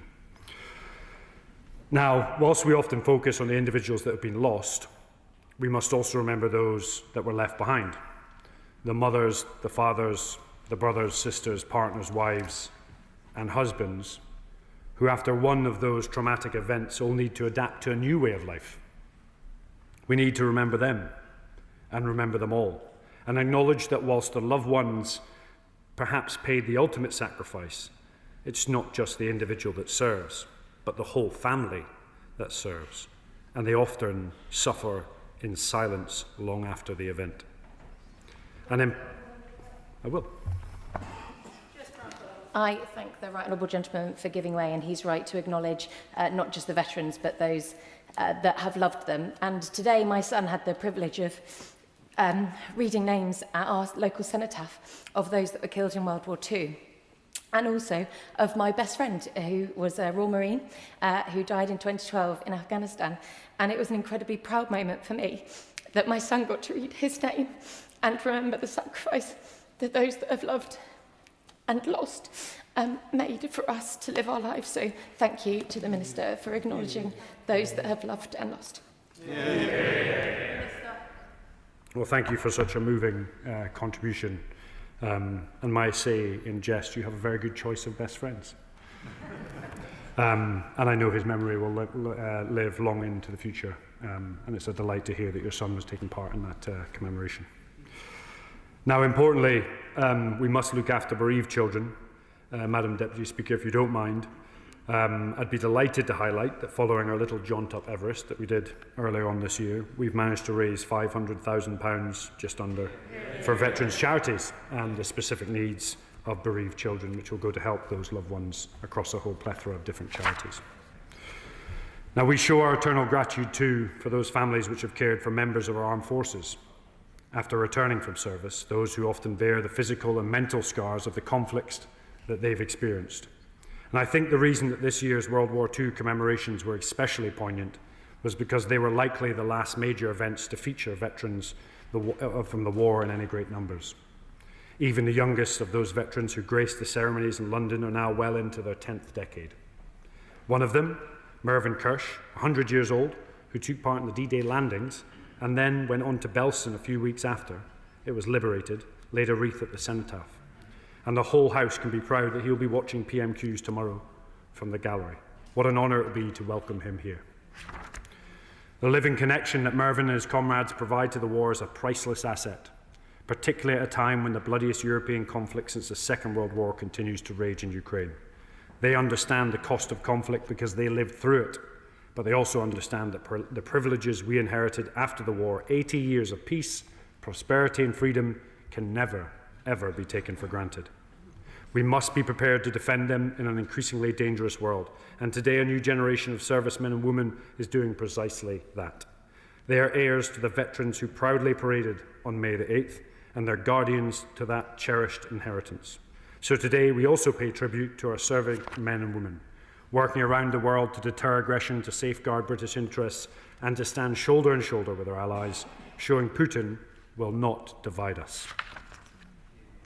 Now, you will note throughout this speech that there wasn't necessarily 1 ounce of politics within this debate. That could be called political naivety, but I call it a deep-found respect for those that have served and continue to serve, and welcome a debate and conversation on Thursday. This week's commemorations remind us once again of the unbreakable bonds linking our heroes from the past with the armed forces personnel of today, and those, indeed, who will serve in the future. On that point, I will. Will my honourable friend join me in commemorating the work of Joshua Mullinger, an able Sea Cadet in York who played an integral role at York Service of Remembrance, and Conservative Councillor and Lord Mayor Martin Rowley, who he himself was a veteran? Would he join me in commemorating those very remarkable individuals?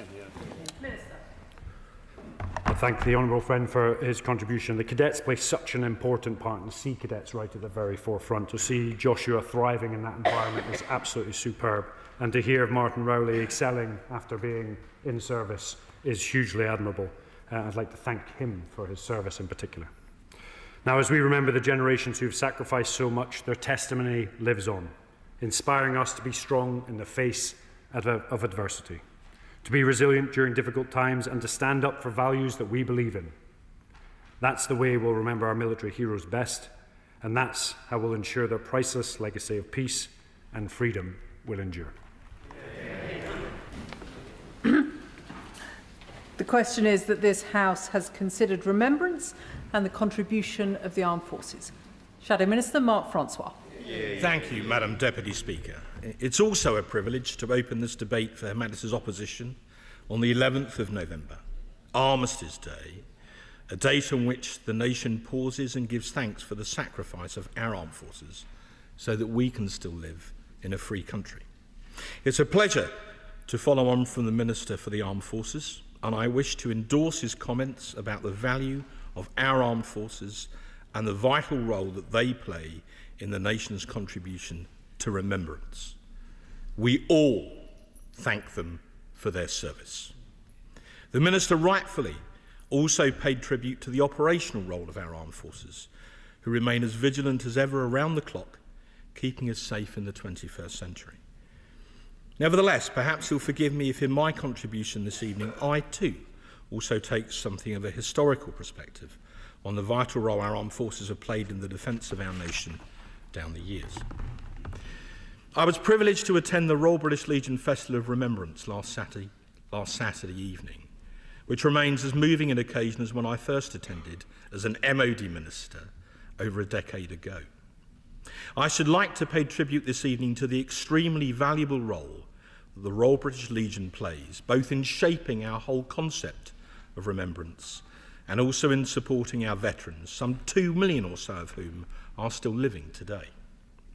As well as the national commemorations, also including at the Cenotaph, the Royal British Legion, often supported by local armed forces personnel, also play a vital role in organising services at community level in all of our constituencies, up and down the length and breadth of the United Kingdom. While in my experience every community tends to do remembrance slightly differently to account for local circumstances, each ceremony has common elements with which we're all familiar. The emotive playing of the last post, the 2-minute silence, and usually also the famous epitaph from the 2nd Infantry Division Memorial, universally known as the Kahima epitaph, with those famous and stirring words: "When you go home, tell them of us and say, for your tomorrow we gave our today." The Battle of Kahima, brilliantly described in Field Marshal the Viscount Slim's 1956 book, Defeat into Victory, arguably one of the best books ever written on the whole concept of generalship, was a classic example of a dogged defence by British and, crucially, also Commonwealth forces in stopping the attempted Japanese advance into India in mid-1944. Indeed, the dogged, stubborn defence, often against superior odds, is a recurrent feature of British military tradition. Be it the English archers at Agincourt, the Great Siege of Gibraltar, Wellington's army at Waterloo, the 24th foot at Rorke's Drift, which saw the most Victoria Crosses, 11, ever awarded in a single action, the few of fighter command in the Battle of Britain, to whom the Minister also referred, the Royal Navy escorting the Atlantic convoys, or the glorious Gloucesters at the Imjin River in Korea, and many more besides, including more recently in the Middle East. There are, of course, many comparable examples from the First World War, not least the stand of the British Expeditionary Force at Mons or the subsequent First Battle of Ypres. For anyone who has stood at the Menin Gate, when the buglers of the Ypres Fire Brigade play the last post, as it swirls around that famous arch, it is a truly moving and emotive ceremony to behold. Nevertheless, yes, of course. He's mentioned Bill Slim, who many who know his history will say was probably the greatest Allied general of the war. Brilliant what he achieved with next to nothing. But there was something very special about the 14th Army, which comes out in other accounts, and he agrees with me, that apart from just fighting, the reality was that there were Indian members of the 14th and also British members. They served in the same slit trenches. They ran to aid each other, regardless of race or anything else. They delivered for each other. That was the most remarkable bit about the story of the 14th, was it didn't matter who you were or where you came from, you were as one against the tyranny of the Japanese. I completely agree with my right honourable and gallant friend. The history of 14th Army is a proud one. It was a marvellous amalgam under a brilliant leader of people from countries and races around the entire Commonwealth who fought with one common aim, which was for freedom. They were sometimes called the Forgotten Army. They are not forgotten tonight. But I want to recall that after the horrors of the trenches and an understandable aversion to war in the 1920s, with Britain exhausted both financially and emotionally by the horrors of the Great War, the government of the day introduced what came to be known as the 10-year rule. This was not just the policy of the War Office or the Admiralty, as they then were, but was a pan-Whitehall edict, the essence of which was that Britain would not have to fight another major war for at least 10 years. This key planning assumption became the centrepiece of British strategic theory, and, with strong endorsement from the Treasury, the 10-year rule soon became a rolling one, extended on an annual basis. Given that no war was expected for at least a decade, this allowed for major economies in the financing of the armed forces and associated running down of all three services. As one example of how seriously the 10-year rule was taken and implemented, even Winston Churchill, in his time as Chancellor of the Exchequer in the 1920s, exerted pressure to cut back on his beloved Royal Navy, the same service he had fought tenaciously to expand as First Lord of the Admiralty barely a decade before. Indeed, as a mood of pacifism gripped the nation, in 1933, the same year in which Adolf Hitler became Chancellor of Germany, the earnest students of the Oxford Union, who are having their own problems at the moment, passed a motion by a majority of over 2-1 that this House will under no circumstances fight for its king and country. The subsequent policy of appeasement among the 1930s British establishment, the blob of their day, was as erroneous then as it would be today. Authoritarian dictators tend to admire strength, particularly their own, and to despise weakness. A lesson that any British government, including this one, would do well to remember. History tells us again and again that the appeasement of dictators does not work, just as it failed to work in the 1930s. The 10-year rule, which by that stage had lasted well over a decade, was eventually only rescinded in 1935-6 as Britain began to rearm in response to Hitler's increasingly bellicose behaviour. Nevertheless, that rearmament and comparable action by our allies was ultimately insufficient to deter what then became the Second World War, a brutal conflict in which over 50 million people died, far more even than had perished in the supposed war to end all wars some 2 decades before. I mention all this, Madam Deputy Speaker, not just because I studied history, then military history at university, but because if, as members of this House believe, as I have always believed, the ultimate goal of our armed forces is to save lives by deterring war and persuading any potential aggressor that they could not prevail, then even today we need to ask ourselves, all of us, regardless of party, the question whether or not we are doing enough to secure the peace by maintaining sufficiently strong armed forces to provide such a vital deterrent effect. As a historical fact, twice in the last century, this country paid an immense cost in both blood and treasure to defeat militarism. Today, the threats are somewhat different, with a war on our doorstep in Europe following Russia's barbaric and illegal invasion of Ukraine. The Ukrainians are, in effect, now fighting for our freedom too, and we must back them to the hilt as a result. We also see a major rearmament by China. North Korea continues to develop even longer-range ICBMs, now with support from Russia, while Iran continues to exert malign influence across the Middle East, even after the successful American strike on its emerging nuclear capabilities. So the circumstances may have changed, but the principle remains exactly the same. We in the Western democracies cannot drop our guard against the growing powers of the 21st century autocracies, something those who fought in the Second World War would instinctively understand only too well.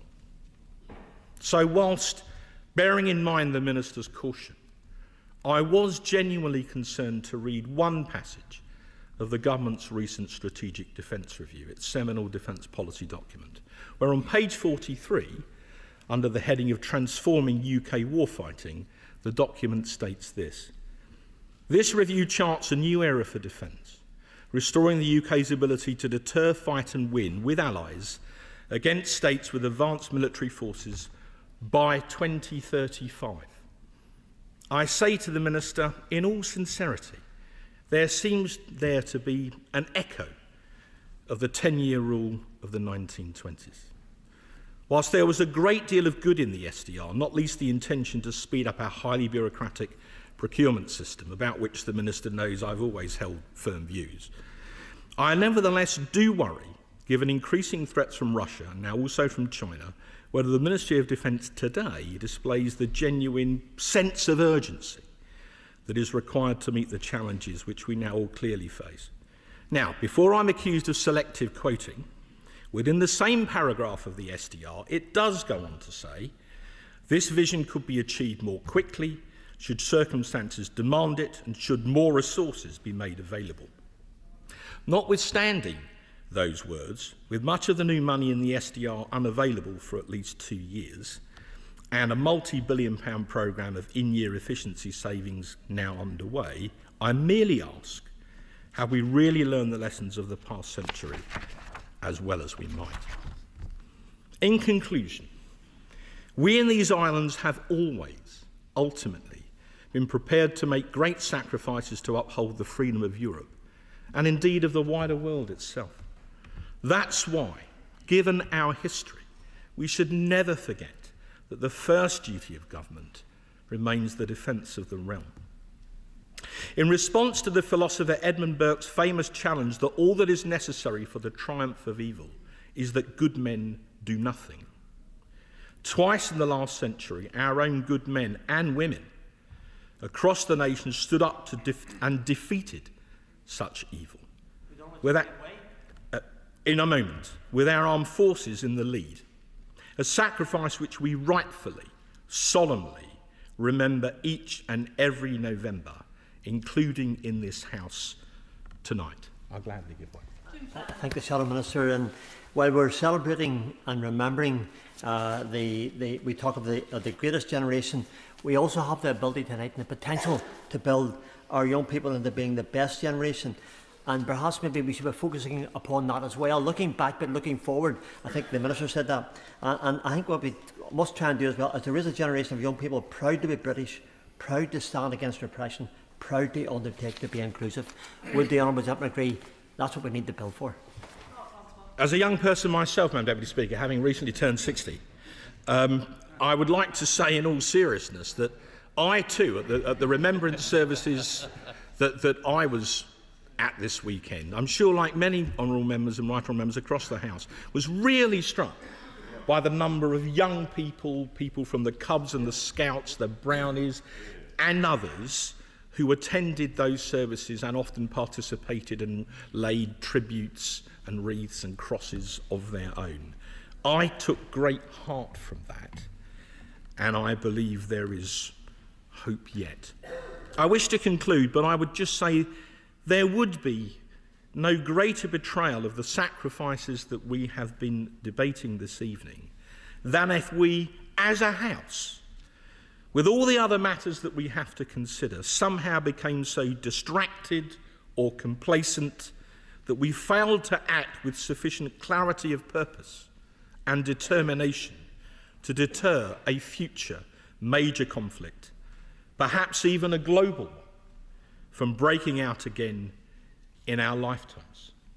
Or to put it perhaps another way, we must now conduct ourselves in our today in such a way as to never risk the security of our tomorrow. With that sincere warning, I pay tribute to our valiant armed forces, both past and present, and everything they do, day in and day out, to keep us and our country safe and free, lest we forget. Before I call the Chair of the Defence Select Committee, there will be a 5-minute time limit imposed after the Liberal Democrats spokesperson. Tamanjit Singh Desi. Thank you very much, Madam Deputy Speaker. And as Chair, on behalf of the whole House of Commons Defence Committee, I want to express our deepest gratitude to all those who have served our country to keep us safe. On this day, we remember and honour those whose bravery and sacrifice secured us the freedoms we value so dearly, and pay tribute to those who continue to protect our way of life today. It is our great privilege as members of the Defence Committee that we get to see their work first-hand. This year, Madam Deputy Speaker, we have visited the British battle group stationed in Tapa in Estonia, whose presence deters Russian aggression against our NATO allies in Eastern Europe. We have also met serving personnel at our many visits to military bases across the UK, including RAF Lossiemouth, HMNB Portsmouth, and the Army Foundation College Harrogate, where we met the impressive young people who will be the soldiers of the future.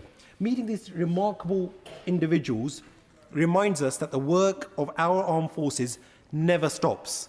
They are always vigilant and always prepared to do what is necessary to keep us safe. And this life-saving work goes beyond defence. Early this month, HMS Trent was deployed to support disaster relief efforts in Jamaica following the devastating impact of Hurricane Melissa. I'm immensely proud that the extraordinary men and women of our armed forces are out there representing the best of British every single day.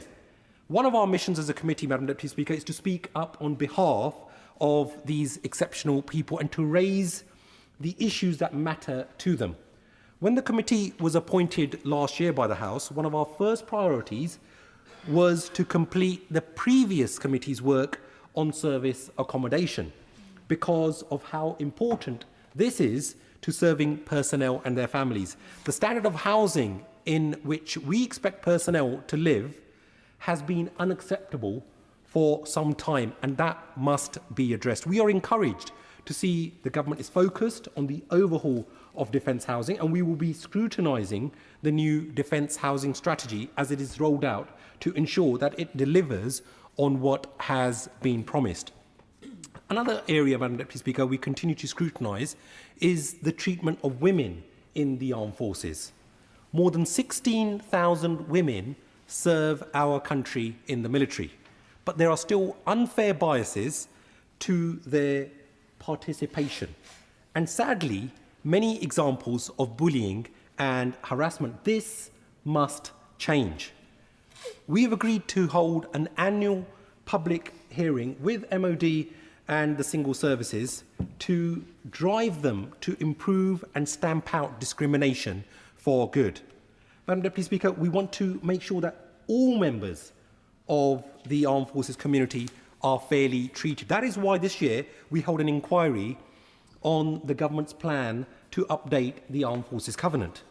As honourable and right honourable members know, the Covenant is a solemn commitment from government and society to the armed forces community that serving personnel, their families and veterans should not be disadvantaged in civilian life. Our inquiry asked veterans and serving personnel whether they felt that that promise was being fulfilled. While some of the feedback was positive, we still heard too many examples where the covenant is not understood or, worse yet, is ignored. This meant, for example, individuals having to wait years for NHS treatment because they fall to the bottom of the waiting list each time they are deployed to a new area. There are also gaps in the covenant which mean the forces community still face disadvantages in social care, employment and the tax system. That is why we recommended, Madam Deputy Speaker, that when the government legislates in the next Armed Forces Bill, it needs to extend the covenant duty to every single government department. We look forward to that legislation and hope it will be properly embedded and that the covenant itself will be embedded in our institutions and in wider society so that those who have served can be in no doubt that it is there to support them. We also look forward to seeing the delivery of the new veteran strategy published yesterday, which will be another important part of fulfilling our nation's promise to the armed forces community. Locally, Madam Deputy Speaker, in my Slough constituency, I am pleased that the covenant has also been adopted by Slough Borough Council, but its implementation must, of course, be robust. Slough has a proud and enduring history of supporting our troops. In fact, our iconic Slough Trading Estate's very roots came from being established as a military repair depot in the First World War. And Langley Airfield, Madam Deputy Speaker, was a proud producer of thousands of Hawker Hurricanes in the Second World War. Slough's history is interwoven with defence. Just last week, Madam Deputy Speaker, I had the honour of hosting an event to celebrate in Parliament two local heroes, veterans Major Havildar Rajinder Singh Dutt and the Dafadar Muhammad Hussain. Both served in World War II and sadly passed away earlier this year. Their sacrifice and the sacrifices of brave troops from across the globe for our freedom must never be forgotten. We must do more than just be thankful. We must actively celebrate and honour the service of all, especially in these febrile times, to include those from across the world who ensured that our freedoms could be preserved. Remembrance, Madam Deputy Speaker, should never be exclusive. Today's remembrance services honour the past, but they also remind us of the duty performed by those who defend us today in an increasingly dangerous world. Our Defence Committee's visit to Ukraine last month, Madam Deputy Speaker, was a sobering reminder that war in Europe is no longer a thing of the past. We must never forget our debt to those who sacrificed so much for our freedom, and we must never neglect our obligations to those who make sacrifices today. Our committee, Madam Deputy Speaker, will continue to honour the fallen while also putting the welfare of the servicemen and women of our armed forces at the heart of our work throughout this Parliament. We will remember them. Liberal Democrat spokesperson James McCleary. Thank you, Madam Deputy Speaker. Remembrance is a day when our nation pauses to honour those who have served, those who continue to serve, and most especially those who made the ultimate sacrifice in defence of our freedoms. Indeed, I was in Polegate in my constituency just this morning to lay a wreath alongside representatives of the local Royal British Legion, councillors and local clubs and societies. And on Sunday I also had the honour of laying wreaths in Ringmer and Lewis in my constituency. I think it's a unique honour that we as MPs have to have the opportunity to stand alongside people from across our community, including particularly young people, of which there was a huge turnout at all our remembrance events, to lay wreaths to remember those who made the ultimate sacrifice for us. During the Second World War, our corner of Sussex saw convoy after convoy of troops and provisions pass through our small villages and country lanes. Indeed, some of those country lanes still bear the scars of tank tracks that damaged curbs and other infrastructure. In 1942, Operation Jubilee, otherwise known as the Dieppe Raid, was launched from Newhaven in my constituency to test plans for the future full-scale invasion of the Normandy coast. The cost was very high, and the operation saw nearly 4,000 Canadian and British troops killed, wounded or taken prisoner. Every year we remember those brave soldiers at ceremonies in Newhaven and Dieppe. Today in my constituency of Lewis there are over 3,600 households with at least one veteran. Remembrance Day is an event that brings us together, a time of unity and pride, as well as solemnity and reflection. Yet, Madam Deputy Speaker, remembrance without action is merely sentiment. True remembrance demands that we translate our gratitude into tangible support for those who have served. It demands that we look honestly at how we treat our veterans and serving personnel today, not just how we commemorate those of yesterday. And when we do so with clear eyes, we must acknowledge an uncomfortable truth that we can do better. And that is why I really welcome the publication of the government's new veterans strategy this week. Madam Deputy Speaker, Britain's armed forces are the finest in the world.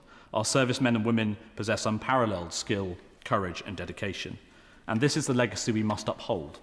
The men and women who wear our uniform today stand in an unbroken line, stretching back through centuries, as we've heard from the Honourable Member to my right. They carry forward the same spirit that saw their predecessors stand firm against wannabe despots from Napoleon to Hitler.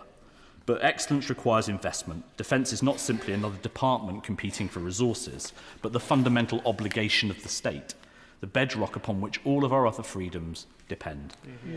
Without security, there can be no prosperity, and without defence, there can be no democracy. The world today is more dangerous than at any time since the end of the Cold War. Modern warfare is no longer confined to tanks, ships and planes. It is also fought with drones in cyberspace and in our data networks. That's why we must be able to move quickly, adapt rapidly, and learn from our Ukrainian allies who are innovating on the battlefield every day.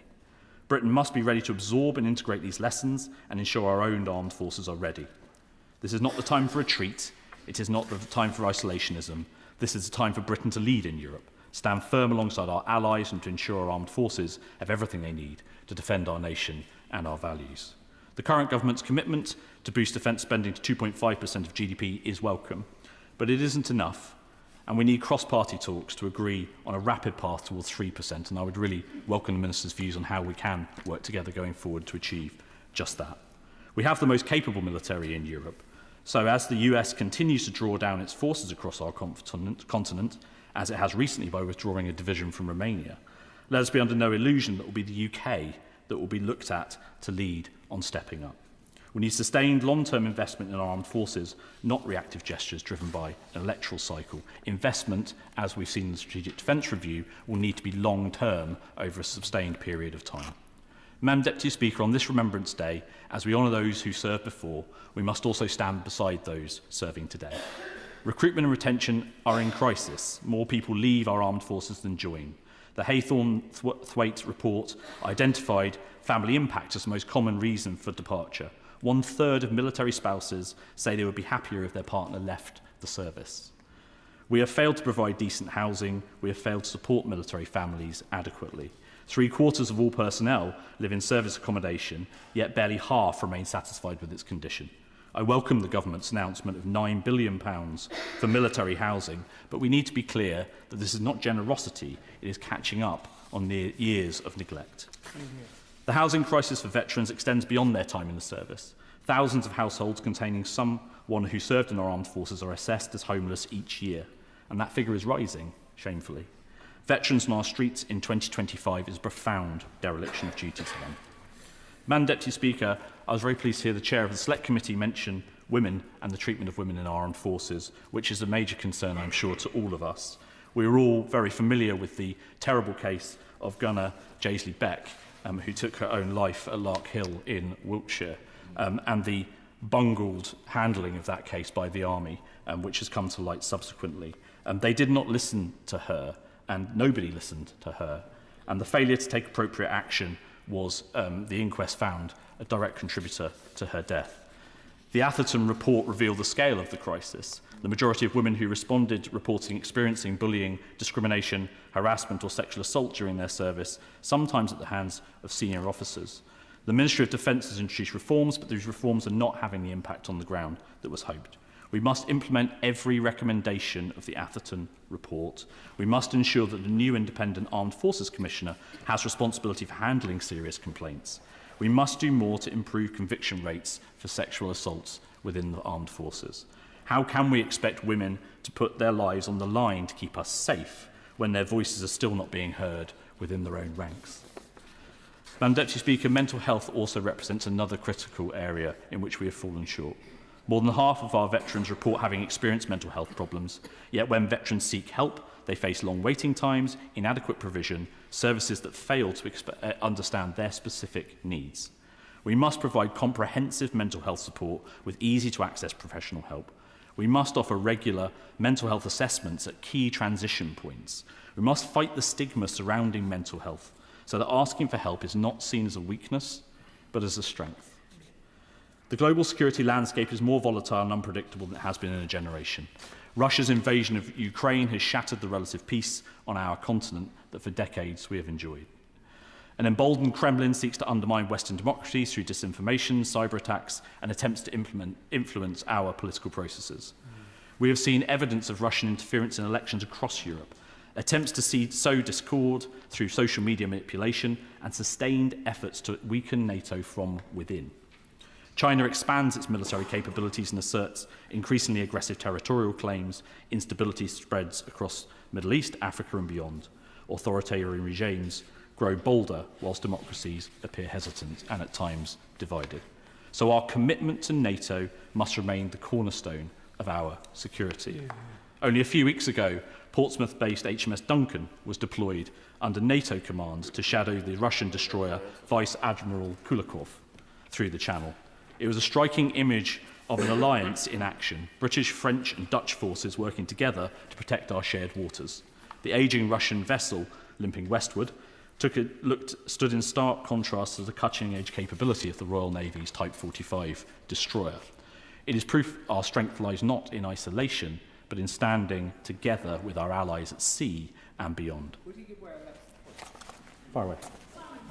Very grateful to the honourable gentleman for giving way. On that point about European cooperation, a view with which I shared, would you agree with me that it would be more than helpful, particularly in the face of Russian aggression, as he mentions, American retraction from European defence, for the French government to take a further look at how we can be involved as the United Kingdom in a shared European defence approach, instead of trying to blackmail His Majesty's government for a very large payoff in order to pay into something which is actually designed to protect all European citizens? I do thank the honourable member for his intervention, and yes, I think it's actually a really important point, because if we're going to be building for the future, then European countries working together is going to be critical to that future. You can look at examples of joint projects we've done in the past, like the Sea Viper system, which is used on our ships, which was developed jointly with other European countries and has been very successful in that way. I do feel that it would be really missing a trick for the rest of Europe if we were to be in any way excluded from such a scheme because of the size of the British industrial complex and the contribution we can make through not just our primes but also our startups and our medium-sized businesses and the expertise that our military brings. So I think it would be quite short-sighted of the French government or indeed any other government to put obstacles in the way of that kind of collaboration going forward, particularly at a time of such threat from the East. So we understand that to truly honour our armed forces personnel, we must uphold the principles they serve by protecting our country with the same dedication and resolve that they have shown in its defence. There are 1.8 million veterans in England and Wales, plus 150,000 full-time serving personnel and their families. They are our neighbours, our colleagues, our friends and our family members. Britain's armed forces are the finest in the world, but they need to be given the capabilities to meet the threats we face. They need decent housing, comprehensive healthcare, proper mental health support, fair compensation, and genuine respect. Defence is not an optional extra, but the foundation of everything else we hold dear. On this Remembrance Day, let's do more than remember. Let us resolve to act.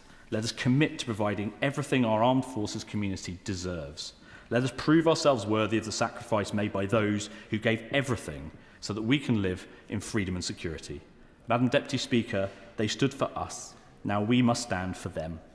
That is the essence of remembrance. That is the measure of our patriotism. That is our duty. That is our obligation to those who serve, lest we forget.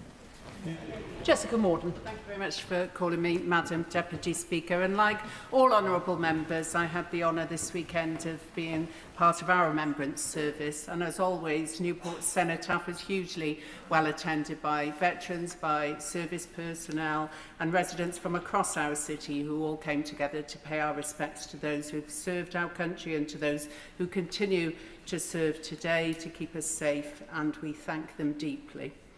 Thanks also are due to the Royal British Legion with the support of the local community in Caerleon, has adorned every lamppost and school railings with beautiful red poppies. And today in Redwick Village, I'd like to thank the Redwick History Group, who, along with the community members and representatives of the Rifles, have unveiled a grave marker for a Crimean War veteran, Henry Davis, who has lain for 118 years in an unmarked grave in the churchyard there.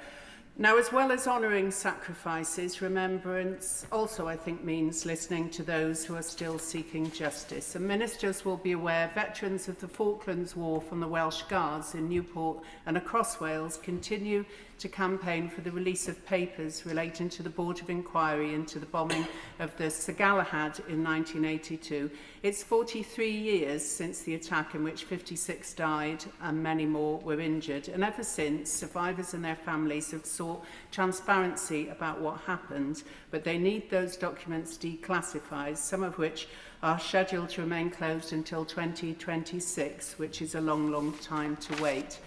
It was my constituent Mike Hermanis, formerly of the Welsh Guards, who first brought this to me in a surgery in St Julian around 3 years ago. And on behalf of him and others like Kevin Edwards, can I urge the department to help speed the process up? The previous minister made clear from the dispatch box that no blame is attached to the Welsh Guards. They conducted themselves heroically on that day, and I acknowledge also the work of the previous minister from southwest Wiltshire. But I think ministers will also understand the desire to get to the truth of what happened for those who've lived with this for so many years. And for more context on that, I refer ministers to Crispin Black's excellent book, Too Thin for a Shroud. 7 documents have been released so far, but there are dozens and dozens to go, and it's taking a long time. So I urge the Minister today at the dispatch box to agree to meet with us urgently so that we can finally resolve this, and so veterans and their families can get to the truth and find the peace that they deserve. This weekend, our city will also remember those who served in the Merchant Navy at a service organised by the Merchant Navy Association, which is ably chaired by my excellent constituent, Alan Spate. The vital role of the Merchant Navy in conflict is sometimes a little overshadowed and underappreciated. Over 54,000 seafarers lost their lives during both World Wars while maintaining vital supply lines under constant threat from enemy submarines and aircraft. But their sacrifice is never forgotten in Newport. Newport's port was recognised as one of the most important in the UK, and during World War II, merchant ships sailing from Newport joined Atlantic and Arctic convoys. More than 430 seamen from Newport were lost in the war, including those on the SS Llanwern, of which just 11 of a 60-strong crew made it back. And we also remember Raymond Steed, the second youngest to die, just age 14, when the SS Empire Morn was blown up by a U-boat. Not forgotten either, their sacrifice is not forgotten either by our doorkeeper Paul, whose uncle Jimmy Kehoe died in 1941 when his ship was too sunk by a U-boat. And finally, may I also thank all those who provide services for veterans in Newport. Regularly, I meet with Newport Veterans Hub, who I thank for their service in many conflicts. Some of these conversations are more robust than others, shall we say, but it's always good to hear from them. It's always good to have their reflections, always good to hear their views, and I acknowledge there is always more to do. Madam Deputy Speaker, also as we mark Armistice Day, we should reflect on today's unstable world. Old threats are resurfacing, fears and anxieties are common feelings, and there are new threats from emerging technologies. Trust, truth, values of honesty and reliability are under attack. Remembrance is about the loss of brave lives, but also a living example of our resistance, our determination to defend our values, to demand truth, and to not to give in to hostile forces. And in these difficult times, we thank all those who have served and all those who serve today. Thank you. Sir David Davis. Thank you, Madam Deputy Speaker. Every nation, quite rightly, celebrates the heroism of its soldiers. But in the United Kingdom's case, we also celebrate their skill in avoiding innocent deaths when dealing with the enemies of our nation and our democracy. When nations neutralise terrorists, they typically use a bomb or a missile. And bombs and missiles also kill innocent bystanders in the house, in the wedding party, in the bus. So Britain, as the Minister knows better than anybody else, uses special forces very often in those circumstances. And if I may quote the words of Richard Williams, the former commanding officer of 22 SAS on our operations in Iraq, he said, "The SAS soldiers took extreme risks facing violent and well-prepared opposition to capture these terrorists and hand them on to Iraqi justice and detention. It was a deliberate and careful approach. It required precision, intelligence, self-control and skill in the face of immense danger. The very opposite of the hot-blooded murderous drama depicted by ill-informed outsiders." At the start of 2005, approximately 100 vehicle-borne suicide bombs were being detonated every month in Baghdad by Al-Qaeda, and thousands of Shia Muslims were being slaughtered by assassination gangs. By the end of 2007, after the combined action of US and SAS forces, the number of suicide bombs had dropped to 1 a month, saving lives. And the Sunni population of central Iraq was supporting the coalition efforts in eradicating Al-Qaeda from their midst. It was a remarkable outcome, justifiably celebrated by military and political leaders, all down to our soldiers. But those special forces and that capacity to protect innocent lives is at risk.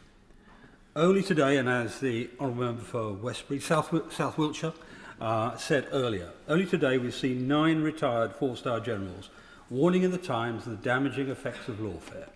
And if I may quote extensively some of their words and put them on the parliamentary record, quote, "Having held the honour of leading the United Kingdom's armed forces, we feel bound to warn that the government's Northern Ireland Troubles Bill and the legal activism surrounding it risk weakening the moral foundations and the operational effectiveness of the forces on which this nation depends.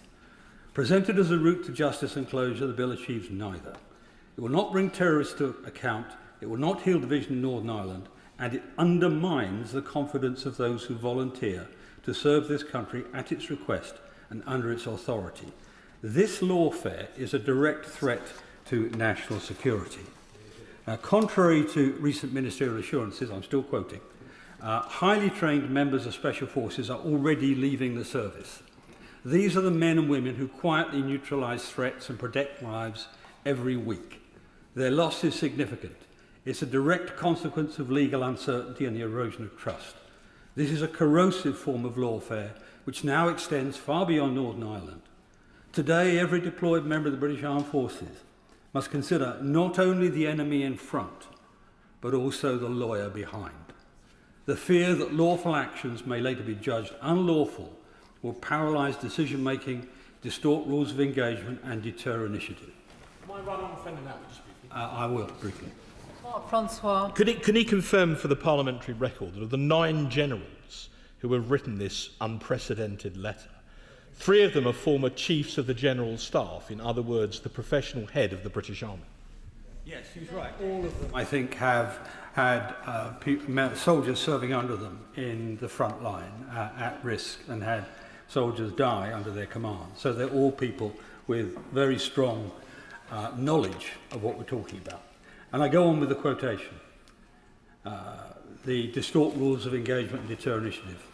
And make no mistake, our closest allies are watching uneasily and our enemies will be rubbing their hands.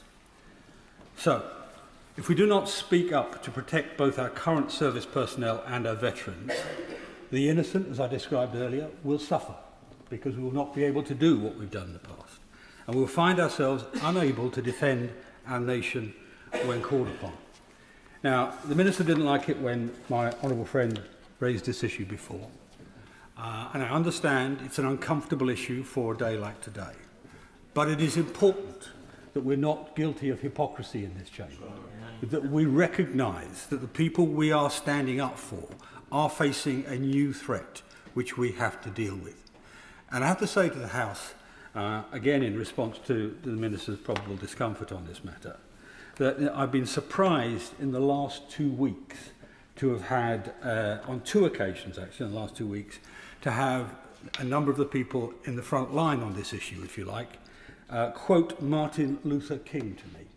And the quote they gave me was, "In the end, we will remember not the words of our enemies, but the silence of our friends.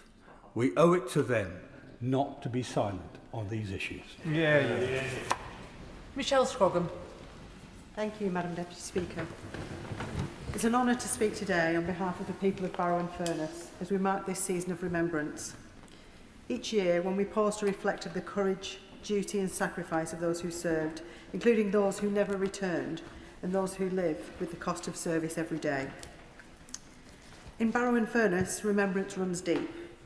Our town has long been bound to the defence of the nation, not only through the proud service of the men and women in uniform, but through the hands and skills of generations who've built and maintained the Royal Navy's submarines.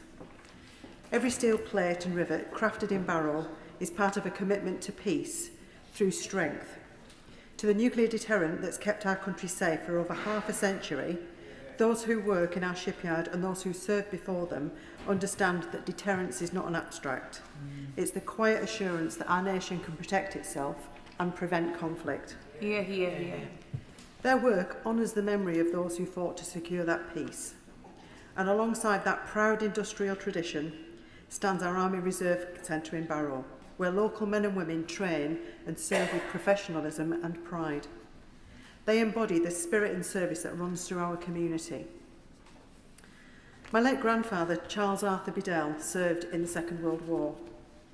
He was my favourite person in the world, a devoted and fun-loving grandparent who would tell a very young me tales of war. Sanitised for my 6-year-old ears, I had no idea until I was grown that he had passed, that those stories were a form of therapy. The horrors he saw haunted him, leaving him screaming in his sleep for the rest of his life. He'd taken lives and watched those around him lose theirs. Being blown up with his team and being the only survivor, he was a lucky one. And yet he never once showed any bitterness towards German soldiers, and often remarked that they didn't want to be there any more than him. They were all serving their country. In a world with so much anger and hate, I think of his words of wisdom with hope.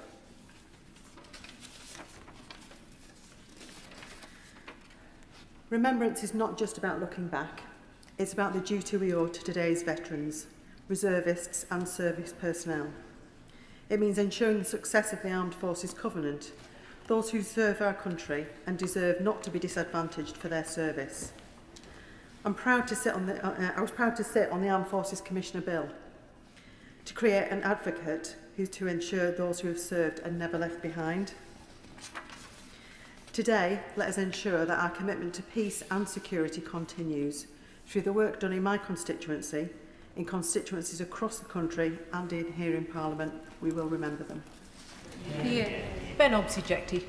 Deputy Speaker. This is a short story about war. It's a story about what war looks like from the ground. It isn't so much my story, but I was there, and I was part of it. It's a story of Operation Herrick 11, and more specifically, it's a story of 3 Rifles Battle Group in Sangin, a small Afghan town of just a few square kilometres. Between October and March over the winter of 2009, the casualties sustained by 3 Rifles Battle Group remain the heaviest casualties sustained by a British Army battle group since the Korean War. Sangin is where a third of all British soldiers who died in Afghanistan lost their lives. Staff Sergeant Olaf Osschmidt, George Cross, 30, was killed defusing multiple IEDs on the 31st of October. Sergeant Philip Scott, 30, was killed by an IED during a patrol on the 5th of November. Rifleman Philip Allen, 20, was killed by an IED during a patrol on the 7th of November. Rifleman Samuel Bassett, 20, died in hospital from his injuries from an IED on the 8th of November. Rifleman Andrew Fenceman, 29, was killed by small arms fire during a foot patrol on the morning of the 15th of November. Rifleman James Brown, 18, died of his injuries from a suicide IED on the 15th of December. Lance Corporal David Kirkness, 24, was also killed by the suicide IED on the 15th of December. Lance Corporal Michael Pritchard, 22, was shot and killed by friendly fire from a British sniper on the 20th of December. Lance Corporal Tommy Brown was killed by an IED on the 22nd of December. Lance Corporal Christopher Roney, 23, died of his wounds from a friendly fire Apache helicopter attack on the 22nd of December. Sapper David Watson, 23, was caught in an IED detonation and died in the operating theatre on New Year's Eve. Corporal Lee Brownson, Conspicuous Gallantry Cross, 30, was killed by an IED on the 15th of January. Rifleman Luke Farmer, 19, was killed by the same IED as Corporal Brownson on the 15th of January. Rifleman Peter Aldridge, 19, was caught by an IED. He died en route to Camp Bastion on the 22nd of January. Lance Corporal Daniel Cooper, 21, was killed by an IED on the 24th of January. Corporal John Moore, 22, and Private Sean MacDonald, 26, were both killed by an IED on the 7th of February. Rifleman Mark Marshall, 29, was killed by an IED during a routine foot patrol on Valentine's Day, the 14th of February. Rifleman Martin Kingett, 19, was shot and killed on the 25th of February. Rifleman Carlo Apollis, 28, was killed by a single gunshot wound on the 1st of March. Corporal Richard Green, 23, was killed by a single sniper round on the 2nd of March. Rifleman Jonathan Allett, 19, was killed by a command wire IED on the 5th of March. Corporal Stephen Thompson, 31, was killed by an IED during a patrol on the 7th of March. Lance Corporal Tom Keogh, 24, died of a single gunshot wound on the 7th of March. Sergeant Stevie Campbell, 30, was killed by a command wire IED hidden underwater on the 22nd of March. Rifleman Daniel Holcomb, 19, was killed by a vehicle-borne suicide IED weeks short of the end of his tour on the 27th of March. 30 soldiers died in Sangin in those 6 months. Another 80 plus suffered combat injuries, including amputations. I apologise for those. There are those who I've missed. There is no definitive list that you can check to read their stories, but I pay tribute to those who made the ultimate sacrifice, some of whom I knew, many of whom I didn't. We ask young men and women, some of them still teenagers, to close with and kill the enemy through dismounted close combat to win the fight in those last 100 yards. And that ask comes with a cost. So in this period of remembrance, I ask those in this house to remember their names. And should any of us have to make that fateful decision to commit soldiers to harm's way, to remember, above everything else, that that decision will come with more names. Talkwell Crichton. Thank you, Madam Deputy Speaker, and it was a pleasure to join you today at the Remembrance Service in Westminster Hall, and an honour to attend services in Talbot Harris in my constituency and at the Lewis War Memorial in Stornoway at the weekend. The years are passing, but the numbers are not diminishing, and not surprising perhaps in the Western Isles because we have a very high proportion of veterans who have served. And historically, certainly in World War I, the islands suffered a disproportionately high number of men lost in comparison to the rest of the Commonwealth. Military historians will tell you this is because the reserve forces, the Cameron Highlanders, the Seaforth Highlanders, the Gordon Highlanders, were thrown into action early in the war, and many were lost in November 1914, before the regular army had even deployed in France. And island losses were compounded, of course, by the loss of the yacht, the Islander, a requisitioned ship, as a troop carrier which struck the rocks less than a mile out of Stornoway Harbour on New Year's Eve 1919, with the loss of 200 returning sailors within a mile of their home. It is an event that became the crowning sorrow of war and cast a century of mourning across the islands. So we remembered them, and as we remembered all who served, when we gathered under the Lewis War Memorial on Sunday, an 85-foot granite tower built to be seen from all the parishes of Lewis. And like memorials across the country, the tower and the memorial garden bears the name of all those who served and were lost in both world wars, except that it does not bear all the names. Malcolm MacDonald, the chair of Stornoway Historical Society and the author of The Darkest Dawn, a book on that Islander tragedy, revealed this week that his research shows 389 names are not listed on the Lewis War Memorial, where they rightfully should be. 170 from World War I, 219 from World War II. Now, of those not listed, some are remembered elsewhere in Commonwealth war graves or in war memorials elsewhere. But even then, 37 men from World War I, 58 from World War II, do not appear to be recognised anywhere. They come from all parishes, from all over the islands, and it is the painstaking research of Mr MacDonald, based on his own intimate knowledge, and even the street where he grew up on, that has revealed this statistic. On Westview Terrace, where he lives, there is only one name from the Second World War on the War Memorial, yet he knows 7 men were lost. Number 1 was Norman McCritchie, he died in Egypt, he was in the Royal Navy. Number 3 was James Mackenzie, killed at Arnhem. Number 5 was Kenneth Mackenzie, killed in an RAF crash. 9 was William McLean, and so on, down the street and out across the island. And that is an example from one street, on one island. And if this list of missing men, of lost fallen, is true for the Isle of Lewis, then it must certainly be true for places across the whole country. There are many reasons why men are missing from the Lewis War Memorial. In the First World War, headmasters compiled the names for memorialising, and emigration and lack of definitive information would have contributed. And in World War II, families were simply asked to submit names for the Roll of Honour, which we now know to be incomplete. 389 forgotten war heroes from an island where people don't just know their own history, they know their neighbours' history and everyone else's as well. Now, this kind of assiduous research that Mr MacDonald undertook does not come cheap. He spent years of his own time digging through the force records, looking for ships lists, overseas war records. And, Madam Deputy Speaker, if you're looking for one John MacLeod in an island of John MacLeods, you can see how this adds up.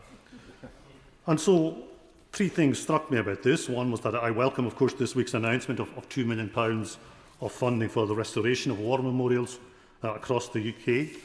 But I would urge ministers to go a bit further.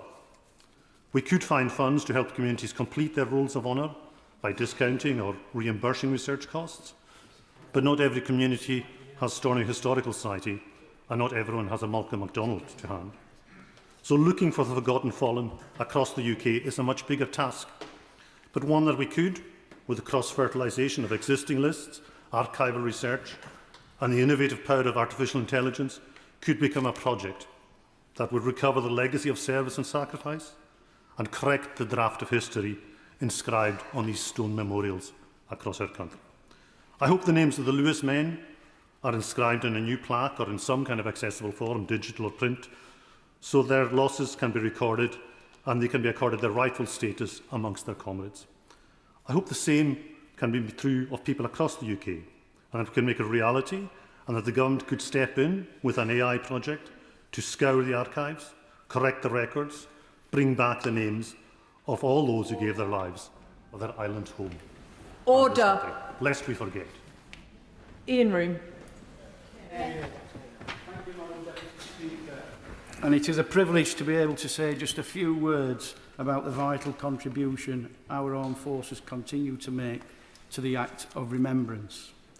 Every veteran deserves to have their service recognised, and it does communities across this country great credit that people from all walks of life still give generously and gather as they did on this Remembrance Sunday in North Devon on a rainy day to recognise that dedication to duty. On Saturday, I was in South Molton, where I met some young Army cadets loyally collecting for the Royal British Legion's Poppy Appeal outside the Pannier Market. Indeed, battalions of the wider armed forces community are visibly deployed every year to support the good work of the Royal British Legion and many other worthy armed forces charities up and down the length of Britain. Thanks to the exceptional dedication of cadet officer like Major Joe Martin in my constituency of North Devon, many of those outstanding young cadets will go on to have bright careers in our armed forces themselves. Those of us who have served or represent forces towns can easily forget that November is one of the few opportunities many people get to engage with serving personnel from our armed forces directly, face to face. As we know, Britain traditionally does not maintain large standing armies, and so seeing uniforms on our high streets for remembrance is a rare chance to connect communities with the people who volunteer to defend them. It is important to remind people that we are all in this together, given some of the current conflicts around the world. This is not a country where people fear seeing soldiers in the street. Instead, the admiration for what our armed forces do on our behalf is profound. Our armed forces must be an extension of the society they serve, the democracy they defend, and the people they protect. So while every poppy sold will help the welfare of a veteran who deserves our gratitude, there is also a battle for hearts and minds that is being fought and won. Madam Deputy Speaker, our armed forces are ambassadors for the values of the uniform. As my good friends in the Royal Marines at the Barnstable Social Club always toast on Remembrance Sunday, we will champion those values, remember absent friends and honour their sacrifice. Thank you. Alison Taylor. Speaker, it is a pleasure to contribute briefly to this debate today, and can I associate myself with the words of the other members reflecting the respect and gratitude that we have for servicemen and women, past and present, and of course remembering all those who have been lost. Around the country, communities have been gathering round a cenotaph or a war memorial, and in my constituency in Renfrew, the War Memorial stands as a poignant reminder of their service all year round. I therefore welcome the recent announcement by the Secretary of State for Culture that a £2 million fund has been provided to restore war memorials across the UK. As many have fallen into disrepair, and I will certainly be following up on this for my own constituency. Last week, it was a privilege to visit Scotland's bravest manufacturing company in Bishopton. This company is a collaboration between the Royal British Legion and the military charity Erskine. I met veteran employees, many of whom had struggled to transition to civilian life and acquire gainful employment again. I heard firsthand about their journey from military to civilian careers and was struck by how difficult some of them had found this experience and how brave they all were.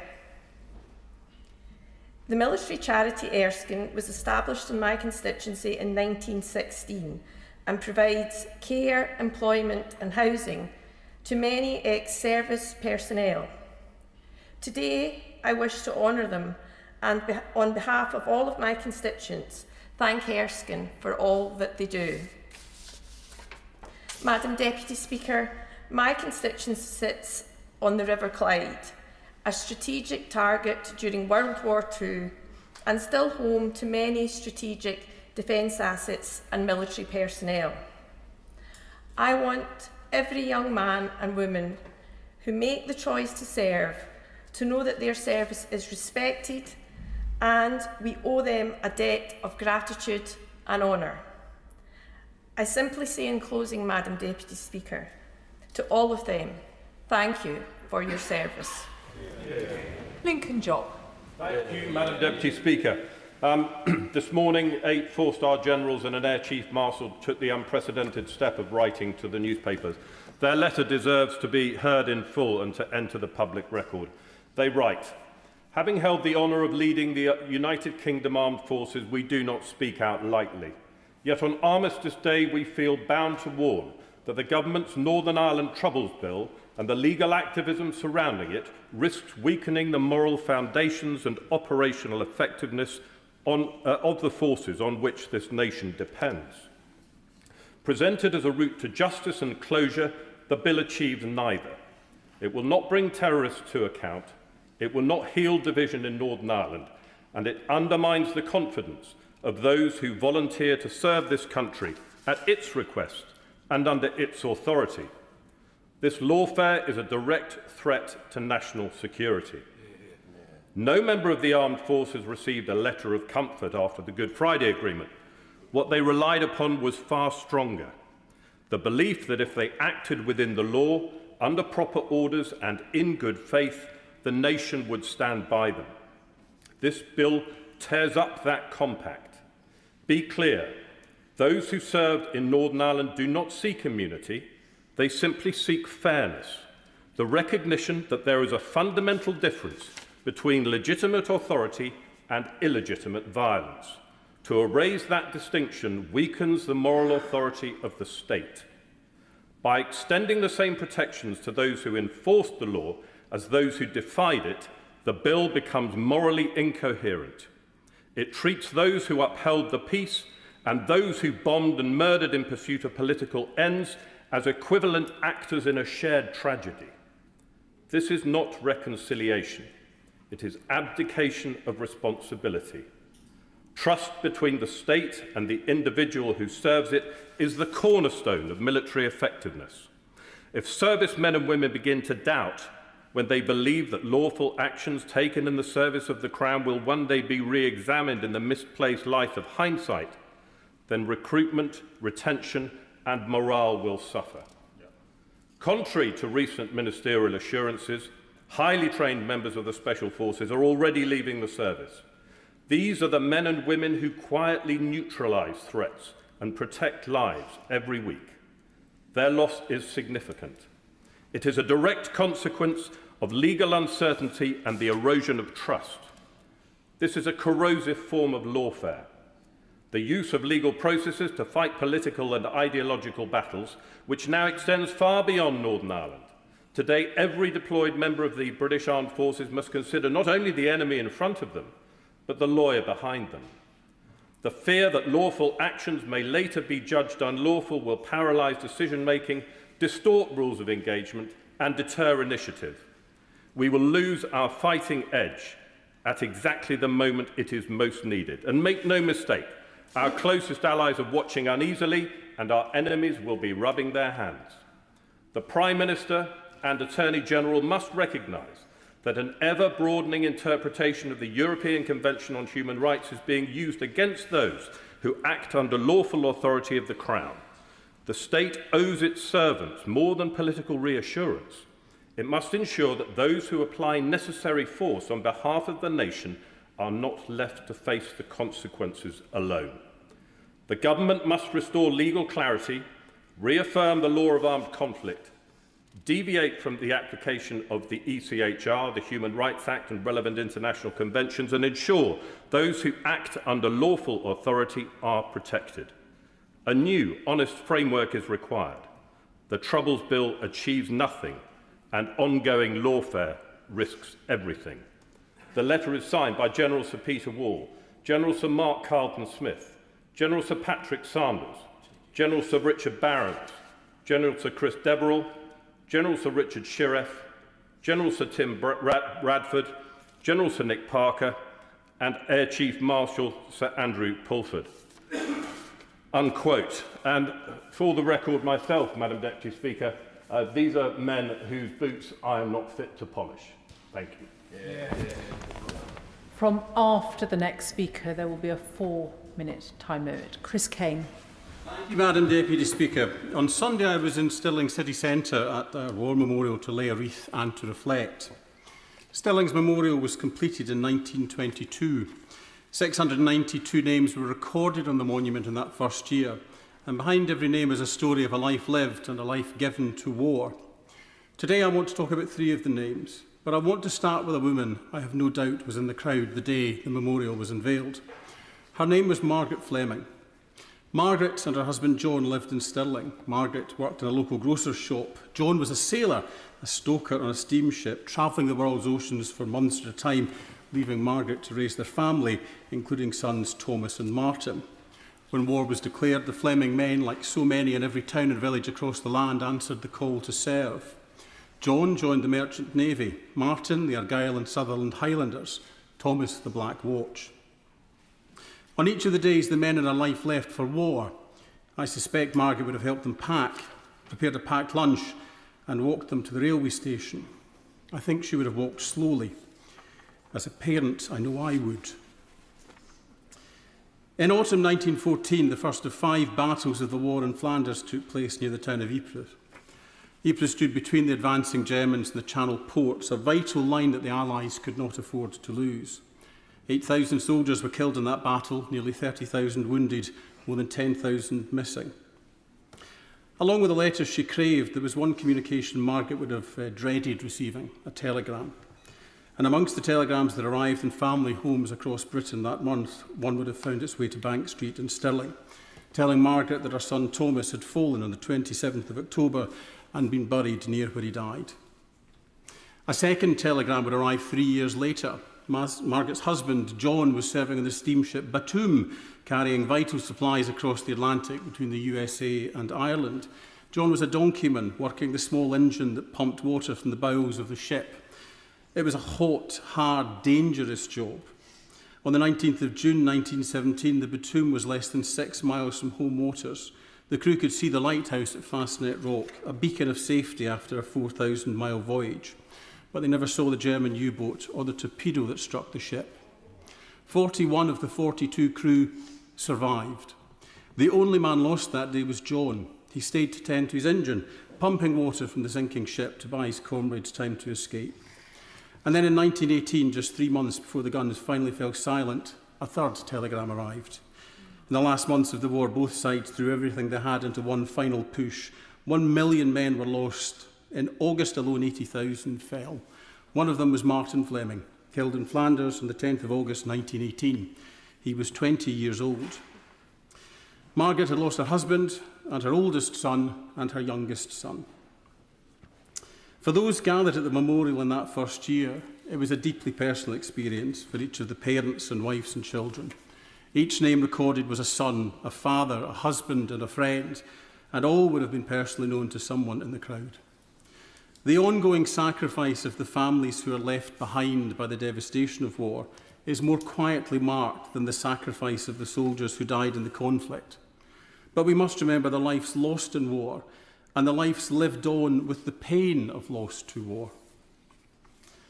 At the unveiling in Stirling, Margaret would have stood before the memorial and the names of her husband and sons, 3 men she had loved and lost to war. Their names cast in bronze and quietly carrying the weight of her sorrow, yet also the endurance of her love. As the years pass, we no longer know their faces or hear their voices, yet we can still speak their names and wonder who they were, how they lived, and what they dreamt of. And in that wondering, in the act of remembrance, we keep them present in the life of our communities today. Margaret Fleming's name is not recorded on Stirling's War Memorial, but it will now be recorded in the record of this place. At the unveiling, Stirling's provost spoke of his mingled feelings of grief and pride. Time dampens grief, yet deepens pride. And it is with that in mind that I say, with my heart full of peace, full of hope, and full of love, we will remember them. Yeah. Dave Dugan. Madam Deputy Speaker, the 3 fatalities from Stirling that the Honourable Member for Stirling and Strathallan has just set out so eloquently are 3 of the 135,000 men and some women who died from Scotland during World War I. And there were almost 60,000 Scots casualties in World War II, more still in campaigns thereafter in Malaya, Korea, the Falklands War, the Gulf and in Afghanistan. 25% of all Scots who answered the call during the Great War never returned to Scotland. We are united in remembrance of their selflessness and heroism and personal sacrifice endured during that period. As well as the brave men on the front line, we must pay tribute to the Scots, many of whom were women at home who toiled in the mines and in the shipyards, on the land and in the munitions factories, without whose efforts and our own sacrifice the war could never have been prosecuted in the way that it was. 1,012 men and women from Perthshire gave their lives during World War I, with 248 coming from Blairgowrie alone, and many hundreds more coming from the Angus Glens and the boroughs of Angus. As well as the human sacrifice and cost, we must remember the cultural and economic toll of such a high attrition of breeding age men that would father families or not, as the case may be, and men who would have worked productively or not, as the case may be. On the eastern tip of my constituency, Madam Deputy Speaker, lies Montrose, the site of the UK's first operational air station, home to No. 2 Squadron of the Royal Flying Corps, who were established in 1913. And during World War II, Montrose was a strategic target for the Luftwaffe. And in October 1940, Montrose was bombed at least 15 times, suffering huge destruction to the port, to the airbase and to the Chivers jam factory, which was a huge consternation. In that attack, 3 German Junkers dropped at least 24 bombs on the station, killing 5, injuring 18 and destroying 2 hangars and the officers' mess. Angus was bombed a minimum of 44 times before the war ended. Against this, I was pleased to stand in the heaving rain on Sunday in Blairgowrie with veterans of the Black Watch and the Brownies and the Guides and the Scouts and the Cadets and a good 150 local people braving the elements to pay tribute and to give thanks to our veterans. And we should note that at the end of the Second World War, the state invested greatly in veterans, and we should know that that is a concordance and an agreement between our service personnel and the state that we should seek to continue to order.